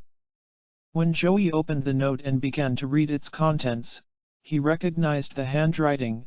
It was his father's. The note that Joey held was one that his dad had written and left in the wall before his death. In it, he had declared his love for his son and asked God for forgiveness. At some time in the not-too-distant past, Joey's father had traveled to the very spot where Joey found himself at that moment. In an ironic twist of synchronicity, his father had placed his prayer in that same precise location within the wall, where it had remained until Joey walked by. What a powerful story! How could such an extraordinary thing have happened? Obviously, there must be some kind of communication happening between realities and worlds. Joey lives in the realm of the present that we call our world. Although his father was no longer alive, Judaism believes that he still exists in another realm, the Ha-Shamayim, or heaven, which lies beyond our world. Both realms are thought to coexist in the present and to be in communication with one another. While the mechanics of precisely how the message from Joey's dad reached him may remain a mystery, one thing is certain: for Joey to receive an indication that his father is still in touch with him, there must be something that connects both of them, a medium that provides the container for both realms of experience. The divine matrix is that medium. It fits the description of the place the ancients called heaven, the home of the soul that's the container for the past, present, and future. Through the bridge of the divine matrix, something beautiful and precious transpired between Joey and his father. Transcending time, space, and, in this story, even life and death, a communication occurred that brought healing and closure between a father and his son. We must look even deeper into our relationship with the space that creates here and there and the time that allows for then and now to understand how this happened and why. When here is there.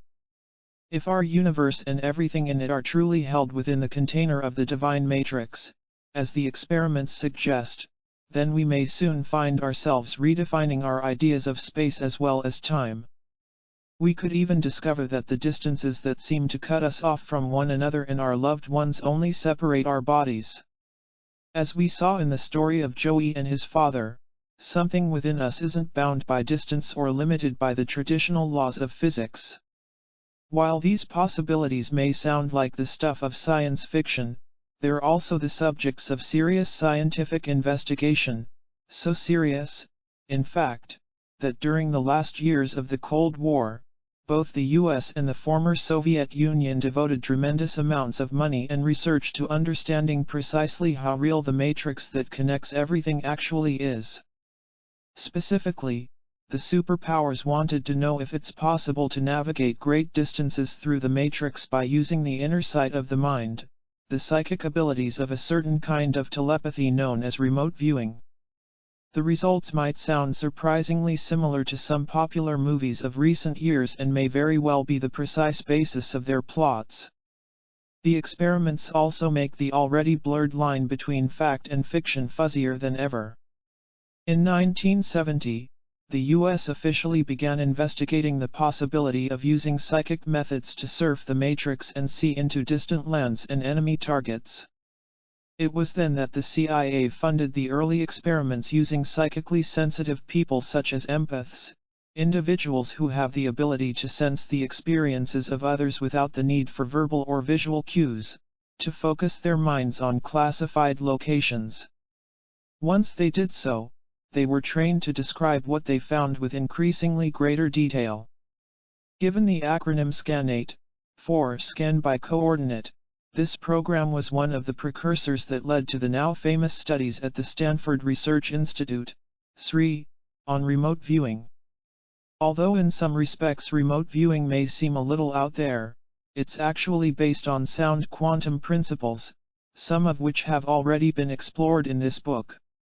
Even the experts acknowledge that no one knows precisely how remote viewing works. In general, its success is attributed to the idea from quantum physics that while things may look solid and separate to us, they exist and are connected to everything else as a universal field of energy.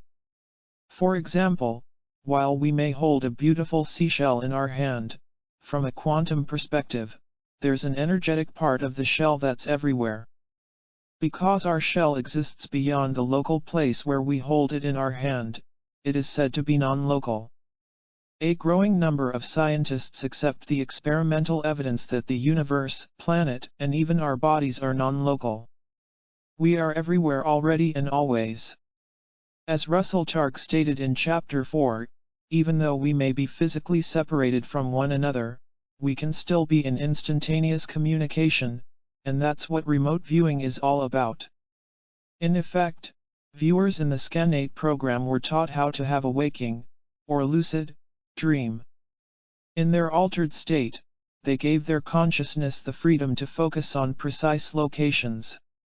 These sites could be in another room of the same building or on the other side of the world. Clarifying the connectedness of our universe in the quantum realm, Targ states, "It's no harder to describe what's happening in the far reaches of the Soviet Union than it is to describe what's happening across the street." The trainees received as many as 3 years of instruction before they were deployed on secret missions. The details of the U.S. military's remote viewing projects, which have been made available to the general public only recently, describe at least 2 kinds of sessions. The first, called coordinate remote viewing, involves viewers' descriptions of what they find at specific geographic coordinates, as identified by latitude and longitude. The second, called extended remote viewing, is based on a series of relaxation and meditative techniques. Although the specifics may vary by method, in general, remote viewing procedures begin with viewers entering a mild state of relaxation, since it's in this state that they appear to be more open to receiving sensory impressions of distant locations. During the sessions, another person is generally involved as a guide whose role is to help the viewer by prompting him or her to look at specific details. Through a series of protocols that allow the viewer to distinguish which impressions are important for the particular mission, the person is able to describe what he or she sees with increasingly deeper levels of detail. The prompting of the guide seems to separate this form of controlled remote viewing from the lucid dreaming that often happens spontaneously during sleep. The implications for secrecy were immense and opened the door to a new era of intelligence gathering with fewer risks to people on the ground. Fewer risks, that is, until the remote viewing programs were shut down in the mid-1990s. With intriguing code names such as Project Stargate, the last one was officially terminated in 1995. Although the process was considered by some to be a fringe science and even discounted altogether by military skeptics, a number of remote viewing sessions were validated through successes that couldn't be attributed to coincidence. Some may have even saved lives. During the first Gulf War in 1991, remote viewers were asked to search for enemy missile locations hidden in the deserts of western Iraq. The project successfully pinpointed specific missile sites and eliminated other areas from consideration. The advantages of such a psychic search are obvious. By narrowing down the possible locations where the weapons could be, everything from time to fuel and money was saved. The greatest benefit, however, was to the lives of the troops themselves.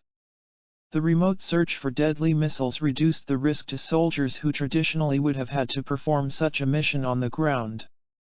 The reason why I mention these projects and techniques here is because they successfully demonstrate 2 things that are key in our understanding of the divine matrix.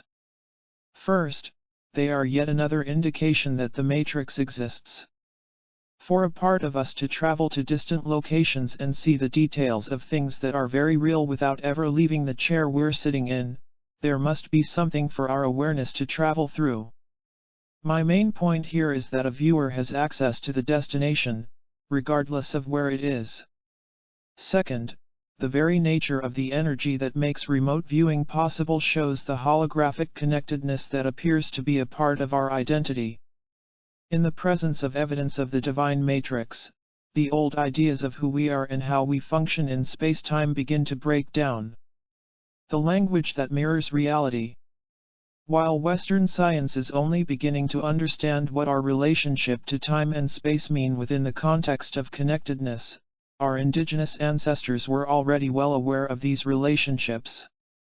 When linguist Benjamin Lee Worf explored the language of the Hopi, for example, he found that their words directly reflected their view of the universe. And their idea of who we are as humans is very different from the way we typically think of ourselves. They saw the world as a single entity with everything in it connected at the source. In his groundbreaking book Language, Thought, and Reality, Worf summarized the Hopi worldview. In the Hopi view, time disappears and space is altered, so that it is no longer the homogeneous and instantaneous timeless space of our supposed intuition or of classical Newtonian mechanics. 6 In other words, the Hopi simply don't think of time, space, distance, and reality in the way we do. In their eyes, we live in a universe where everything is alive, connected, and happening now. And their language mirrors this perspective. For example, when we look to the ocean and see a wave, we might say, "Look at that wave." But we know that in reality it doesn't exist alone, it's only there because of other waves. Without the projection of language, says Worf, no one ever saw a single wave. What we see is a surface in ever-changing undulating motions. In the language of the Hopi, however, speakers would say that the ocean is waving to describe the present action of the water. More precisely, according to Worf, Hopi say walalata, meaning plural waving occurs, and can call attention to one place in the waving just as we can.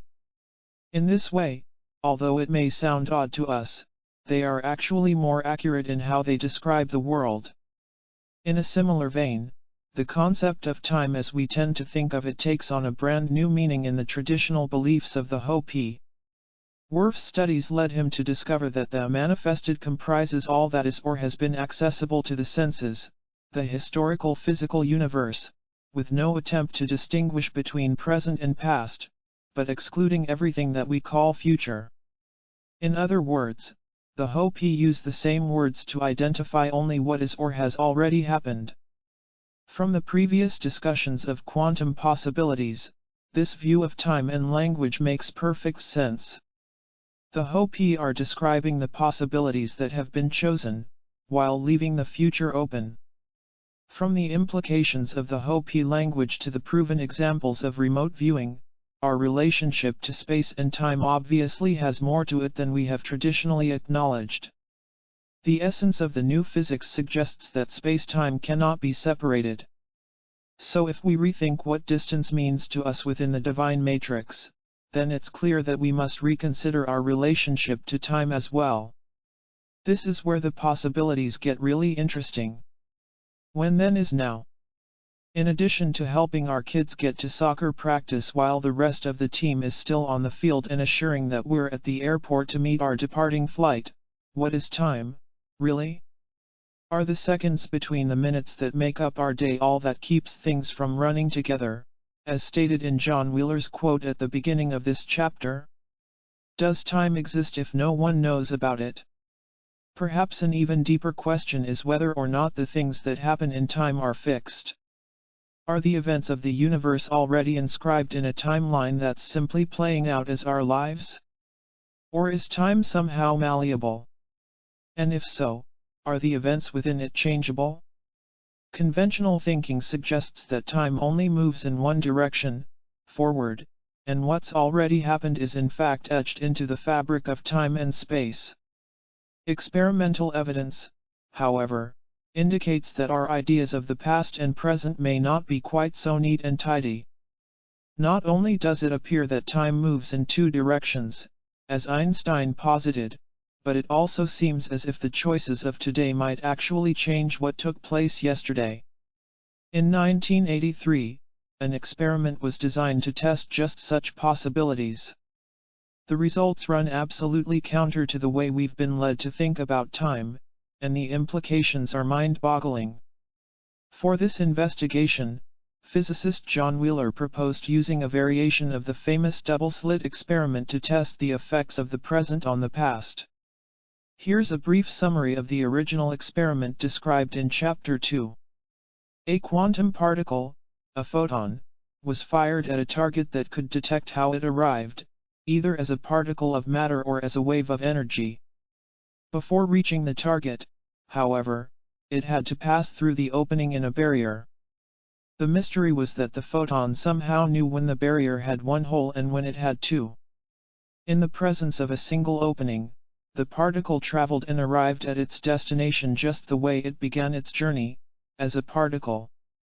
However, in the presence of two holes, while it started off the experiment as a particle, it moved as a wave of energy through both openings at the same time and acted like a wave at its destination. The outcome: it was determined that since the scientists performing the experiment were the only ones who knew about the openings in the barrier, their knowledge somehow influenced how the photon behaved. Wheeler's variation of this experiment included one key difference designed to test his ideas of past and present.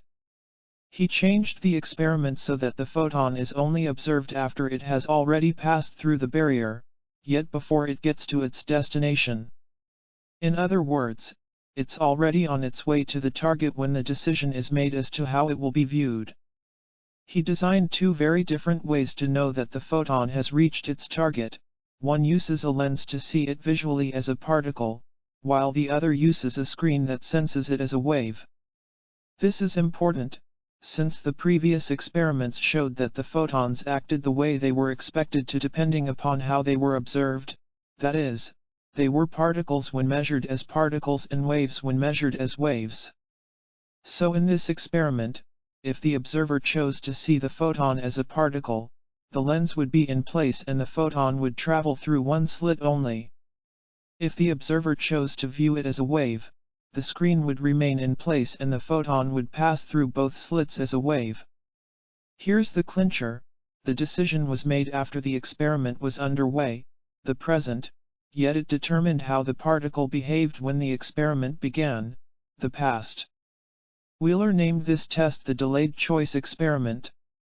Based on this kind of investigation, it seems as though time as we know it in our world, the level of the physical, has no effect on the quantum realm, the level of energy.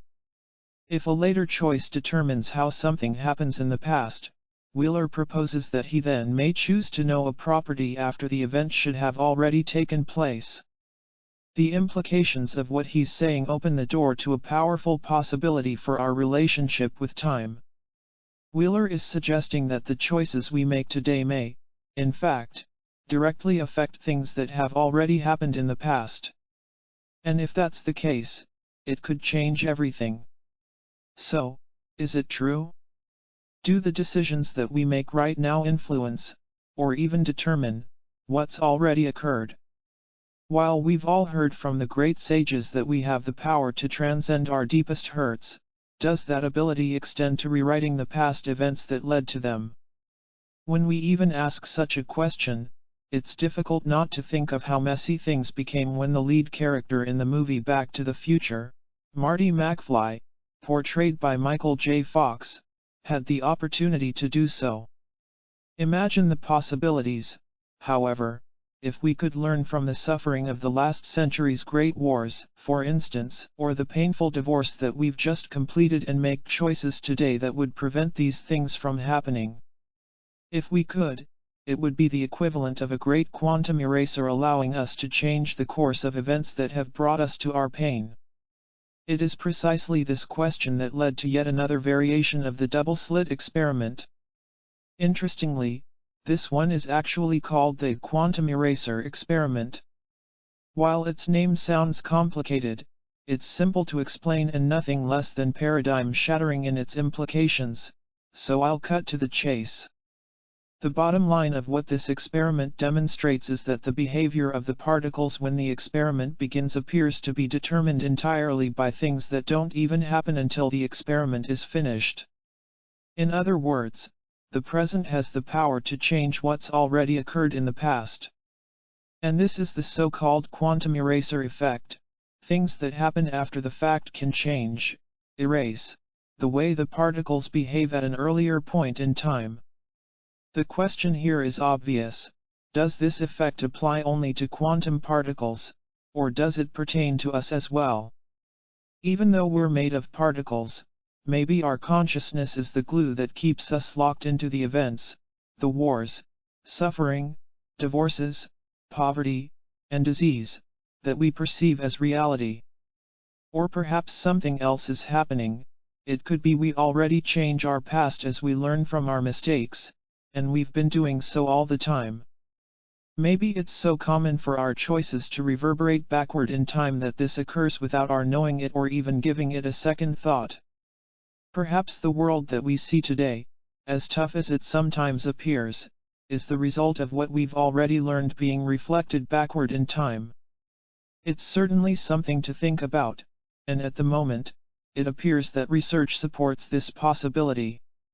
If this is true and our world does in fact act like a cosmic feedback loop, with the lessons of the present changing the past, then just think about what that means. At the very least, it implies that the world we see today is the result of what we've already learned. And without our lessons, things could be much worse, couldn't they? Regardless of whether or not we influence the past, it's clear that the choices we make now determine the present and future. And all three, past, present, and future, exist within the container of the divine matrix. It makes perfect sense that being part of the matrix, we would be able to communicate with it in a way that's meaningful and useful in our lives. And according to scientific experiments, as well as our most cherished traditions, we do. The common denominator of the investigations in the previous chapters is twofold. 1. They show us that we're part of the divine matrix. 2. They demonstrate that human emotion, beliefs, expectations, and feelings are the language that the divine matrix recognizes.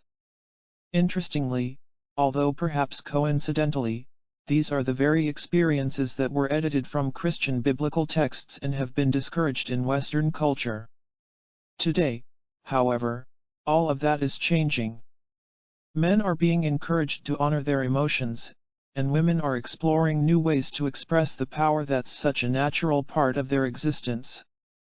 It's clear that emotion, feeling, and belief are the language of the divine matrix, and there's a quality of emotion that allows us to experience the field of energy connecting the universe in ways that are powerful, healing, and natural. The question now is, if we're speaking to the divine matrix, how do we know when it answers us? If our feelings, emotions, beliefs, and prayers are providing the blueprint for the quantum stuff of the universe, then what are our bodies, lives, and relationships telling us about our part of the conversation? To answer this, we must recognize the second half of our dialogue with the universe. So, how do we read the messages from the divine matrix? Messages from the divine matrix: living, loving, and healing in quantum awareness. Chapter 6. The universe is talking to us. Messages from the matrix. When love and hate are both absent, everything becomes clear and undisguised. Make the smallest distinction, however, and heaven and earth are set infinitely apart. Sengtsan, 6th century philosopher. We are the mirror as well as the face in it. Rumi, 13th century poet. While we speak to the divine matrix through the language of feeling and belief, previous chapters also describe how the matrix answers us through the events of our lives. In this dialogue, our deepest beliefs become the blueprint for everything that we experience. From the peace in our world to the healing in our bodies, from all our relationships and romances to the careers we pursue, our conversation with the world is constant and never-ending. Because it doesn't stop, it's impossible for us to ever be passive observers on the sidelines of life. If we're conscious, by definition, we're creating. Sometimes the dialogue is subtle and sometimes not. Regardless of the degree of subtlety, however, life in a reflected universe promises that from our challenges to our joys, the world is nothing more, or less, than the matrix mirroring our deepest and truest beliefs. And this includes our intimate relationships. Although they present honest reflections, sometimes the mirrors we see of ourselves in other people can be the most difficult ones to accept. They can also be the fast track to our greatest healing. Our reflected reality. In 1998, I had an experience in Tibet that offers a powerful metaphor for how the quantum conversation works. On the way into the capital city of Lhasa, our tour group was driving around a bend in the road that led to a small lake at the base of a cliff. The air was absolutely still, allowing the water to hold a perfect reflection of everything in the area. From our vantage point, I could see the massive image of a beautifully carved Buddha mirrored in the water. Apparently, it was somewhere in the cliff overlooking the lake, although at that moment I couldn't see the carving itself. All I could see was the reflection. It was only when we came around the curve and the road leveled out that I saw with my eyes what I'd imagined was the source of the reflection. And there it was, sculpted in high relief. The Buddha towered above the lake, liberated from the living rock as a silent witness to all who passed. In that moment, the image in the lake became a metaphor for the visible world. As we were coming around the bend and I saw the Buddha in the water, the reflection was the only way I knew that a statue existed. Although I suspected that it was mirroring something physical, from my perspective, I simply couldn't see the object. In a similar way, the everyday world is said to be the reflection of a deeper reality carved into the fabric of the universe, a reality that we simply can't see from our place within it. Both ancient tradition and modern science suggest that what we see as the visible relationships of life are nothing more and nothing less than the reflection of things that are happening in another realm, a place that we can't perceive from our vantage point in the universe. And just as surely as I knew that the image in the water mirrored something that was real and solid, we can be sure that our lives are informing us about events occurring in another realm of existence. Just because we can't observe these events doesn't mean they aren't real. Ancient traditions suggest, in fact, that the unseen world is more real than the visible one. As Bohm said in the introduction, we simply can't glimpse this deeper reality from where we are in space-time. While we may not be able to see directly into this invisible realm, we do have some indication of what's happening there because we see its reflection in our everyday lives. From this perspective, our daily experiences serve as messages from these deeper realities, communication from within the divine matrix itself. And just as we must understand the words of any language to know its content, we must recognize the language of the divine matrix so that we can benefit from what it's telling us. Sometimes the messages that come through are direct and can't be mistaken, while at other times, they're so subtle that we miss them altogether. Often, however, we may think that we're being shown one thing when, in fact, the messages are telling us something very different. Things aren't always what they seem. A sudden gust of wind hit me at that instant and made my eyes burn. I stared toward the area in question. There was absolutely nothing out of the ordinary. "I can't see a thing," I said. "You just felt it," he replied. "What?" "The wind." "Not just the wind," he said sternly. "It may seem to be wind to you, because wind is all you know." In this dialogue, the Yaqui Indian sorcerer Don Juan teaches his student Carlos Castaneda about the subtle realities of the invisible world. In his book Journey to Istlan, Castaneda, an anthropologist documenting the ways of the ancient shaman, learned very quickly that he couldn't trust the filters of his perceptions as he'd been conditioned to do in the past. The world, he found out, is alive on levels that are both seen and unseen. For instance, Castaneda had always been taught that when the bushes move beside you and you feel cool air brushing against your cheek, it's the wind that's moving. In the example above, Castaneda's teacher reminds him that it only seems like the wind because that's what he knows. In reality, it could be the wind, or the feeling of a breeze against his face and flowing through his hair may be the energy of a spirit making itself known. Castaneda rapidly discovered that such an experience would never be just the wind again. Through our filters of perception, we do our best to fit our romances, friendships, finances, and health into the framework that past experiences have established. Although these boundaries may work, how well do they really serve us? How many times have we responded to life in a way that we learned from someone else, rather than based on what our own experiences have taught us? How often have we prevented ourselves from having greater abundance, deeper relationships, or more fulfilling jobs because an opportunity that crossed our path looked like a similar one from our past and we bolted in the opposite direction? We're tuned to our world. Within the context of the divine matrix, we're part of each blade of grass, as well as every rock in every stream and river. We're part of each drop of rain and even the cool air that brushes against our faces when we walk out of our homes first thing in the morning. If our link to everything in our world runs so deep, then it makes sense that we should see evidence of that connection in our lives every single day. Maybe we do in fact see precisely such evidence, and maybe we see it every day, only in ways that we may not always recognize or even notice. We all know that the longer we're in the presence of the people, places, and things that surround us, the more we feel comfortable with them. For most of us, walking into the living room of our house, for example, certainly feels better than entering the living room of a hotel in another city. Even though the hotel may be newer and have all the latest fabrics, carpet, and upholstery, it just doesn't feel like home. When we do experience something that way, our comfort comes from a fine-tuning of the subtle energy that brings us into balance with our world. We call that equilibrium resonance. To some degree, we're in resonance with everything from our cars to our homes, and even the appliances that we rely on each day, which is why we affect other people, our surroundings, and our world simply by our presence.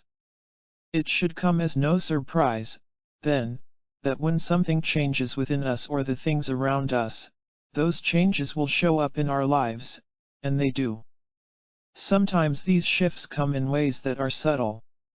For example, I had an American-made car that had more than 300,000 miles on the original engine by the time I sold it in 1995. I'd always done my best to take care of my old friend, a reliable vehicle that looked like new and carried me safely from the mountains of Colorado to the hills of Napa, California, and back to the high desert of northern New Mexico. While my car always started and ran perfectly for me, it never failed to break down whenever I loaned it to someone else. Invariably, a new noise would begin in the engine, a warning light would appear on the dashboard, or it would simply stop running when another person with a different touch took over as the driver. And just as certainly, when I would slip back into the driver's seat and take it to the mechanic, the problem would just heal itself, mysteriously disappearing. While the mechanic assured me that these things happen all the time, I'm sure that after a few such false alarms, he started to have second thoughts about me whenever he'd see my 300,000-mile Pontiac drive into his parking lot. While I can't prove it scientifically, I've talked to enough other people to know that this isn't an unusual experience. Things that are as familiar with us as we are with them simply seem to work better when they're in our presence. Sometimes, though, our resonance with the world appears to us in a way that's less subtle, with a message that's harder to miss, such as in the following example. In the spring of 1990, I had left my career in the defense industry in Denver and was living temporarily in San Francisco. During the daytime I was developing seminars and writing my first book, while at night I was working as a counselor. Specifically, I was providing guidance in understanding the power of emotion in our lives and the role that it plays in our relationships. One of my first clients described a relationship that was a beautiful example of just how deep, and how literal, our resonance with the world can be. She described the long-term relationship with the man in her life as the never-ending date. For more than 10 years, they'd been together in a relationship that appeared hopelessly stuck. Their conversations about marriage always seemed to end in bitter disagreements, yet they didn't do well apart from one another and wanted to share their lives together. One evening, my client described an experience of resonance that was so clear and powerful that it leaves little doubt that such a connection with our world exists. "Tell me about your life this past week," I said to her. "How are things at home?" "Oh, you wouldn't believe the things that have happened," she began. "What a bizarre week. First, while my boyfriend and I were watching TV on the couch, we heard a loud crash in the bathroom. When we went to see what had happened, you'll never guess what we saw." "I couldn't begin to guess or even imagine," I said, "but now you've gotten me really interested. What happened?" "Well, the hot water pipe under the sink had exploded and blown the door of the vanity off its hinges and into the wall in front of the sink, she answered. Wow! I exclaimed. I've never heard of anything like that in my life. That's not all, she continued. There's more. When we went to the garage to get the car, there was hot water all over the floor, the water heater had blown up and water was everywhere. Then, when we backed the car out of the garage into the driveway, the radiator hose on the car exploded, and there was hot antifreeze all over the driveway. I listened to what this woman was saying and immediately recognized the pattern. What was going on at home that day? I asked. How would you describe your relationship? That's easy, she blurted out. It had been like a pressure cooker in that house. Suddenly, she became quiet and just looked at me. You don't think that the tension in our relationship has anything to do with what happened, do you? In my world, I replied, it has everything to do with what happened. We're tuned to our world, and the world shows us physically the energy of what we experience emotionally. Sometimes it's subtle, but in your case, it was literal. Your house literally mirrored the strain that you just described between you and your boyfriend. And it did so through the very essence that has been used for thousands of years to represent emotion, the medium of water. What a powerful, beautiful, and clear message you've received from the field. Now, what will you do with it? Key 17. The divine matrix serves as the mirror in our world of the relationships that we create in our beliefs. Whether or not we recognize our resonant connection with the reality around us, it exists through the divine matrix. If we have the wisdom to understand the messages that come to us through our surroundings, our relationship with the world can be a powerful teacher. Sometimes it even saves our lives. When the message is a warning. In my mother's life, next to her two sons, her very best friend has been a 12-pound bundle of energy wrapped up in the body of a border terrier named Corey Sue, Corey, for short. While I travel frequently for tours and seminars, I do my best to call my mom at least once a week to check in and see how things are going in her life and let her know what's happening in mine. Just before my 2000 book tour for the Isaiah Effect, I called home on a Sunday afternoon, and Mom shared her concerns about Corey. She hadn't been acting like herself or eating well, so my mother had taken her to a veterinarian to see if there was a problem. During the course of the examination, a series of X-rays were made, and they showed something that no one was expecting. For some unexplained reason, Corey's films showed patches of small white spots throughout her lungs that shouldn't have been there. I've never seen anything like this in a dog before, the mystified vet had said. The decision was made to run further tests to see what the spots might be indicating about Corey. While Mom was obviously worried about her dog, as I listened to her story, I became concerned for another reason. I shared the principle of resonance with her and how we're tuned to our world, our automobiles, our homes, and even our pets. I offered a number of case histories where animals have been documented to take on their owners' medical conditions weeks or even months before the same problems were found in the bodies of the people who cared for them. My sense was that something similar was happening with Corey and my mom. After some convincing that life is full of such messages, Mom agreed to get a checkup for herself the following week. Although she was experiencing absolutely no discomfort, and from outward appearances she had no reason to have an examination, she agreed to schedule a physical that included a chest X-ray. Well, you can probably tell where this story is headed and the reason why I'm sharing it here. To Mom's surprise, the X-rays revealed a suspicious spot on her lung, one that hadn't been there during her annual physical less than a year before. After further investigation, my mother discovered that she had scar tissue on her right lung from an illness that had healed during her childhood, and the spot had become cancerous. 3 weeks later, she underwent surgery and the lower third of her right lung was completely removed. As I spoke with the doctor in the recovery room afterward, he reiterated how lucky Mom was that the mass had been detected early on, especially since there were no telltale symptoms to alert her to any problems. Prior to the surgery, she'd felt great and was going through life with Corey, her sons, and her beautiful gardens with absolutely no clue that anything might be wrong. This is an example of how we can apply the mirrors in our lives. Because Mom and I had learned to read the messages that life was showing us in the moment and we trusted the language enough to apply it in a practical way, this story has a happy ending. Mom recovered from her surgery. As of this writing, she's doing great and has been cancer-free for 6 years.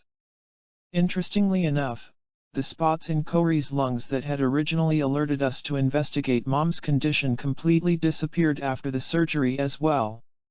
She and Mom had another 6 years together in good health, with all of the joy that they found in each other and their daily routines. Note: Corey Sue left this world during the editing of this book due to complications of her advanced age.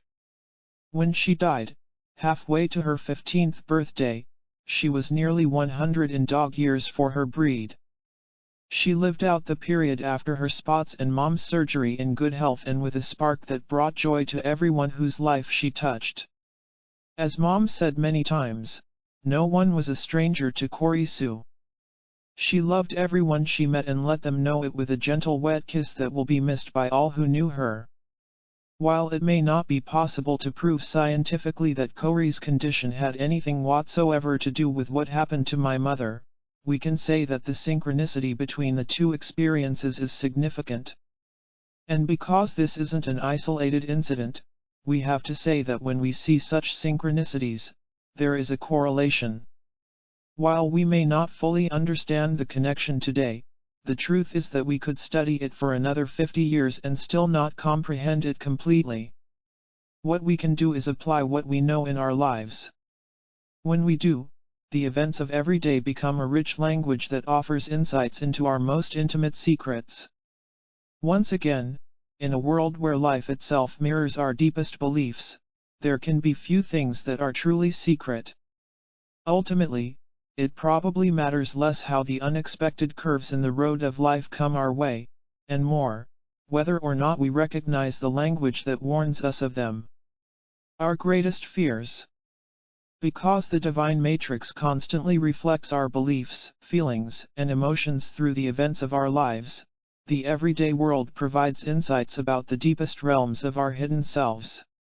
In our personal mirrors, we're shown our truest convictions, loves, and fears.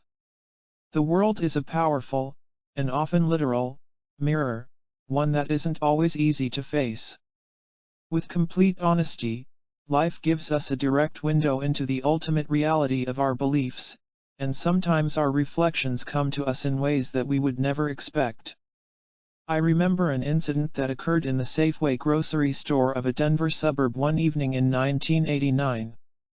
I'd stopped on the way home from work as I often did to pick up a few things for dinner. As I wandered along the canned food section, I glanced up from my grocery list just long enough to notice that I was alone in the aisle, except for a young mother with a small girl seated in her shopping cart.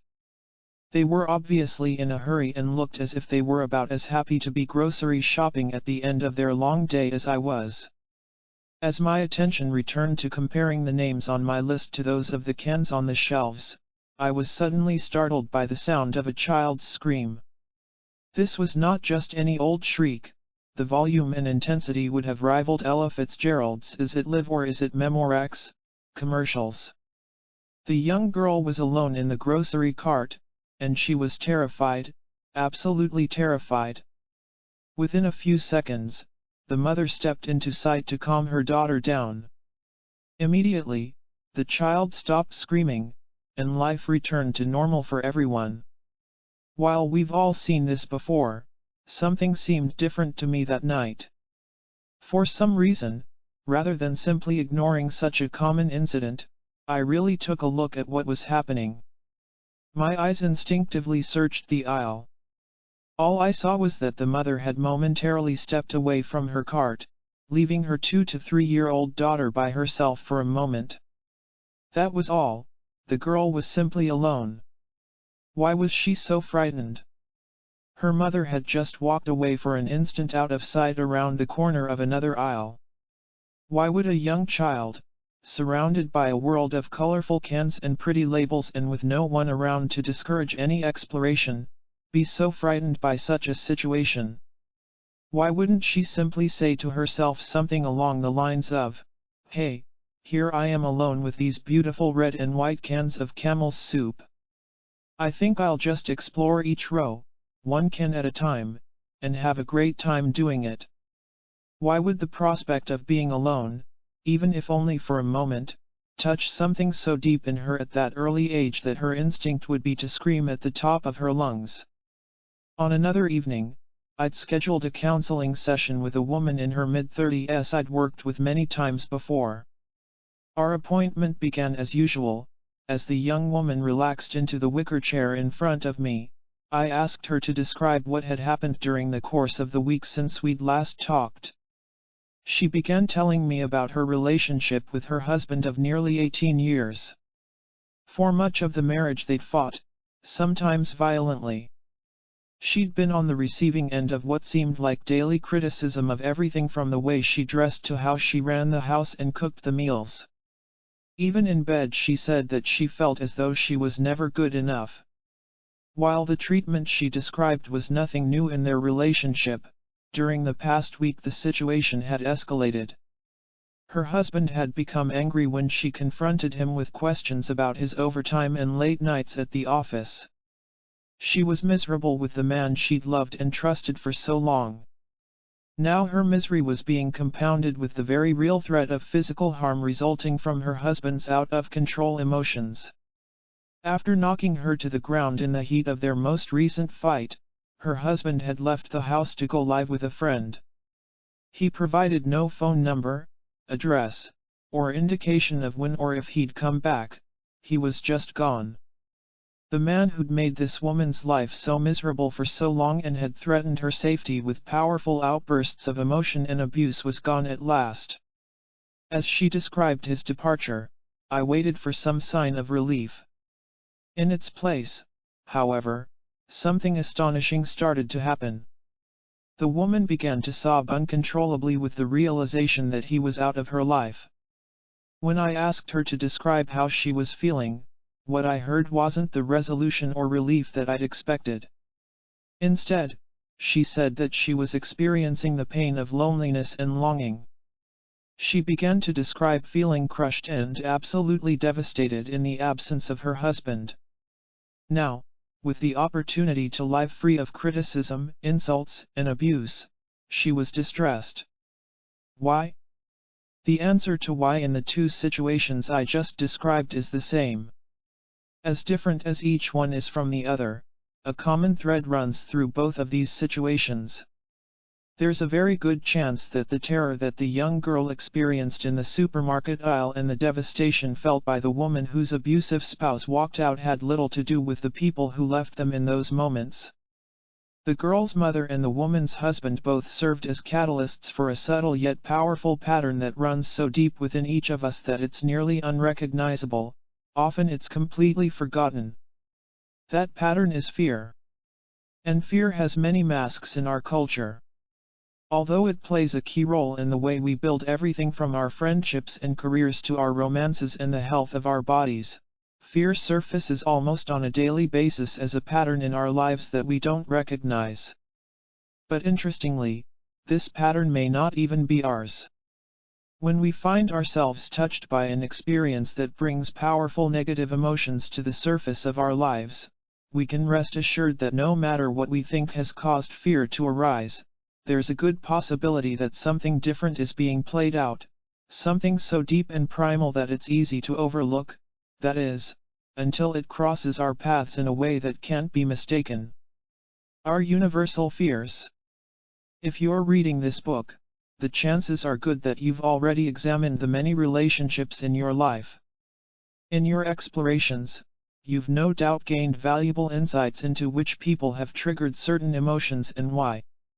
In fact, you probably know yourself so well that if I asked you questions about your life and your past, you could give me just the right answers to arrive at just the right conclusions for any therapeutic quiz that might be offered. And it's in those perfect and acceptable answers that you may miss the single deepest pattern that's permeated your life from the day you were born. It's for this very reason that I invite seminar participants to complete a pre-printed form asking them to identify the greatest patterns of their childhood caretakers that they would consider negative. I ask for the negative patterns because I've rarely seen people trapped in the positive patterns of joy in their lives. Almost universally, the situations that cause people to feel stuck have roots in what are considered negative feelings. These are the emotions that we have about our own experiences and what they mean to us in our lives. And while we can't alter what has happened, we can understand why we feel as we do and change what our life history means to us. After completing the exercise, I ask the audience members to randomly shout out the characteristics that they've noted as negative qualities in both their male and female caretakers. In many people, these are their birth father and mother, while for others, they're their foster parents. To some, they're older brothers, sisters, other relatives, or family friends. Regardless of who it is, the question relates to the people who cared for them in their formative years, that is, until about the age of puberty. Any shyness in the room disappears as people begin to yell out the negative qualities from their charts as quickly as I can write them on a whiteboard. Immediately, something interesting begins to happen. As one person shares the word that describes his or her memory, someone else offers the same feeling and often even that exact word. A sampling of the terms from any program shows nearly identical adjectives, including. There's a lightness that begins to fill the room, and people start to laugh at what they're seeing. If we didn't know better, we'd think that we all came from the same family. The similarity of the words is more than coincidence. How can so many people from such diverse backgrounds have such similar experiences? The answer to this mystery is the pattern that runs deeply in the fabric of our collective consciousness, which may be described as our core, or universal, fears. Universal patterns of fear may be so subtle in their expression yet so painful to recall that we skillfully create the masks that make them bearable. Similar to the way a difficult family memory is always there yet seldom discussed, we have unconsciously agreed to disguise the hurt of our collective past in ways that are socially acceptable. We're so successful in concealing our greatest fears that for all intents and purposes, the original reasons for our hurts are forgotten, and all that remains is their expression, that is, to act them out. Just as the woman losing her husband or the young girl in the supermarket probably weren't aware of why they felt and reacted as they did, neither are we. Due to the ways we mask our fear, we never have to talk about the deepest hurts of our lives. Yet they remain with us, lingering and unresolved, until something happens and we can no longer simply look in another direction. When we allow ourselves to go a little deeper into these powerful, unmasked moments of life, what we discover is that as different as all our fears appear to be, they resolve into one of only three basic patterns, or a combination of them: the fear of separation and abandonment, the fear of low self-worth, and the fear of surrender and trust. Let's explore each one. Our first universal fear, separation and abandonment. Almost universally there is a feeling that runs through each of us that we're alone. Within each person and every family, there's an unspoken sense that we're somehow separated from whomever or whatever is responsible for our existence. We feel that somewhere in the mists of our ancient memory we were brought here and then abandoned without any explanation or reason. Why would we expect to feel any differently? In the presence of the science that can place a human on the moon and translate our genetic code, we still don't really know who we are. And we certainly don't know for sure how we got here. We sense our spiritual nature from within, while we look to validate our feelings. From literature and cinema to music and culture, we make a distinction between our places here on earth and a distant heaven that's somewhere else. In the West, we affirm our separation from our Creator through our translation of the great prayer from the Bible that describes this relationship, the Lord's Prayer. For example, the common Western translation begins, "Our Father, who art in heaven," acknowledging this separation. In this interpretation, we're here while God is somewhere else far away.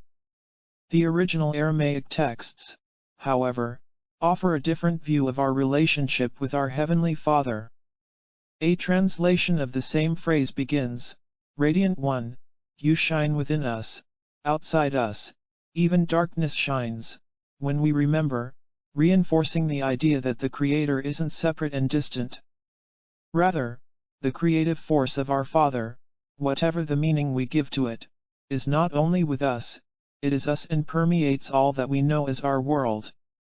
The 2004 discovery of the God Code and the message that comes from translating the DNA of all life into the letters of ancient Hebrew and Arabic alphabets seems to support this translation. When we follow the clues left to us in the 1st century mystical book, the Sefer Yetzirah, we find that every one of the elements that compose our DNA corresponds to a letter from these alphabets. When we make the substitutions, we discover that the first layer of DNA in our bodies does, in fact, seem to support the ancient admonition that a great intelligence resides everywhere, including within us. Human DNA literally reads, "God eternal within the body." When we have a fear in our lives, even if we aren't consciously aware of precisely what it is, it creates an emotional bias in our bodies, an experience often described as a charge or a hot button. This shows up in our lives as the strong ideas we have as to something's rightness or wrongness, or the way that a situation should play out. Our charges and hot buttons are the promise that we'll create the relationships that show us which fear is asking to be healed. In other words, these charges will show us our fears. The greater one is, the deeper the fear. And they're seldom wrong. So, if you don't consciously remember your fear of separation and abandonment, for example, there's a good possibility that it will show up in your life in ways that you least expect and during the times that are the most inconvenient. In your romances, careers, and friendships, for instance, do you find that you're the leaver or the leavee? Are you the one who's always the last to know that the relationship is over? Do perfectly good marriages, jobs, and friendships seem to crumble before your eyes without warning and for no apparent reason? And are you devastated when these relationships break and fail? Or maybe you're on the other side of this. Do you always leave your relationships, careers, and friendships while they're still going strong just to avoid being hurt? Do you find yourself saying something such as, "This is the perfect, fill in the blank. I'd better quit now while things are good, before something happens and I get hurt"? If this kind of scenario has played out in your life or is doing so now, there's a good possibility that it's your masterfully created and socially acceptable way of masking your deepest fears of abandonment and separation. By repeating these patterns in relationship after relationship, you may reduce the pain of your fear to a manageable level. It might even get you through your entire life. The trade-off, however, is that the suffering turns into a diversion. It becomes your way of looking away from the universal fear that you were separated from the wholeness of your Creator, abandoned and eventually forgotten. How can you ever find the love, trust, and closeness that you long for if you are always leaving or being left behind just when you get close? Our second universal fear, low self-worth. Almost universally there is a feeling that runs through each person in every culture and society of our world that we are somehow just not good enough.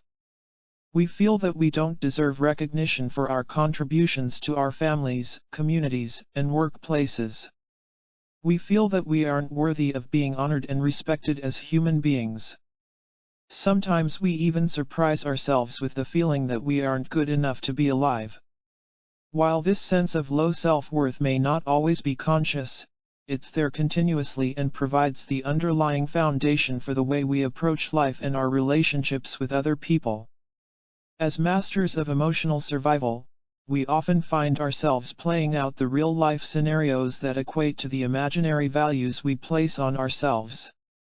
For example, every one of us has dreams, hopes, and aspirations of accomplishing greater things in our lives, and more often than not we rationalize all the reasons why we'll never have them. As we've seen in earlier chapters, emotion is a language unto itself, the very language that the divine matrix responds to. When we feel as though we can't achieve our biggest dreams, the matrix simply gives back to us what we've given it to work with: delays, challenges, and obstacles.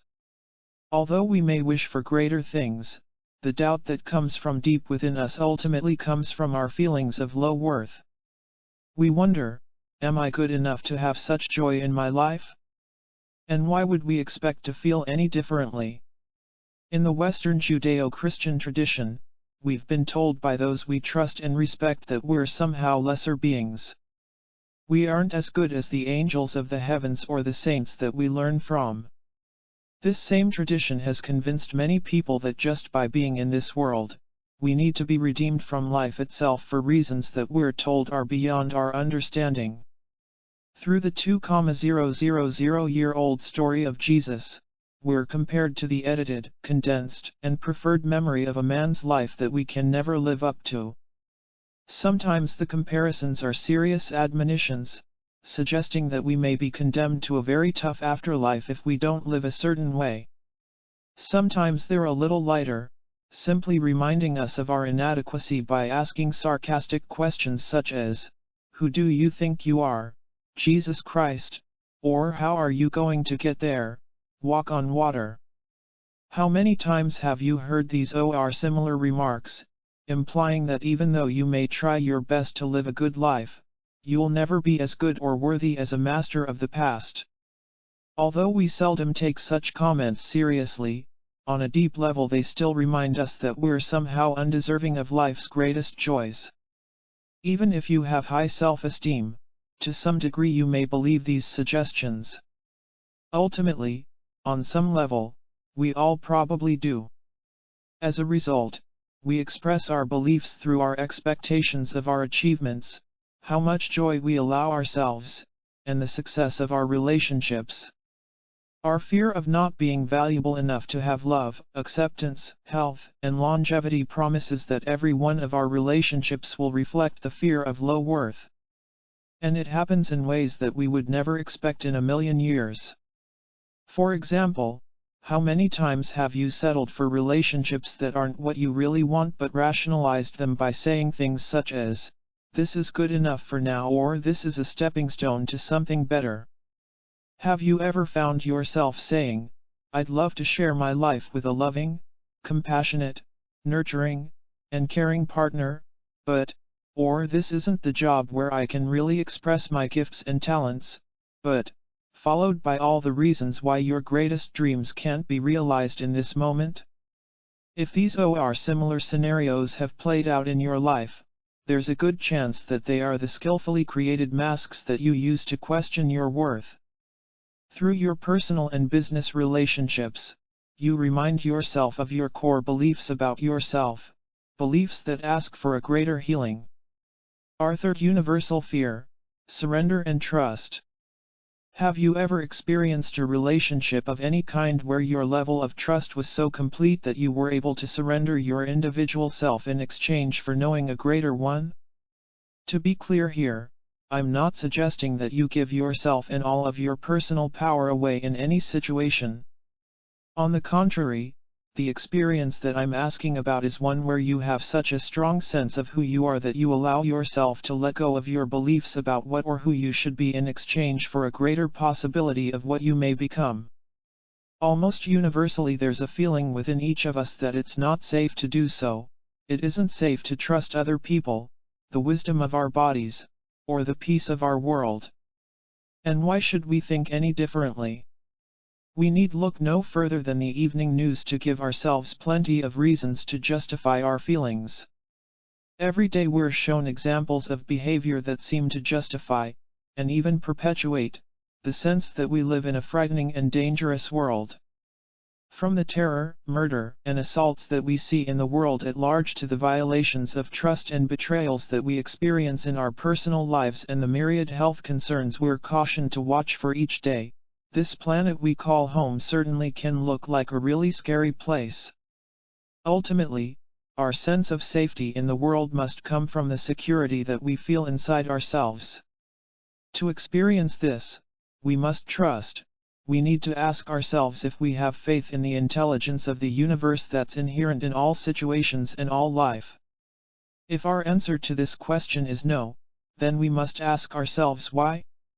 Who or what experience taught us that our world isn't safe and it's not okay to trust? Do you believe in the process of life, for example?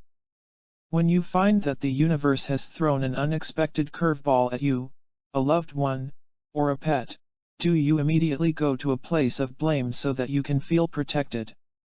When your children walk out the door to go to school in the morning, do you worry that something might happen and they won't be safe, or do you know that they're secure until you feel the joy of welcoming them home when the bus drops them off at 3:30 in the afternoon?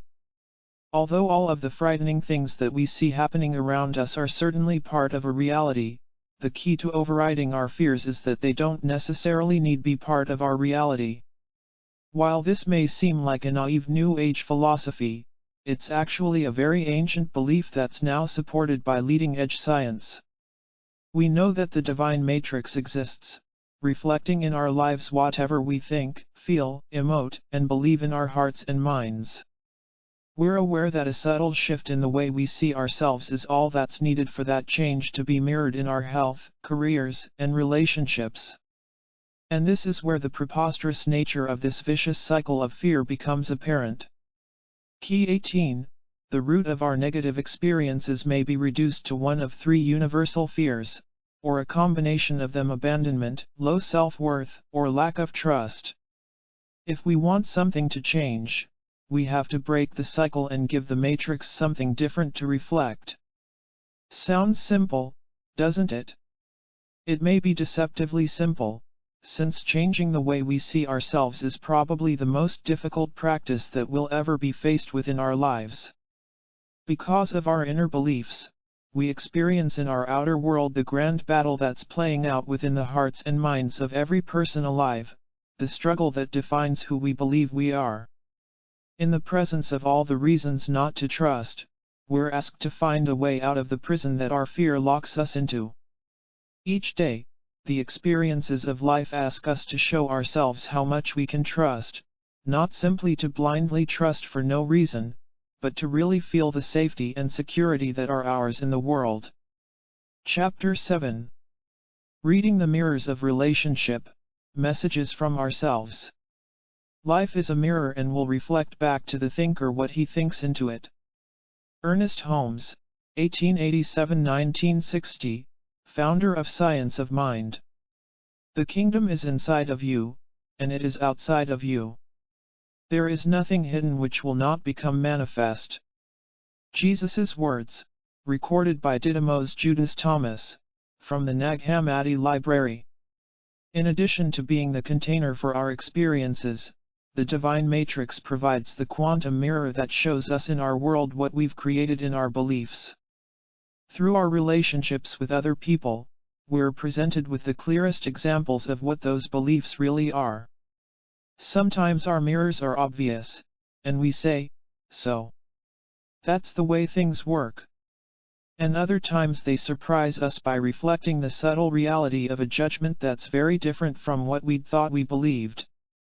Regardless of what the mirrors teach us, it's by spending time with others that they become the triggers for just the right emotions and feelings at precisely the right times in our lives to help us heal our greatest hurts and deepest wounds. Our relationships show us our joys and loves, as well as our fears. But because we seldom become stuck in joy, purely pleasurable relationships are generally not the triggers for the profound lessons of life. Relationships are our opportunity to see ourselves in every way imaginable. From the greatest betrayals of our trust to our most desperate attempts to fill our emptiness, everyone, including our co-workers, classmates, and life mates, shows us something about ourselves. If we have the wisdom to recognize the messages that are being mirrored to us, we discover the beliefs that cause the suffering in our lives. I've met people who tell me that they're taking a break from all relationships or will never be in another one because they find them too painful. The truth is that we're always in a relationship with someone or something. Even if we live on a mountaintop and never see another human, we must still interact with that mountain and ourselves. In those interactions, we'll be shown the true reflection of our core beliefs. The reason? Our mirrors in the world never stop, they're always working. There's no escape. And the mirrors never lie. Key 19. Our true beliefs are mirrored in our most intimate relationships. The divine matrix provides a neutral surface that simply reflects what's projected onto it. The question is whether or not we understand its language. Perhaps a better way to ask this is, do we recognize the messages that we're sending to ourselves as the divine matrix? In the 20th century, Science of Mind founder Ernest Holmes stated, "Life is a mirror and will reflect back to the thinker what he thinks into it." Numerous ancient traditions recognized this connection and valued the reflections of relationships as the path to wholeness and union with the divine. In the Coptic, Gnostic, and Essene texts that were discovered as part of the Nag Hammadi library in 1945, for example, we're shown a series of mirrors that will face everyone at some point in their lives. Although they may always be present, it seems that there's an order to the way we'll recognize them. In these spiritual traditions, it was believed that as our painful feelings are healed, we master the patterns that allow the hurt to exist. In other words, to overcome the fear that may be in our lives today, we must first master the patterns that allow it to exist. Our relationship mirrors listed in the order that we usually learn them. In general, the most obvious mirrors are recognized first, allowing the power of the deeper, subtler ones to emerge and become clear.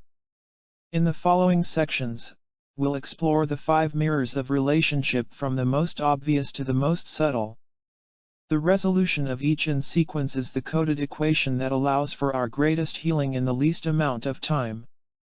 Scientific research has shown that as we change the way we feel about what's happened to us in our past, we change the chemistry of our bodies in the present.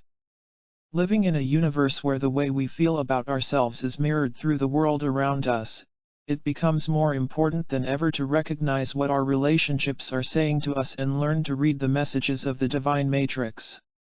The first mirror, reflections of the moment. You read the face of the sky and of the earth, but you have not recognized the one who is before you, and you do not know how to read this moment. The Gospel of Thomas. Animals are great mirrors for triggering the subtle emotions that we call our issues. In the innocence of just being who they are, they can ignite powerful feelings of control and judgment about the way things should or shouldn't be. Cats offer a perfect example. My first experience with cats began in the winter of 1980. I was working for a petroleum company as a computer geologist and living in a small apartment in Denver. As a member of the newly formed Technical Services Department, I spent most of my days, evenings, and weekends learning the ins and outs of new computers and applying what I learned to the traditional concepts of petroleum geology. I hadn't really considered owning any pets simply because I was never home enough to care for one. One weekend a friend was visiting and brought me an unexpected gift, a beautiful orange and blonde kitten about 5 weeks old. He was the runt of the litter and named Tigger after the tiger in the classic Winnie the Pooh children's books. Even though I wasn't allowed to have a pet in my apartment, I was immediately drawn to Tigger and found that the big presence he carried in his small body added so much to my life that I missed him when he wasn't there. Telling myself it could be only temporary, I decided to bend the rules a bit and keep him. And just like that, Tigger and I were a family. Immediately, I trained my new friend to honor the forbidden zones in our home. He was taught to stay off of the couches, counters, and the top of the refrigerator. Above all, he couldn't be perched in the windowsills for the world to see while I was at work. Each day I'd come home and he would be sleeping in one of our approved places. Everything seemed to be working out great with our secret relationship. One day I came home from work earlier than usual. As I opened the door to my apartment, Tigger was awakened from a deep cat sleep right on the kitchen counter next to the sink, a spot we had definitely identified as being off-limits. He was as surprised to see me come through the door as I was to find him on the counter. Immediately, he jumped down, returned to his place on the bed, and waited to see what I would do. Now I was curious, was this just a one-time incident, or was it an indication of what really happened when I left the house each day? Did he know my patterns so well that he would be in the right place at the right time just as I arrived home each evening? That day I tried an experiment. Walking out to my balcony overlooking a beautiful green belt below, I slipped behind the drapes to hide and wait, pretending that I'd left for work. Within minutes, Tigger jumped from the bed and went directly into the kitchen. Believing that I was gone, he returned to his perch on the counter next to the toaster and the juice machine. He was so comfortable in this place that he began to nod off and was soon fast asleep next to the sink, somewhere he'd never go if he knew that I was home. It was only when I spoke with friends who also had cats that I learned something probably every other owner of a feline has already discovered: you don't train a cat. While there are certainly exceptions, generally cats do what cats do. They like high places and will gravitate to the highest ones, the same countertops, refrigerators, and windowsills that are forbidden zones. Although they may honor our rules while in our presence, when they're alone, cats rule their own worlds. The mirrors are everywhere. The reason I share this story is because of what Tigger's behavior did to me. In his simply being who he was, I found myself frustrated almost to the point of anger. He would look me directly in the eyes, and I knew that he was aware of precisely where his boundaries were. Still, he acted against his training and did what he chose to do, when he chose to do it. Perhaps not coincidentally, during the time of my challenges with Tigger, I noticed parallels with frustrations in my job. In fact, it seemed as if the people I was supervising were doing to me exactly what Tigger was: they were disregarding my instructions for our projects. Following a particularly rough afternoon, one of my coworkers came up to me and asked why I simply didn't just let her do her job. I had given her an assignment, and she felt that I was micromanaging her performance every step of the way. Later that evening, I walked into my apartment, and Tigger was in the forbidden zone of the kitchen counter once again. And this time when he looked at me, he didn't even bother to move. I was furious. As I sat on the couch to think about what I was being shown, I noticed the parallels between Tigger's disrespect for my rules and what felt like the same attitude from my coworkers. Through two simultaneous although seemingly unrelated experiences, both Tigger and my coworkers had shown me something important about myself. Each had mirrored a pattern so subtle that I hadn't been conscious of it until that very moment. It was to become the first in a series of mirrors that I would have to recognize within myself before I could heal even more powerful and subtle ones in my other relationships. During the 1960s and 70s, it was common for self-help professionals to say that if we don't like what the world is showing us, we should look at ourselves. They taught that everything from the anger of our coworkers to the betrayals of our trust is a reflection of our deepest beliefs. The patterns we identify with most strongly are often the ones we can't even see in our lives. This scenario is precisely what was happening with regard to Tigger and the people at work. I'm not suggesting that my coworkers were aware of how they were mirroring me or how this pattern was playing out in my life. I'm almost certain that they weren't. It's simply that through the dynamics between us, I saw something about myself that they brought out in me. At that time in my life, it was the mirror of control. Because the reflection happened in the moment rather than hours or even days later, I could see the connection between my behavior and their reactions. Immediate feedback was the key to my lesson. The mirror of the moment. We can see how important it is to recognize the relationship between what we do and what happens in the world if we look at the anthropological studies of hidden tribes in Asia. When explorers discovered one of the lost tribes, they were only lost to us, of course, as they knew precisely who they were and where they were located. They were surprised to find that the members made no connection between sexual intercourse and pregnancy. The lag time of months between the act of sex and the moment of birth was so great that the link between the two events wasn't obvious to them.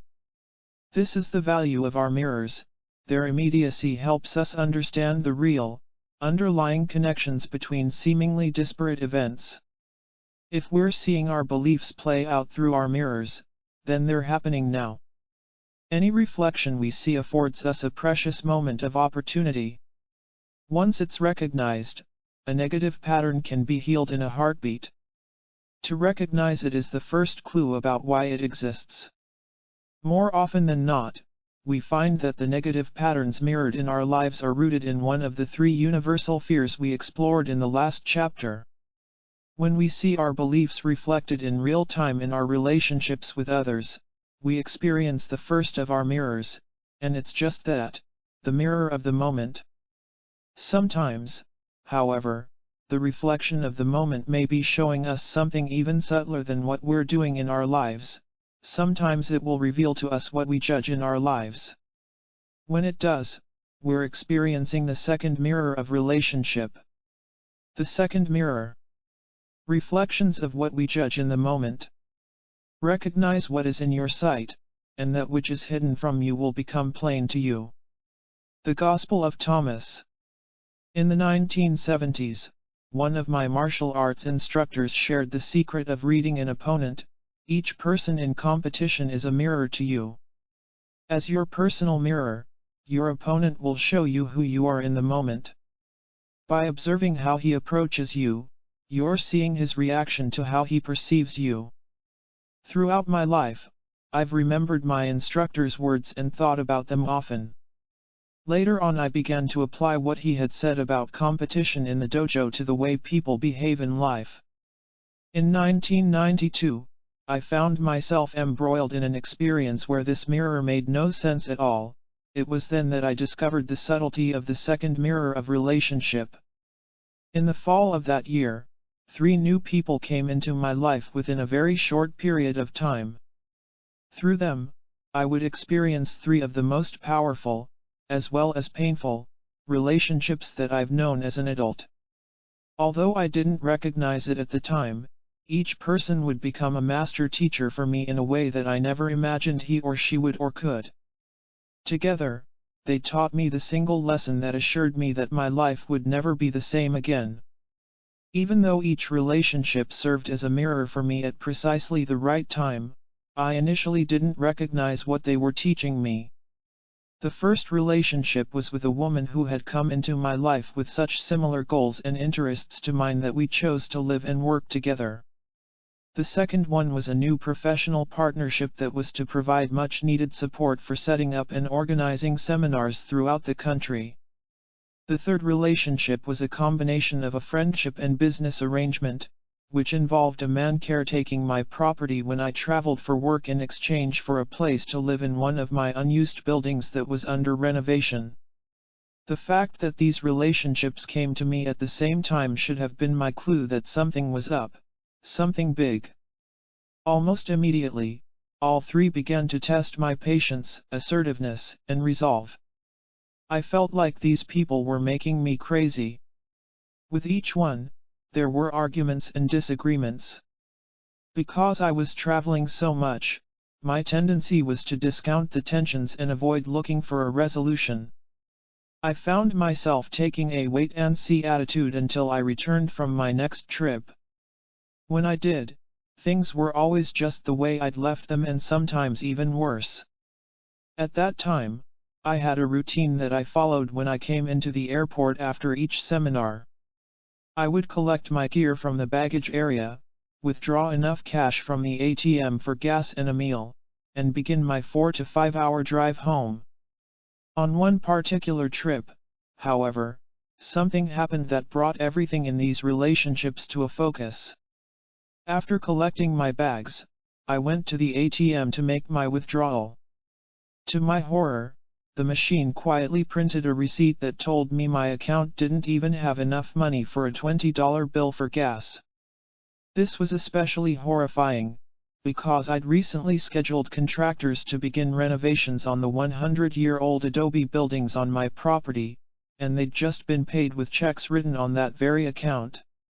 In addition to mortgage, office, travel, and family expenses, the machine was telling me that there was nothing, absolutely nothing, to cover any of my other obligations.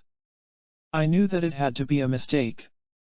I also knew that at 5:30 p.m. on a Sunday afternoon in New Mexico nothing could be done, everything was closed until Monday.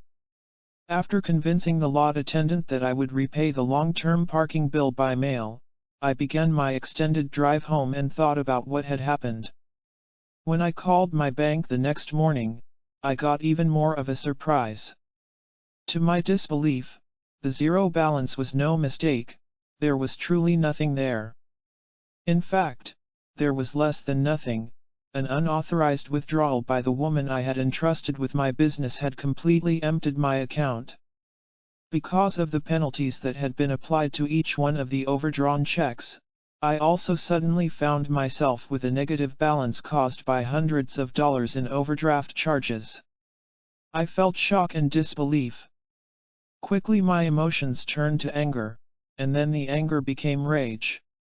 My mind raced with the thoughts of all the people whom I'd written checks to and how I couldn't honor those obligations.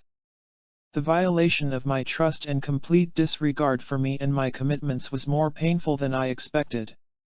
To make matters worse, later that day my business partnership reached a boiling point.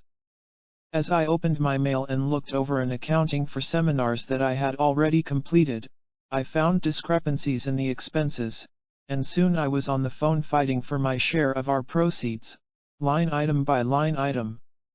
During the same week, I discovered that the tenant living on my property was pursuing interests that were not only in direct opposition to the agreements that we had made, but they were also frowned upon by the state of New Mexico. Clearly, I could no longer ignore what was happening in any of my relationships. There's more than one mirror. The next morning, I walked down the dirt road leading away from my property to a large mountain that looms over the valley behind my home. In silent prayer, I stepped carefully over the deep mud ruts and broken gravel, asking for the wisdom to recognize the pattern that I was being shown so blatantly even though I couldn't see it. What was the common thread that wove these relationships together? Remembering what my martial arts instructor had said, I asked myself, what is the common reflection that these three people are showing me through their actions? Immediately, words began to race through my mind, some so quickly that they disappeared, while others stood out clearly.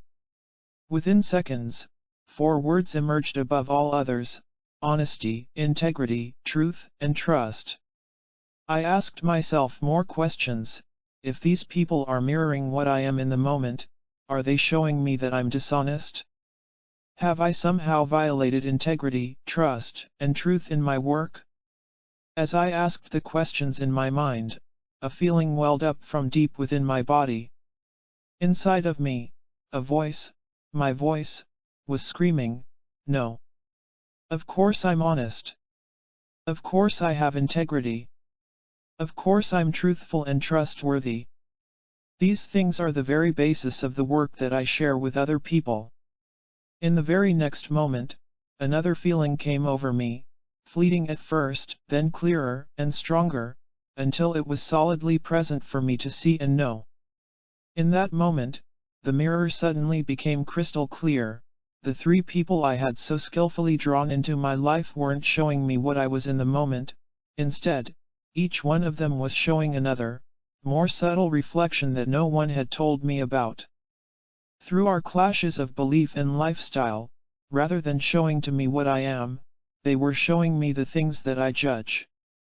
These individuals were showing me the qualities that triggered a big charge in me, the very qualities that I felt they'd violated. At that time in my life, I did have an enormous judgment on the way people held themselves accountable to the attributes of honesty and integrity. In all probability, my charge had been building since childhood. In a moment, my past experiences suddenly became clear. Immediately, I remembered all the times that these same qualities had been violated in my life, past romances in which my partners weren't truthful about other people in our lives, adult promises that were made and never honored, well-intentioned friends and corporate mentors who'd made promises that they could never keep in a million years. My list went on and on. My judgments regarding these issues had been building for years on such a minute level that I hadn't even recognized them.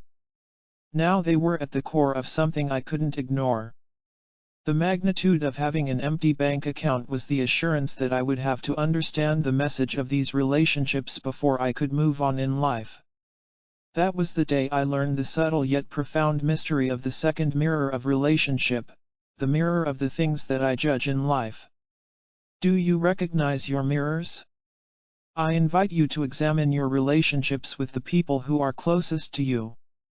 Next, acknowledge the traits and characteristics that irritate you to no end and just seem to make you crazy. Once you do so, ask yourself the following question: are these people showing me myself in this moment? They may very well be. If so, you'll know it as your gut feeling immediately. However, if the answer is no, they may be revealing something even deeper and more powerful than the mirror of who you are. They might be showing you the reflection of the things that you judge in life. To simply recognize and acknowledge that the mirror exists is where the healing of your judgments begins. Healing with the cascade effect. The day after I recognized the mirror of my judgments, I visited a friend who lives and works on the nearby Taos Pueblo. One of the oldest indigenous communities in North America, this site has been continuously inhabited for at least 1,500 years. Robert, not his real name, had a shop within the pueblo itself and was a tremendously skilled artist and craftsman. Displayed throughout his store were the sculptures, dream catchers, music, and jewelry that had been part of his tradition for centuries before there was ever an America. As I walked in, he was working on a sculpture nearly 7 feet tall that was standing in the aisle beside him. After saying our hellos, I asked about his family and how business had been, and we enjoyed a few minutes of catch-up talk. He returned my questions, asking me what was happening in my life.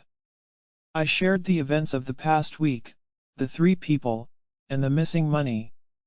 After listening to my account, he thought for a few moments and then told me a story. My great-grandfather, he began, hunted buffalo on the plains of northern New Mexico. I knew that he must have been talking about a long time ago, because as far as I knew, no buffalo had roamed that part of the state for years. Before his death, he gave me his most valuable possession, the head of the first buffalo that he ever hunted as a young boy. Robert went on to tell me how this buffalo head had become a treasure of his as well. After his great-grandfather died, it was one of the few tangible relics that connected him with the heritage of his past. One day a gallery owner had come to visit Robert from the nearby town. Seeing how beautiful the head was, she asked if she could use it as part of a display in her gallery, and he had agreed. After a few weeks had passed, Robert hadn't heard from his friend and went into town to see how she was doing. To his surprise, when he arrived at the gallery, nothing was there. The doors were locked, the windows were covered, and the shop was out of business. The gallery owner and his buffalo head were both gone. Robert looked up from his sculpting long enough for me to see that he had been hurt in the experience. "What did you do?" I asked. I expected to hear how he'd tracked down the gallery owner and retrieved his prized possession. As his eyes met mine, the wisdom of his answer was not lost in its simplicity. "I did nothing, because she lives with what she has done." I left the Taos Pueblo that day thinking about the story and what it meant for my life. Later that week, I began to explore the legal options for recovering at least some of the money that had disappeared from my account. I quickly learned that although I did have a good case, I was looking at a lengthy, drawn-out, and expensive process. Due to the nature of what had happened, I would be required to turn the case over to the authorities as a criminal, rather than a civil matter.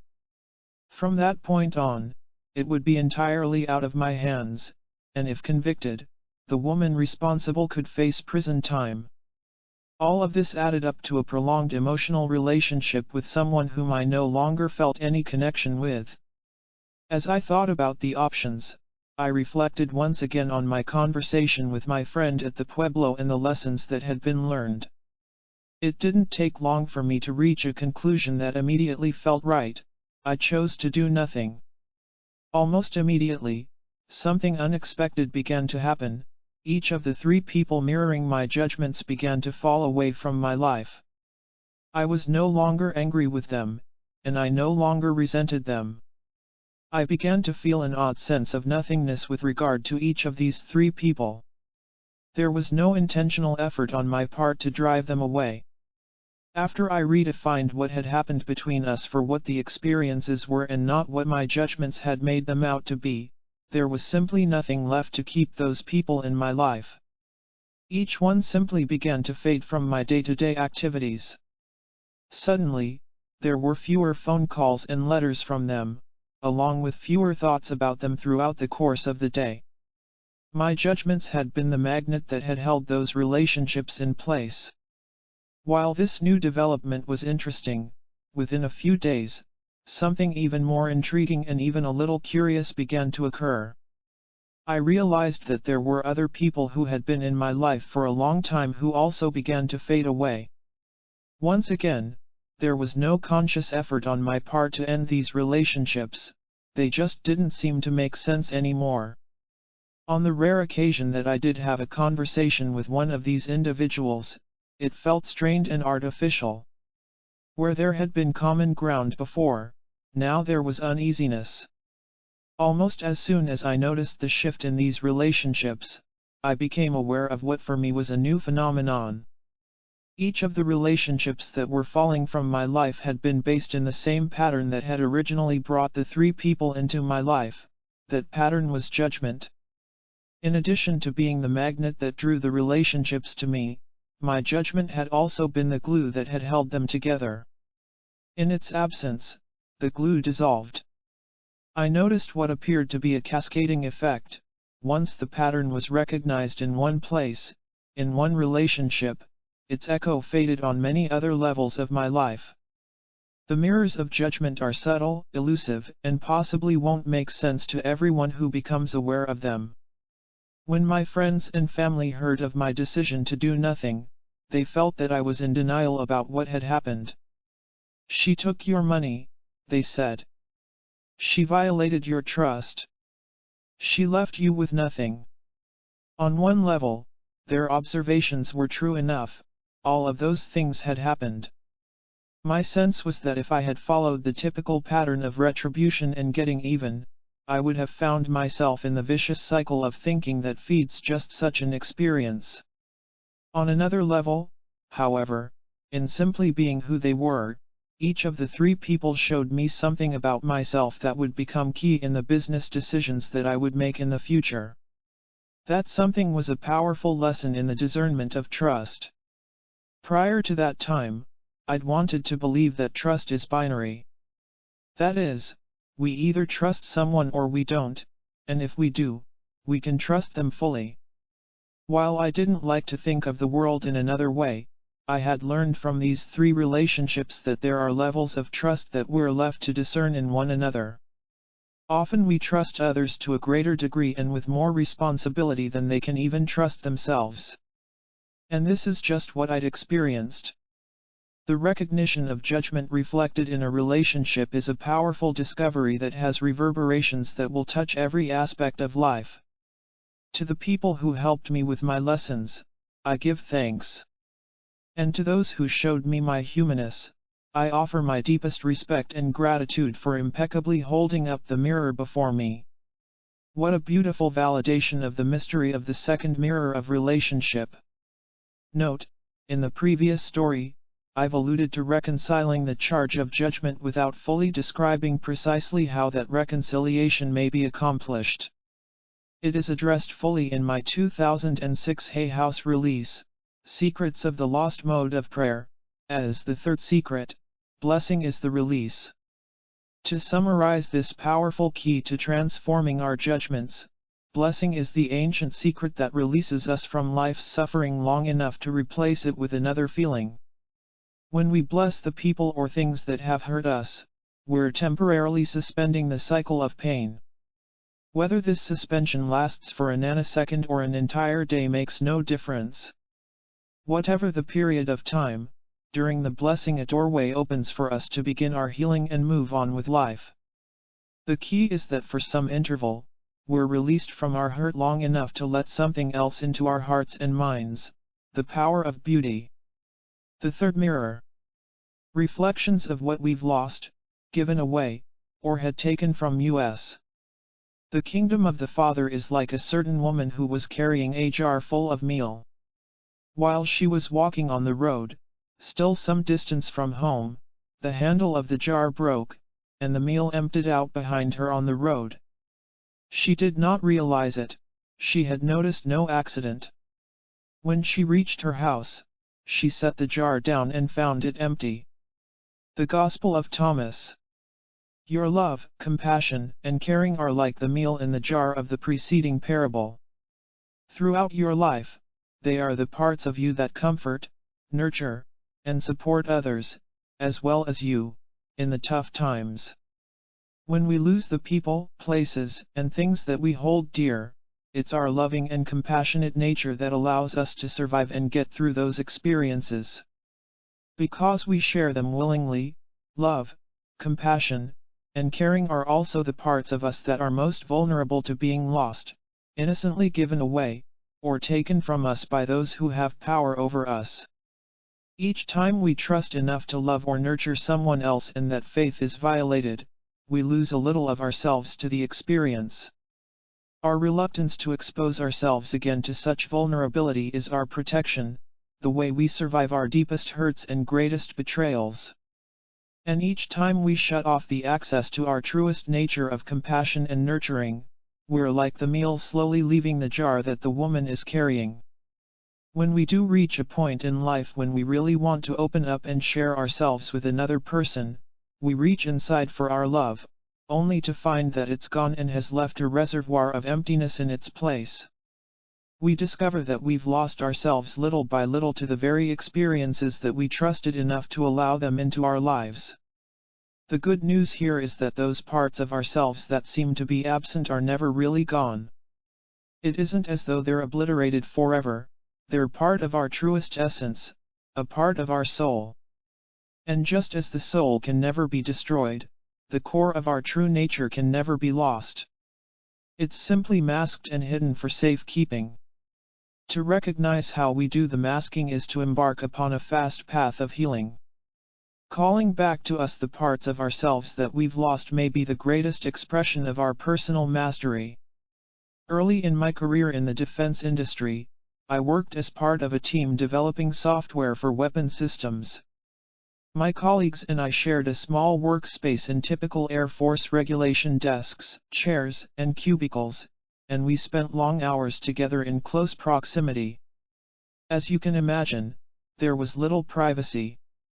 As the phone conversations bounced from the stark sheetrock walls and drifted over the tops of the cubicles, we got to know one another very well, so well, in fact, that we quickly became virtual advisors to one another for everything from career choices and dating options to family matters and personal lives. Several times each week, we would go for lunch together, occasionally cashing paychecks and running quick noontime errands. It was during one of those lunch hour adventures that I had the opportunity to see firsthand the mirror of an experience that created a personal hell in the life of one of my colleagues, a man who had also become a friend. On any given day, my friend would fall in love with the women he met throughout the course of his business. It might be the server who had taken our order or the cashier at the checkout line of the grocery store. Honestly, it was almost anyone who crossed his path during the day, anyone female, that is. It happened everywhere, and the pattern was always the same. He would simply look into the woman's eyes and feel this feeling that he couldn't explain.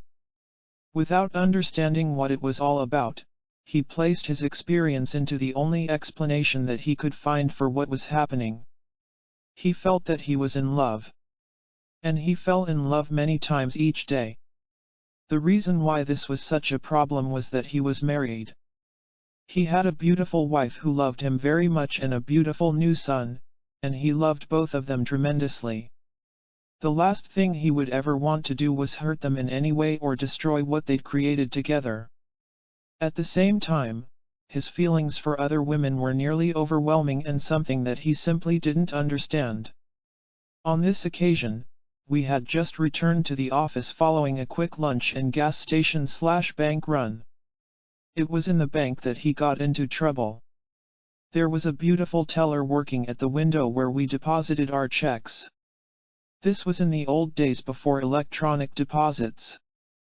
By the time we got back to the office, all he could do was think about her. He couldn't work or focus, and he was unable to get her off his mind. "What if she's thinking about me right now?" he asked. "What if she's the one?" Finally, he picked up the phone, called the bank, found the teller, and asked if they could meet for coffee after work. She agreed. But while they were at the coffee shop, he looked into the eyes of the woman serving the drinks and fell in love with her. I'm sharing this story because for reasons that he didn't understand, this man was compelled to initiate contact with women he honestly believed he had feelings for. In doing so, he was risking everything that he held dear, including his wife, son, and career. What was happening to him? Have you ever had a similar experience, although hopefully to a lesser degree? Have you ever found yourself in a perfectly happy, committed relationship, and suddenly it happens? Or maybe you're not in a relationship or even looking for one, when, without warning, there you are walking down a busy street or in a mall, grocery store, or airport, and you have the experience. Someone you've never seen before passes you, in that instant your eyes meet, and, zing, there's that feeling. Perhaps it's just a sense of familiarity or possibility, or it could be a nearly overwhelming impulse to stand close to this person, to get to know him or her, or even to initiate a conversation. I've asked about this many times in workshop situations. Interestingly, I've found that if we're really honest with ourselves, this kind of connection isn't so unusual. When it happens, the encounter commonly goes something like this. Even though two people's eyes have met and they've obviously felt the feeling, one of them will discount the moment. For a brief fraction of a second, however, something undeniable happens. There's an altered state and a sense of unreality. In that fleeting instant beyond the casual glance, their eyes communicate a message. Each person will be saying something to the other in that moment that probably neither is even aware of. Then, almost as if on cue, their rational minds will create a distraction, anything to break the uneasiness of the contact. It may be the sound of a car or another person passing by. It can be as simple as a leaf blowing across the street, or a sneeze. It could even be sidestepping gum on the sidewalk. The point is that using anything for an excuse, one of the people will shift his or her attention, and the moment will be gone. Just like that. When we have such an experience, what has just happened? Finding what we've lost in other people. When we find ourselves in these situations, we're faced with a powerful opportunity to know ourselves in a very special way, that is, if we recognize what the moment is all about. If we don't, then, as my engineer friend discovered, this kind of connection can become confusing and even frightening. The secret of such encounters is the essence of the mystery of the third mirror. To survive in our lives, we've all compromised huge parts of who we are. Each time we do so, we lose something inside in ways that are socially acceptable, yet nonetheless painful. Taking on adult roles and missing out on childhood following a family breakup, the loss of racial identity as cultures are forced together, and the survival of an early trauma through repressing emotions of hurt, anger, and rage are all examples of losing pieces of ourselves. Why would we do such a thing? Why would we betray our beliefs, love, trust, and compassion, knowing that they're the very essence of who we are? The answer is simple: it's survival. As a child, we may have discovered that it's easier to remain silent, rather than voicing an opinion at the risk of being ridiculed and invalidated by parents, brothers, sisters, and peers. As the object of abuse in a family, it's much safer to give in and forget, instead of resisting those who have power over us. As a society, we accept the killing of others during war, for example, and justify it as a special circumstance. We've all been conditioned to give ourselves away in the face of conflict, disease, and overwhelming emotion in ways that we're only now beginning to understand.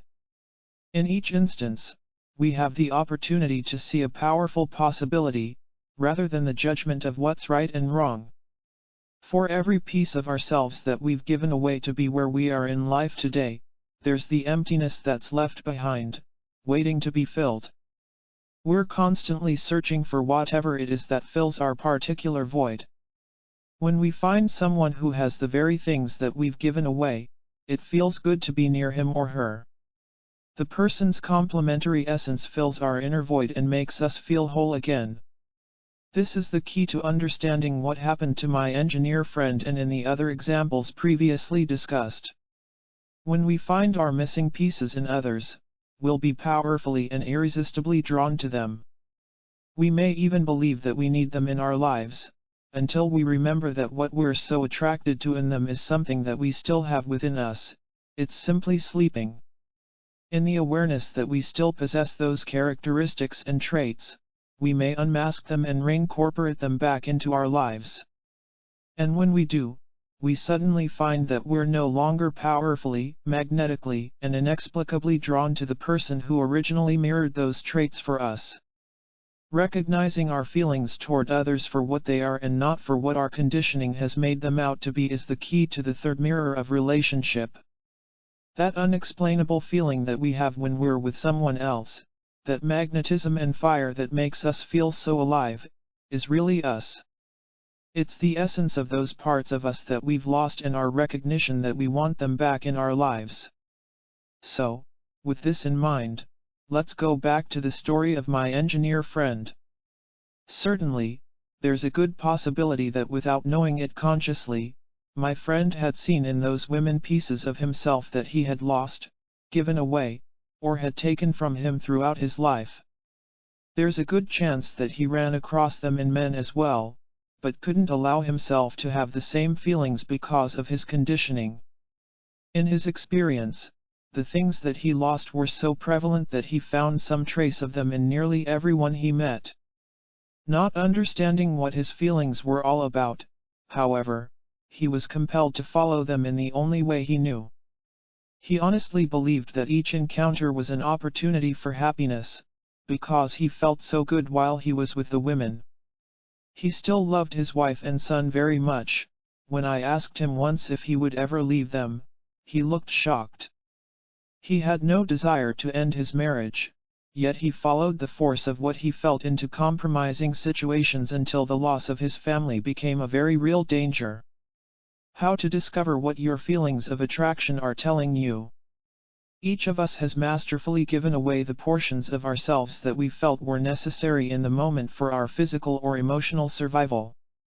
When we do, it's easy to see ourselves as less than and get trapped within our beliefs about what remains. For some people, the trade-off occurs before we ever know it, and we don't realize what's happened. For others, it's a conscious choice. One afternoon while I was working in the same defense corporation with my engineer friend, an unexpected invitation landed on my desk. It was for an informal presentation that was to be made to White House and military officials for the newly funded weapon system named Strategic Defense Initiative, SDI, popularly referred to as Star Wars. During the reception that followed the event, I had the opportunity to listen in on a conversation between one of the high-ranking military officials and a CEO from our company. The question that the CEO asked related to the personal cost the other man had incurred to be in his position of power. "What sacrifices did you have to make to get where you are today?" he asked. The official described how he'd risen through the ranks of the military and the Pentagon and into a position of authority with a large multinational corporation. I listened intently as the man answered with unusual candor and honesty. "To get where I am today," he began, "I had to give myself away to the system.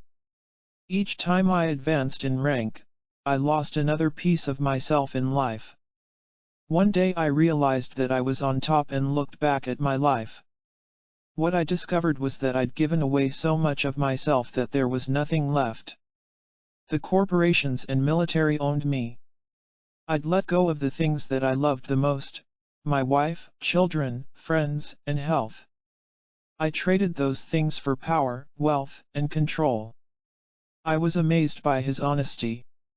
Even though this man had admittedly lost himself in the process, he was aware of what he'd done. He was saddened, but to him it was a price worth paying for his position of power. Although probably not for the same reasons, we each may do something similar over the course of our lives. For many of us, however, the goal is less about power and more about survival. When you do encounter someone in your life who ignites a feeling of familiarity, I invite you to immerse yourself in the moment. Something rare and precious is happening for both of you. You've just found someone who's kept the pieces of you that you're searching for. Often this is a two-way experience, with the other person being drawn to you for the same reason. Using your power of discernment, if you feel that it's appropriate, initiate a conversation. Begin talking about anything at all, to maintain eye contact. While you're speaking, mentally ask yourself this simple question: what do I see in this person that I've lost in myself, given away, or had taken from me? Almost immediately, a response will come to you in your mind. It may be something as simple as a feeling of realization or as clear as a voice within that you recognize and that's been with you since childhood. Answers are often single words or short phrases, and your body knows what's meaningful for you. Maybe you simply perceive a beauty in this person that you feel is missing within you for the moment. Possibly it will be the individual's innocence in life, the grace with which he or she moves down the grocery aisle, his or her confidence while performing the task at hand, or simply the radiance of his or her vitality. Your encounter need last only seconds, perhaps a few minutes at most. Those brief instants are your opportunity to feel the joy and exhilaration of the moment. This is you finding part of yourself in another person, something that you already have, as well as the feeling of what it's like to have that something awakened. For those of us who dare to acknowledge the sense of familiarity in such momentary encounters, the mirror of loss is probably something that faces us every day. We find a completeness in ourselves as others mirror to us our truest nature. Collectively, we're looking for our wholeness, and we individually create the situations that lead us to find it. From members of clergy to teachers, older people to youthful individuals, parents to children, all are catalysts of feeling. In those feelings, we find the things that we long for in ourselves, the things that are still with us yet are hidden in our masks of who we believe we are. It's natural and human. Understanding what our feelings about others are really saying about us may become our most powerful tool in discovering our greatest power. The fourth mirror. Reflections of our dark night of the soul. That which you have will save you if you bring it forth from yourselves. The Gospel of Thomas. During the high-tech boom of the early 1990s, Gerald, not his real name, was an engineer in Silicon Valley, California. He had two beautiful young daughters and was married to an equally beautiful wife. They'd been together for nearly 15 years.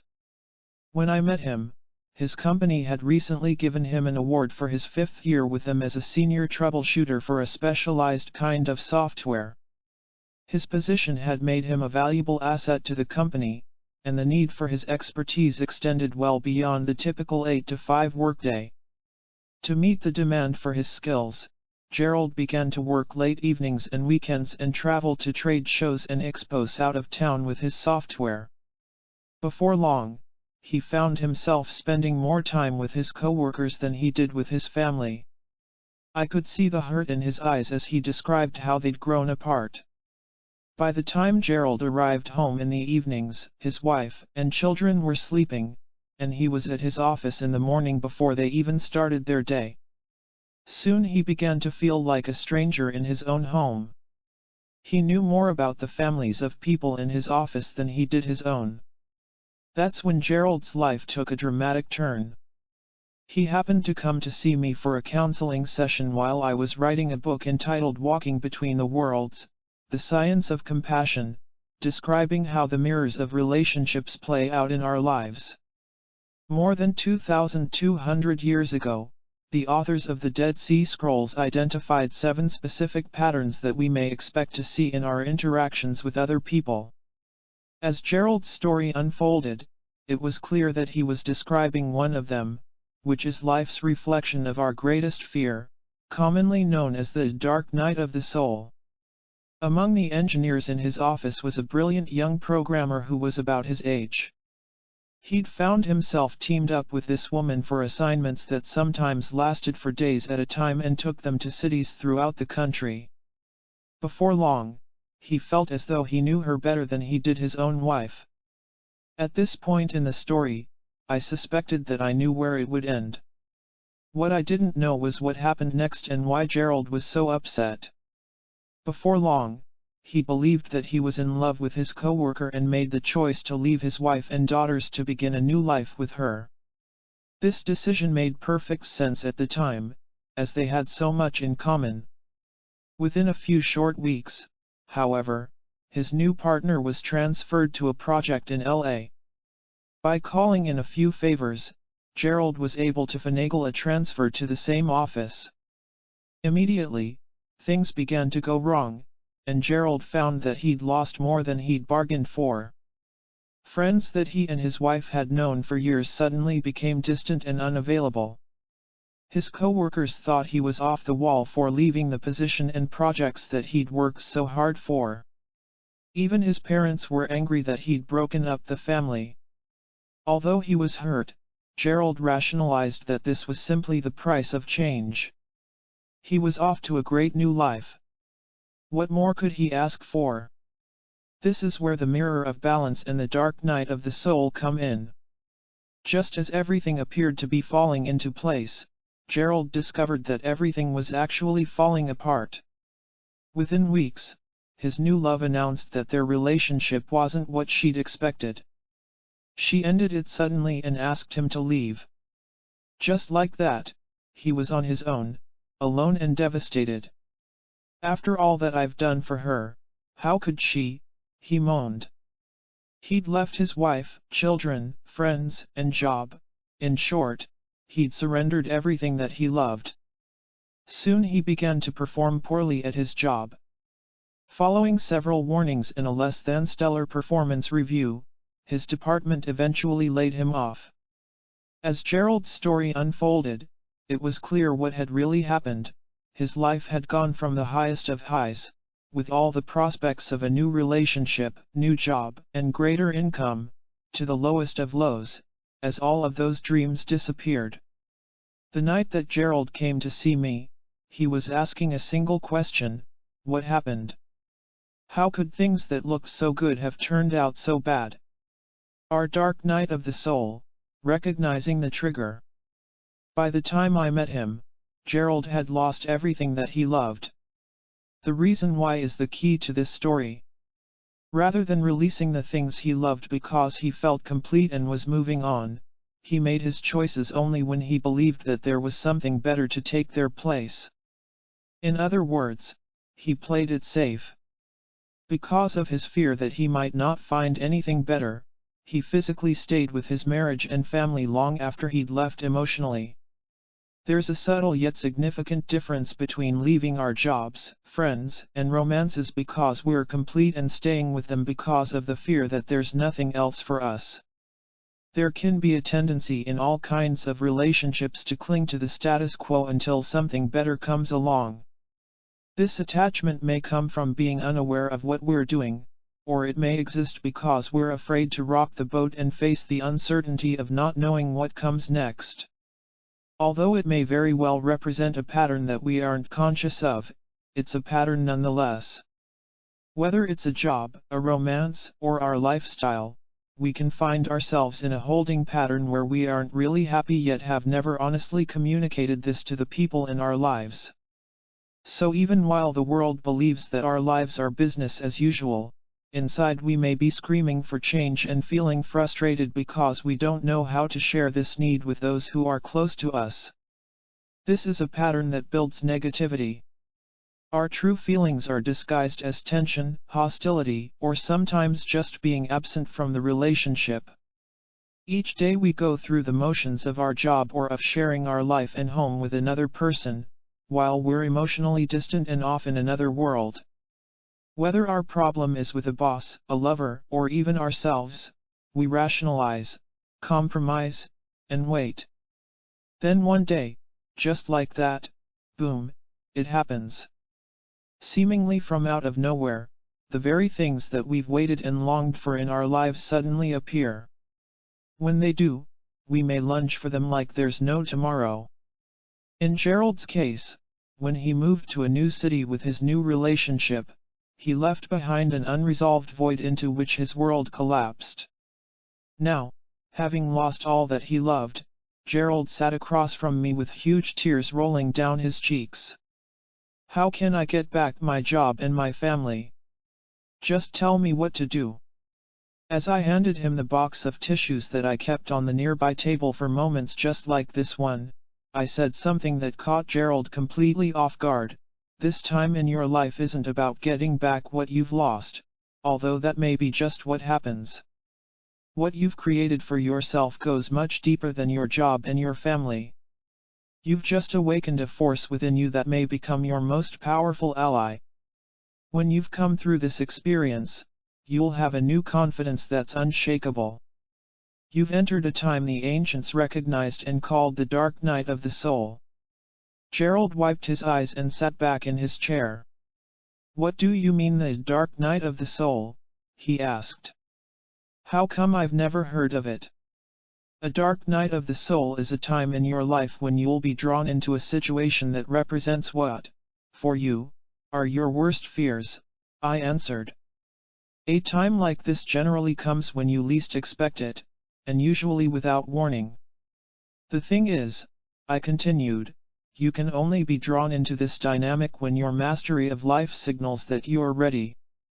Then, just when it looks like life is perfect, the balance that you've achieved is the signal that you're ready for change. The lure to create the change will be something that you long for in life, something that you simply can't resist. Otherwise, you'd never take the leap. Do you mean a lure like a new relationship? Gerald asked. Precisely like a new relationship, I replied. A relationship is the kind of catalyst that promises we'll move forward in life. I went on to explain how even if we know that we're perfectly capable of surviving whatever life throws our way, it's not our nature to wake up one morning and say, today I think I'll give away all that I love and hold dear to enter my dark night of the soul. We just don't seem to work that way. As is so often the case, the great tests of our dark night seem to come at a time when we least expect them. The possibility that life brings us exactly what we need precisely when we need it makes perfect sense. Just as we can't fill a cup with water until we turn the tap to on, having a full emotional toolbox is the trigger that signals the faucet of life to bring on change. Until we trigger the flow, nothing can happen. The flip side of this dynamic is that when we do find ourselves in a dark night of the soul, it may be reassuring to know that the only way we could have gotten to such a place in life is that we were the ones who flipped the switch. Knowingly or not, we're always ready for whatever life may serve. Our greatest fears. The purpose of the dark night of the soul is for us to experience and heal our own great fears. The really interesting thing about the dark night is that because everyone's fears are different, what looks like a frightening experience for one person may be no big deal to someone else. For example, Gerald admitted that his worst fear was being left by himself. I'd spoken with a woman earlier the same evening who told me that being alone was her greatest joy. It's not uncommon for someone who fears being alone to become a master at relationships in which they'll experience their fear. Gerald, for example, described romances, friendships, and jobs in his past that never could have lasted in a million years. Yet when each one ended, he believed that the relationship had failed. In reality, they were so successful that each allowed him to see his greatest fear of being alone come to pass. Because he'd never healed or even recognized the patterns in his life before, however, he found himself in situations where his fear became less and less subtle. Ultimately, life led him to the point where this emotion was so present that he had to address it before he could continue. While we may go through many dark nights of the soul throughout our lifetimes, the first one is usually the toughest. It's also frequently the most powerful agent of change. Once we understand why we hurt so much, the experience begins to take on new meaning. As we recognize the signposts of a dark night, we can say, "Aha! I know that pattern. Yup, it's definitely a dark night of the soul, all right. Now, what is it that I'm being asked to master?" I know people who are so empowered once they heal their dark night experiences that they almost dare the universe to bring on the next one. They do so simply because they know that if they've survived the first, they can survive anything. It's only when we have such experiences without understanding what they are or why we're having them that we can find ourselves locked into years, or even lifetimes, of a pattern that can literally steal the very things from us that we hold most dear, such as life itself. The fifth mirror. Reflections of our greatest act of compassion. Show to me the stone which the builders have rejected. That one is the cornerstone. The Gospel of Thomas. In the late 1980s, my office was in a huge multi-story building in the foothills of Denver. Although the building was enormous, the end of the Cold War and cutbacks in government spending made it necessary for the company where I worked to downsize and consolidate. As other divisions of the company moved into our facility, space was at a premium. I shared my office with another employee, a woman performing a function very different from mine within the department. There was no competition or shared responsibilities, and we quickly became good friends, exchanging stories of our family weekends, friends, and the joys and sorrows of life outside of the company. One day, we'd just returned from lunch when she retrieved the messages that had come in on her voicemail while we were gone. From the corner of my eye, I saw her become very still and then sit down with a glazed look in her eyes. Her face turned pasty white except for the makeup on her lips and cheeks. After she hung up the phone, I gave her a moment to compose herself, then asked what had happened. She looked at me and began a story that I found sad and at the same time powerful. A good friend of hers had a young daughter with a much-envied combination of beauty, athletic skills, and artistic talents, each of which she'd cultivated since early childhood. As the girl got older, she searched for a way to combine all of her attributes into a single career and chose to be a fashion model. Her family supported her decision and helped her in whatever way they could to fulfill her dream. As she shopped her portfolio to the ad agencies, she found that many responded with enthusiasm. She had offers of travel, education, and more support than she could have imagined. To everyone looking in from the outside, her life couldn't have seemed better. On a subtle, almost imperceptible level, however, those who really knew her could see that something was changing. Her enthusiasm was giving way to concern. The agencies she was working with were searching for a certain kind of look in the women they would promote. While this young girl certainly had a unique beauty, it wasn't quite what the agencies wanted in the late 80s. Haunted by what it took to get that special something, the young girl asked her family to help her with a series of cosmetic procedures that she felt would mold her body into what the industry was searching for. She began with the most obvious enhancements, nips, and tucks. While bringing her closer to her goal, she still didn't have quite the look and began even more extreme procedures. Since childhood she'd always had a slight overbite, with her chin and jaw recessed slightly. She agreed to a restructuring that involved breaking and resetting her jaw to create better symmetry. Her mouth had been wired shut for about 6 weeks while the bones healed, and she'd eaten only liquids during that time. Afterward, the wires were removed, and she did have a beautifully symmetrical face with accentuated cheekbones, and the overbite was gone. Looking at a photograph that my office mate had of her friend's daughter, I personally could see little difference between the before and after surgery images. Having lost weight from weeks of being on a liquid diet, this beautiful young woman began to notice that her body no longer had the V shape that it had before the surgery. The reality was that due to her weight loss, her upper body had lost the muscle tone that had given her the model proportions.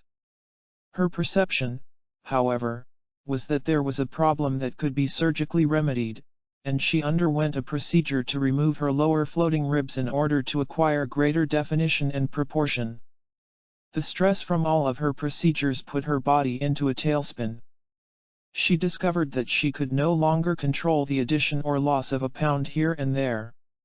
Her body was in a lose-weight mode and she was losing on a daily basis. By the time her parents recognized what was happening and hospitalized her, it was too late. Attributed to a series of complications rather than any one thing, my office mate's friend had passed away that morning. That was the phone message she received after lunch. You may know people on a similar path, although hopefully a less extreme one. I use this example to emphasize a point. The young woman in this story had an image of perfection in her mind's eye, and that image became her standard of comparison. She constantly held herself in the shadow of that point of reference, using her mental image as the measure of comparison for her physical appearance. Her beliefs said that she was somehow imperfect the way she was, and that her imperfections could be fixed through the miracle of modern technology. What happened to this woman, however, runs much deeper than the procedures used to fix her perceived flaws. It goes directly to the heart of this mirror. Why did the woman feel that such extremes were necessary for her success? Why did her family and friends support her in her drive for perfection? Why did this young person, already beautiful in her own right, feel so compelled to become something other than who she was from the time of her birth? What fear, or fears, became so powerful in her life that she tried to change her appearance to meet the approval of others? Perhaps an even greater question is, what can we learn from her experience? What do we use as our yardstick of comparison? What is the point of reference that we hold ourselves accountable to as we gauge our own successes and failures in life? The imperfections are the perfection. I often share this story in my workshops. Immediately afterward, I'll ask participants to complete a simple chart, where they evaluate themselves in areas such as educational, romantic, professional, and athletic accomplishments. The rating system is made up of 4 categories that range from really good to really bad. The key here is that I give them very little time to complete the forms. And I do this for a reason: the actual response on paper is less important than the thinking that goes into it. Whatever the answers, the reality is that anything less than perfect is a participant judging him or herself. The only way that people can possibly rate themselves as a success or failure is by comparison to something outside of their experience. As we all know, we are our own toughest critics. For this reason, this mirror is known as our greatest act of compassion. It's about compassion for ourselves, what we are and who we've become. It's through the mirror of ourselves that we're asked to allow compassionately for the perfection that already exists in each moment of life. This is true regardless of how others see that moment or how it actually turns out. Until we attach a significance of our own making to the outcome, each experience is simply an opportunity to express ourselves, nothing more and nothing less. How would your life be different if you allowed everything you do to be perfect just the way it is, regardless of how it turns out? If everything we do and create is done to the best of our ability, then until we compare it to something else, how can it be anything less than great? If a professional project, relationship, or school assignment doesn't turn out the way that was expected, we can always learn from our experiences and do things differently the next time around. In the divine matrix, it's the way we feel about ourselves, our performance, appearance, and achievements, that's mirrored back to us as the reality of our world. With this in mind, the deepest healing of our lives may also become our greatest act of compassion. It's the kindness that we give ourselves. Beyond the mirrors. While there are certainly other mirrors that show us even subtler secrets of our truest nature, the ones that I've offered here are the 5 mirrors that allow our greatest healing in the relationships of life. In this process, we find our truest power as creators in the divine matrix. Each mirror is a stepping stone toward a greater level of personal mastery. Once you know about them, you can't unknow them. Once you see them play out in your life, you can't unsee them. Each time you recognize one of the mirrors in a particular place in your life, there's a good possibility that you'll find the same pattern playing out in other areas as well. The control issues that bring up so much emotion with your family at home, for example, may surface with much less intensity while bargaining for a used car with a stranger. The reason it's more moderate is because you probably don't have the same level of intimacy with the salesperson as you do with your family and friends. Although the patterns are less intense, they're still there. And this is the beauty of the holographic pattern of consciousness. The resolution that you find in your relationship with the car dealer, the grocery store checkout clerk, or the server who brought you a burned dinner at your favorite restaurant will trickle into your relationships at home. It must, because that's the very nature of the hologram. Once a pattern changes in one place, every relationship that holds the same pattern will benefit. The changes sometimes come to us in the places we least expect. If they didn't, we would probably never get up in the morning and say, "Today I'll tackle the relationships that show me my greatest mirrors of my deepest judgments." We just don't seem to work that way. Instead, our opportunities to heal through our mirrors often come while we're on the way to the mailbox or putting air in the tires of our car. Not long ago, I met a friend who'd just given up a career, family, friends, and a relationship in another state to move to the wilderness of northern New Mexico. I asked him why he had left so much behind to live in the isolation of the high desert. He began telling me that he'd come to find his spiritual path. In the same breath, however, he told me that he hadn't been able to get started because nothing was going right. He was having problems with his family, business plans, and even the contractors who were building his new spiritual home. His frustration was obvious. Listening to his story, I offered the one insight that I felt might help. From my perspective, we're incapable of anything other than a spiritual life. To put it another way, as beings of spirit, we're capable only of spiritual experiences. Regardless of what life may look like, I believe that each endeavor and all our paths are leading us to the same place. From that belief, the activities of every day can't be separate from our spiritual evolution, they are our spiritual evolution. I turned to my friend and suggested that just perhaps all of the challenges that were in his life at the moment were his spiritual path. While this was obviously not the answer that he'd expected, he was curious about what I meant. He had an idea that his spirituality would be realized by living in solitude and quiet contemplation each day. I clarified my beliefs, suggesting that although all these things may become part of his life, the way he would resolve each of the challenges facing him could be precisely the path that he'd come to explore. Glancing back at me with a surprised look on his face as we said our goodbyes, he simply replied, "Maybe it is." Chapter 8. Rewriting the Reality Code, 20 Keys to Conscious Creation. You have now found the conditions in which the desire of your heart can become the reality of your being. Stay here until you acquire a force in you that nothing can destroy. Spoken to the mystic Gurdjieff by his teacher in Meetings with Remarkable Men, Gurdjieff's Search for Hidden Knowledge. The words of a popular 70s rock ballad by the group 10 years after echo the same heartfelt desire that I've heard from people throughout the world who desperately want to make a difference and yet feel helpless to do so. I'd love to change the world, the chorus begins, but I don't know what to do.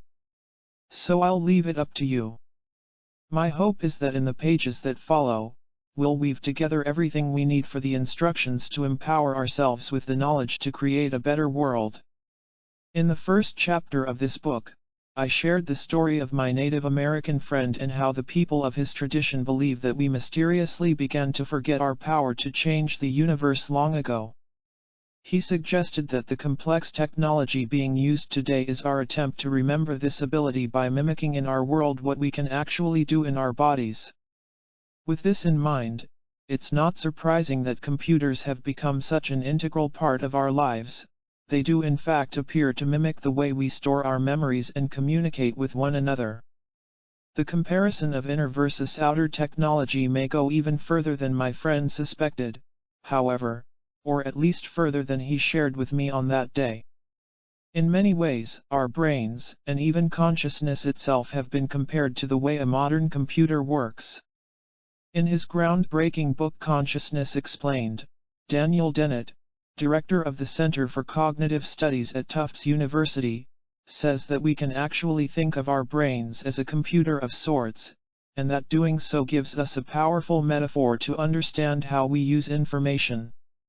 In many ways, the ideas of computer science give us just what we need to find our way in what he calls the terra incognita, or the unknown land, between what science tells us about the brain and what we experience through it. Clearly, the success of the computer as a tool of memory and communication gives us a powerful analogy to help us understand the mystery of consciousness. Following is a brief description of how a modern computer works. Although tremendously oversimplified, the information is accurate. This simple model will allow us to compare our outer world of hardware and software to the inner workings of consciousness itself. The parallels are fascinating, and the similarity is unmistakable. To begin with, all computers need only 3 things to make them useful. Regardless of how big or small or how complicated a computer may look, it will always need hardware, an operating system, and software to perform. So far, this sounds simple enough, but to shed a new light on consciousness, it's important to understand just what these 3 parts of a computer really do. The operating system is what makes it possible for us to communicate with our computer's chips and circuits, and ultimately make something happen on the printer, screen, and so forth.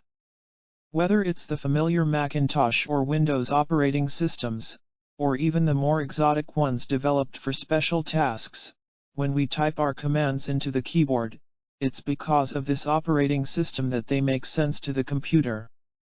It translates our instructions into something that the machine recognizes. The hardware is the physical structure of the computer itself.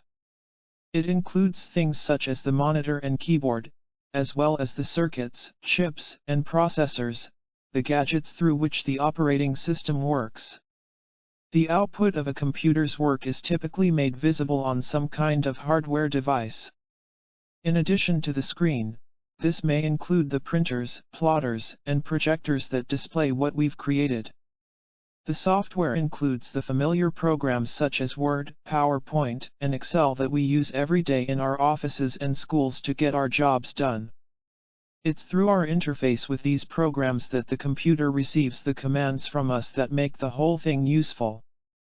Here's the key to this analogy: for all intents and purposes, the operating system of a computer is fixed and doesn't change. In other words, it is what it is. When we want to see our computer do something different, we don't change the operating system, we change the commands that go into it. The reason why this is important is that consciousness appears to work in precisely the same way. If we think of the entire universe as a massive consciousness computer, then consciousness itself is the operating system, and reality is the output. Just as a computer's operating system is fixed and changes must come from the programs that speak to it, in order to change our world, we must alter the programs that make sense to reality, feelings, emotions, prayers, and beliefs. A comparison of a consciousness computer and a familiar electronic one: for both, the way to change the output is through the language that the system recognizes. Key 20. We must become in our lives the very things that we choose to experience in our world. Everything that we could ever imagine, and probably things that we've never considered, are possible within this mode of seeing ourselves. Just as programs such as Word and Works are the ways that we modify the output of our computer, feeling, belief, and prayer are the programs that change the output of consciousness as the divine matrix. The beauty of this analogy is that we already have these powerful programs of reality making, and we're already using them every day. Each moment we're sending our messages of emotion, feeling, prayers, and belief to consciousness, which translates the code of what we send into the daily reality of our bodies, relationships, lives, and world. The question now is less about whether this language exists and more about how intentionally we use it in our lives. To understand precisely why our beliefs are so powerful and how we make such a difference in a world of 6 billion or so people, we'll take our understanding of the hologram one step further. Patterns of the whole.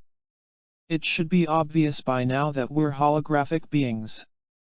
It ought to be equally apparent that we're holographic bodies living in the holographic consciousness of a holographic universe. We're powerful beings expressing ourselves through the bodies that extend beyond the edge of ourselves to become the universe itself. By simply being who we are, we encompass the whole of creation, mirroring everything from the largest phenomenon to the minutest occurrence, from the lightest of the light to the darkest of the dark.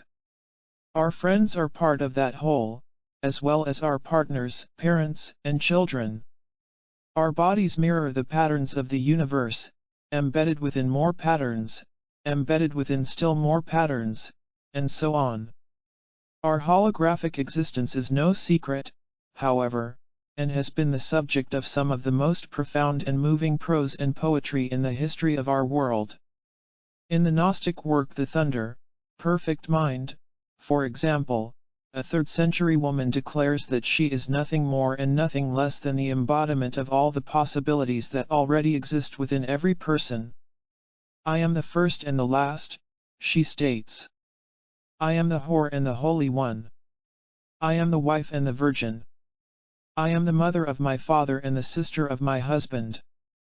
In my weakness, do not forsake me, and do not be afraid of my power. Why have you hated me in your counsels?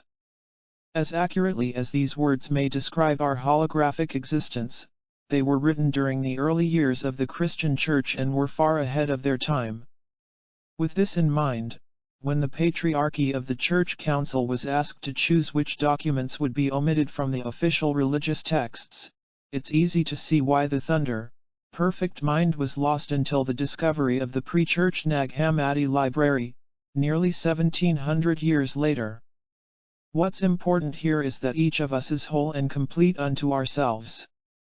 And in this state, we find the key to even greater patterns of healing that exist within an even greater wholeness.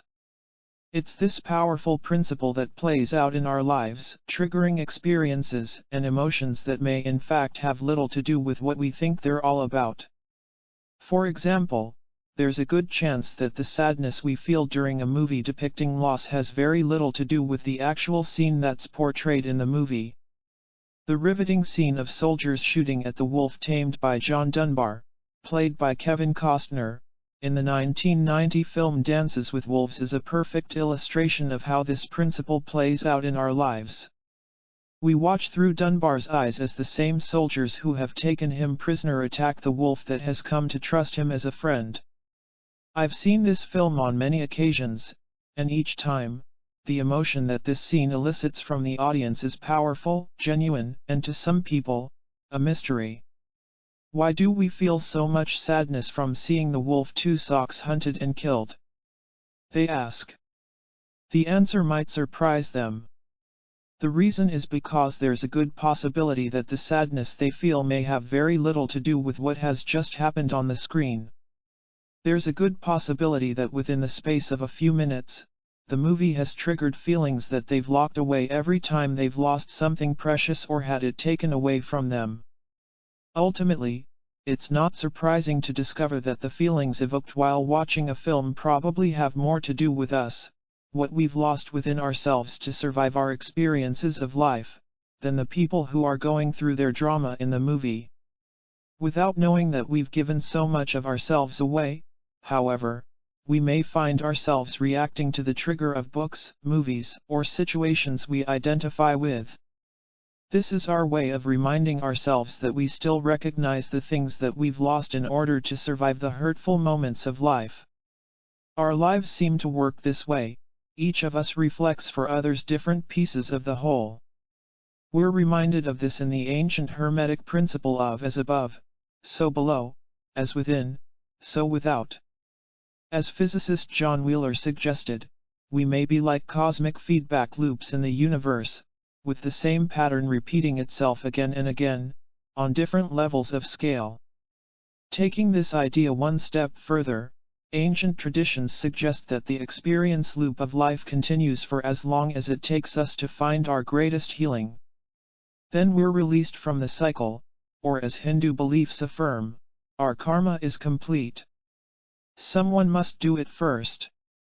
In the living hologram of our consciousness computer, each and every piece of the hologram, no matter how small, lives within the realm of its own space.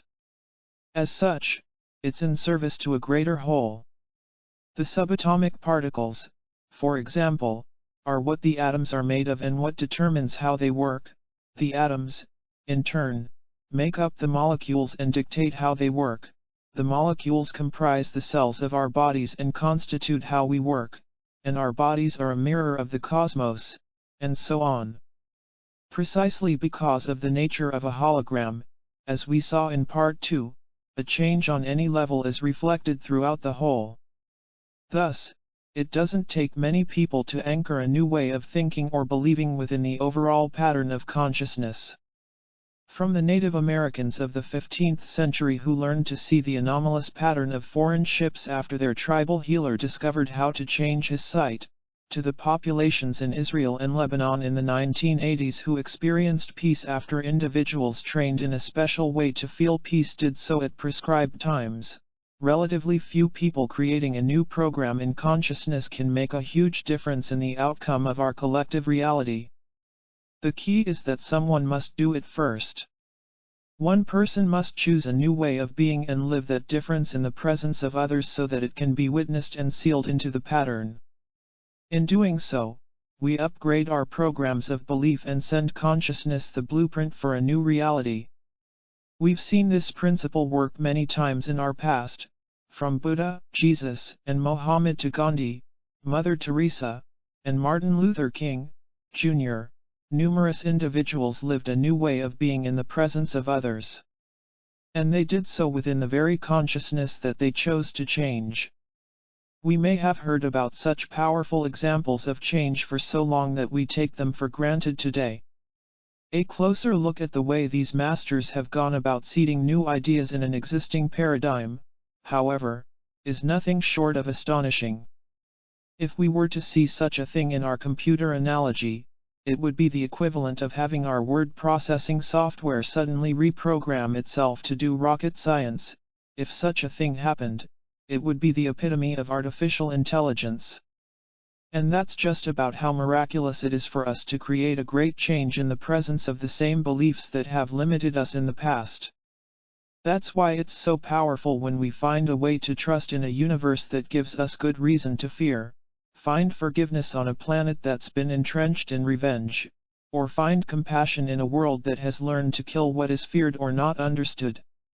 This is precisely what our master teachers accomplished. By living their wisdom, compassion, trust, and love, visionaries of our past changed the software of belief that was speaking to the operating system of consciousness. As the seeds of new possibilities, they upgraded our reality. Today we have the same opportunity. We don't have to be saints to make a difference. There's an interesting distinction that makes our current choices different from those of our past. The scientific studies show that the more people there are who embrace a new belief, the easier it is to anchor that belief as a reality. As mentioned in Part 2, the square root of 1% equation simply demonstrates how many people it takes to begin the change. While Buddha, Jesus, and the other masters may have been the first to accomplish what they did, their examples proved to be the catalysts that opened the door for others to do the same. Even Jesus himself suggested that future generations would do what looked miraculous to the people of his day. There have been many years and many people that have followed the lead of such visionaries, and the momentum of what they offered is the advantage that we have over the visionaries of our past. Today we know that we can heal our bodies and live to an advanced age. We know that love, appreciation, and gratitude are the life-affirming qualities that infuse our bodies with vitality and our world with peace. And we know that with the knowledge to upgrade what we say to the divine matrix, relatively few people can make a big difference. So what do we do with such knowledge? What happens if one person decides on a new response to an old and hurtful pattern?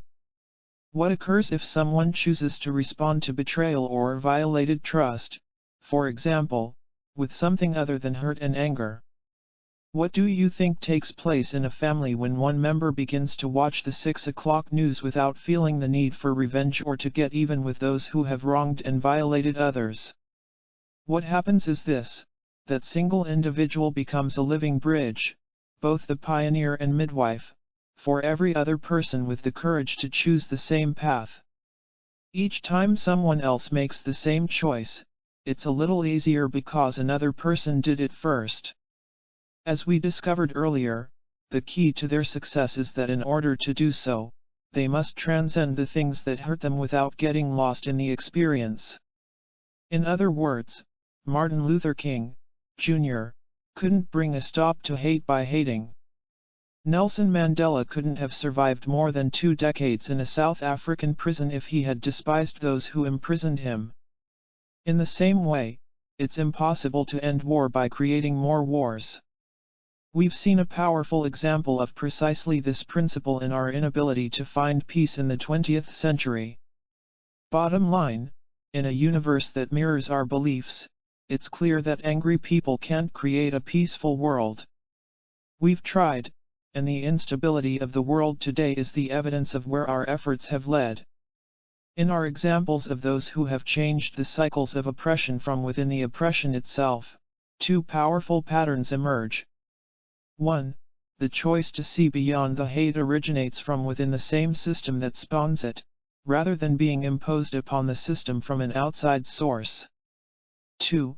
The people who make such a choice become the living bridge for those people they love the most. They find their truest power by living their truth in a system that doesn't support their beliefs at the time. What a powerful model!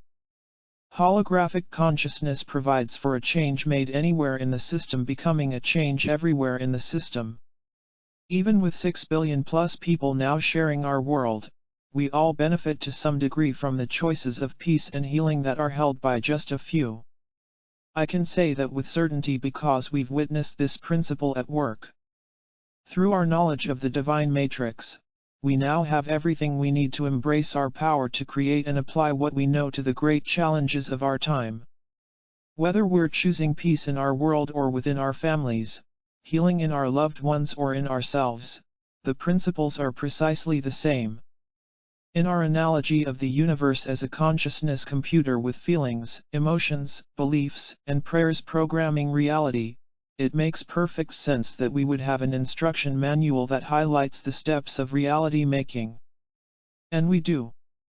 Through the ages, the most enlightened masters have shared it with us in bits and pieces. The keys in the next section, drawn from their teachings, are designed to lead us step by step through the sequence of logic and actions that's been proven to create change. While there are certainly other keys, this time-tested sequence has been effective during history, as well as in my own experience. For that reason it's offered here as an abbreviated how-to manual for upgrading our programs of reality and changing the world. 20 Keys to Reality Making. Here are the keys that encapsulate the highlights of this book. Individually, they're interesting. Collectively, they tell a story, our story, a reminder of our power to create. The keys may be considered as the software that our consciousness computer uses for reality making, our code of change. And as with any code, the keys are in a sequence for a reason. Simply put, just as we need to have all the ingredients in place before we begin to bake a cake, our keys to reality making work only if each step of the process is understood and available to us when we need it. When I think about understanding these keys, I'm reminded of a powerful sequence of knowledge described in the mysterious third book of the Kabbalah, the Sefer Yetzirah. In the step-by-step instruction describing how the universe was made, the book's unknown author invites the reader to consider each step of creation one at a time. In doing so, the reader gives each one the consideration of its own place of power. Examine with them, and probe with them, the text says of the ancient instructions. Make each thing stand on its essence. Similarly, I invite you to consider the following sequence of keys individually.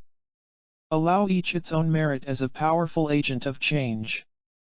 Work with it until it makes sense to you. Together, these steps can become your code for changing the world and yourself. 20 Keys of Conscious Creation. Key 1. The Divine Matrix is the container that holds the universe, the bridge between all things, and the mirror that shows us what we have created. Key 2. Everything in our world is connected to everything else.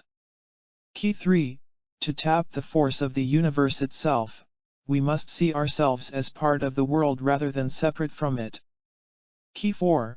Once something is joined, it is always connected, whether it remains physically linked or not. Key 5. The act of focusing our consciousness is an act of creation. Consciousness creates. Key 6. We have all the power we need to create all the changes we choose. Key 7. The focus of our awareness becomes the reality of our world. Key 8. To simply say that we choose a new reality is not enough. Key 9. Feeling is the language that speaks to the divine matrix. Feel as though your goal is accomplished and your prayer is already answered. Key 10. Not just any feeling will do. The ones that create must be without ego and judgment. Key 11. We must become in our lives the things that we choose to experience as our world. Key 12. We are not bound by the laws of physics as we know them today. Key 13. In a holographic something, every piece of the something mirrors the whole something. Key 14. The universally connected hologram of consciousness promises that the instant we create our good wishes and prayers, they are already received at their destination. Key 15. Through the hologram of consciousness, a little change in our lives is mirrored everywhere in our world. Key 16. The minimum number of people required to jumpstart a change in consciousness is the square root of 1% of a population. Key 17. The divine matrix serves as the mirror in our world of the relationships that we create in our beliefs. Key 18. the root of our negative experiences may be reduced to one of three universal fears, or a combination of them: abandonment, low self-worth, or lack of trust. Key 19. Our true beliefs are mirrored in our most intimate relationships. Key 20. We must become in our lives the very things that we choose to experience in our world. Almost universally, we share a sense that there's more to us than meets the eye. Somewhere deep within the mists of our ancient memory, we know that we have magical and miraculous powers within us. From the time of childhood, we fantasize about our ability to do things that are beyond the realm of reason and logic. And why not? While we're children, we have yet to learn the rules that say miracles can't happen in our lives. The reminders of our miraculous potential are all around us. In part 2, I suggested that the anomalies of quantum particles could be something more than simply strange and spooky behavior. I asked if the freedom that these particles have to move in space-time is really showing us a freedom that might be possible in our lives. Intentionally, I've waited until now to answer that question. Following all of the experiments and research, along with the demonstration of those who have transcended the limits of their own beliefs, I believe that the answer is yes. If the particles that we're made of can be in instantaneous communication with one another, exist in two places at once, live in the past as well as the future, and even change history through choices in the present, then we can, too. The only difference between those isolated particles and us is that we're made of a lot of them held together by the power of consciousness itself. The ancient mystics reminded our hearts, and modern experiments have proven to our minds, that the single most powerful force in the universe lives within each of us. And that is the great secret of creation itself, the power to create in the world what we imagine in our beliefs. While it may sound too simple to be true, I believe that the universe works in precisely this way. When the Sufi poet Rumi observed that we're afraid of our own immortality, maybe he meant that it is actually the power to choose immortality that truly frightens us.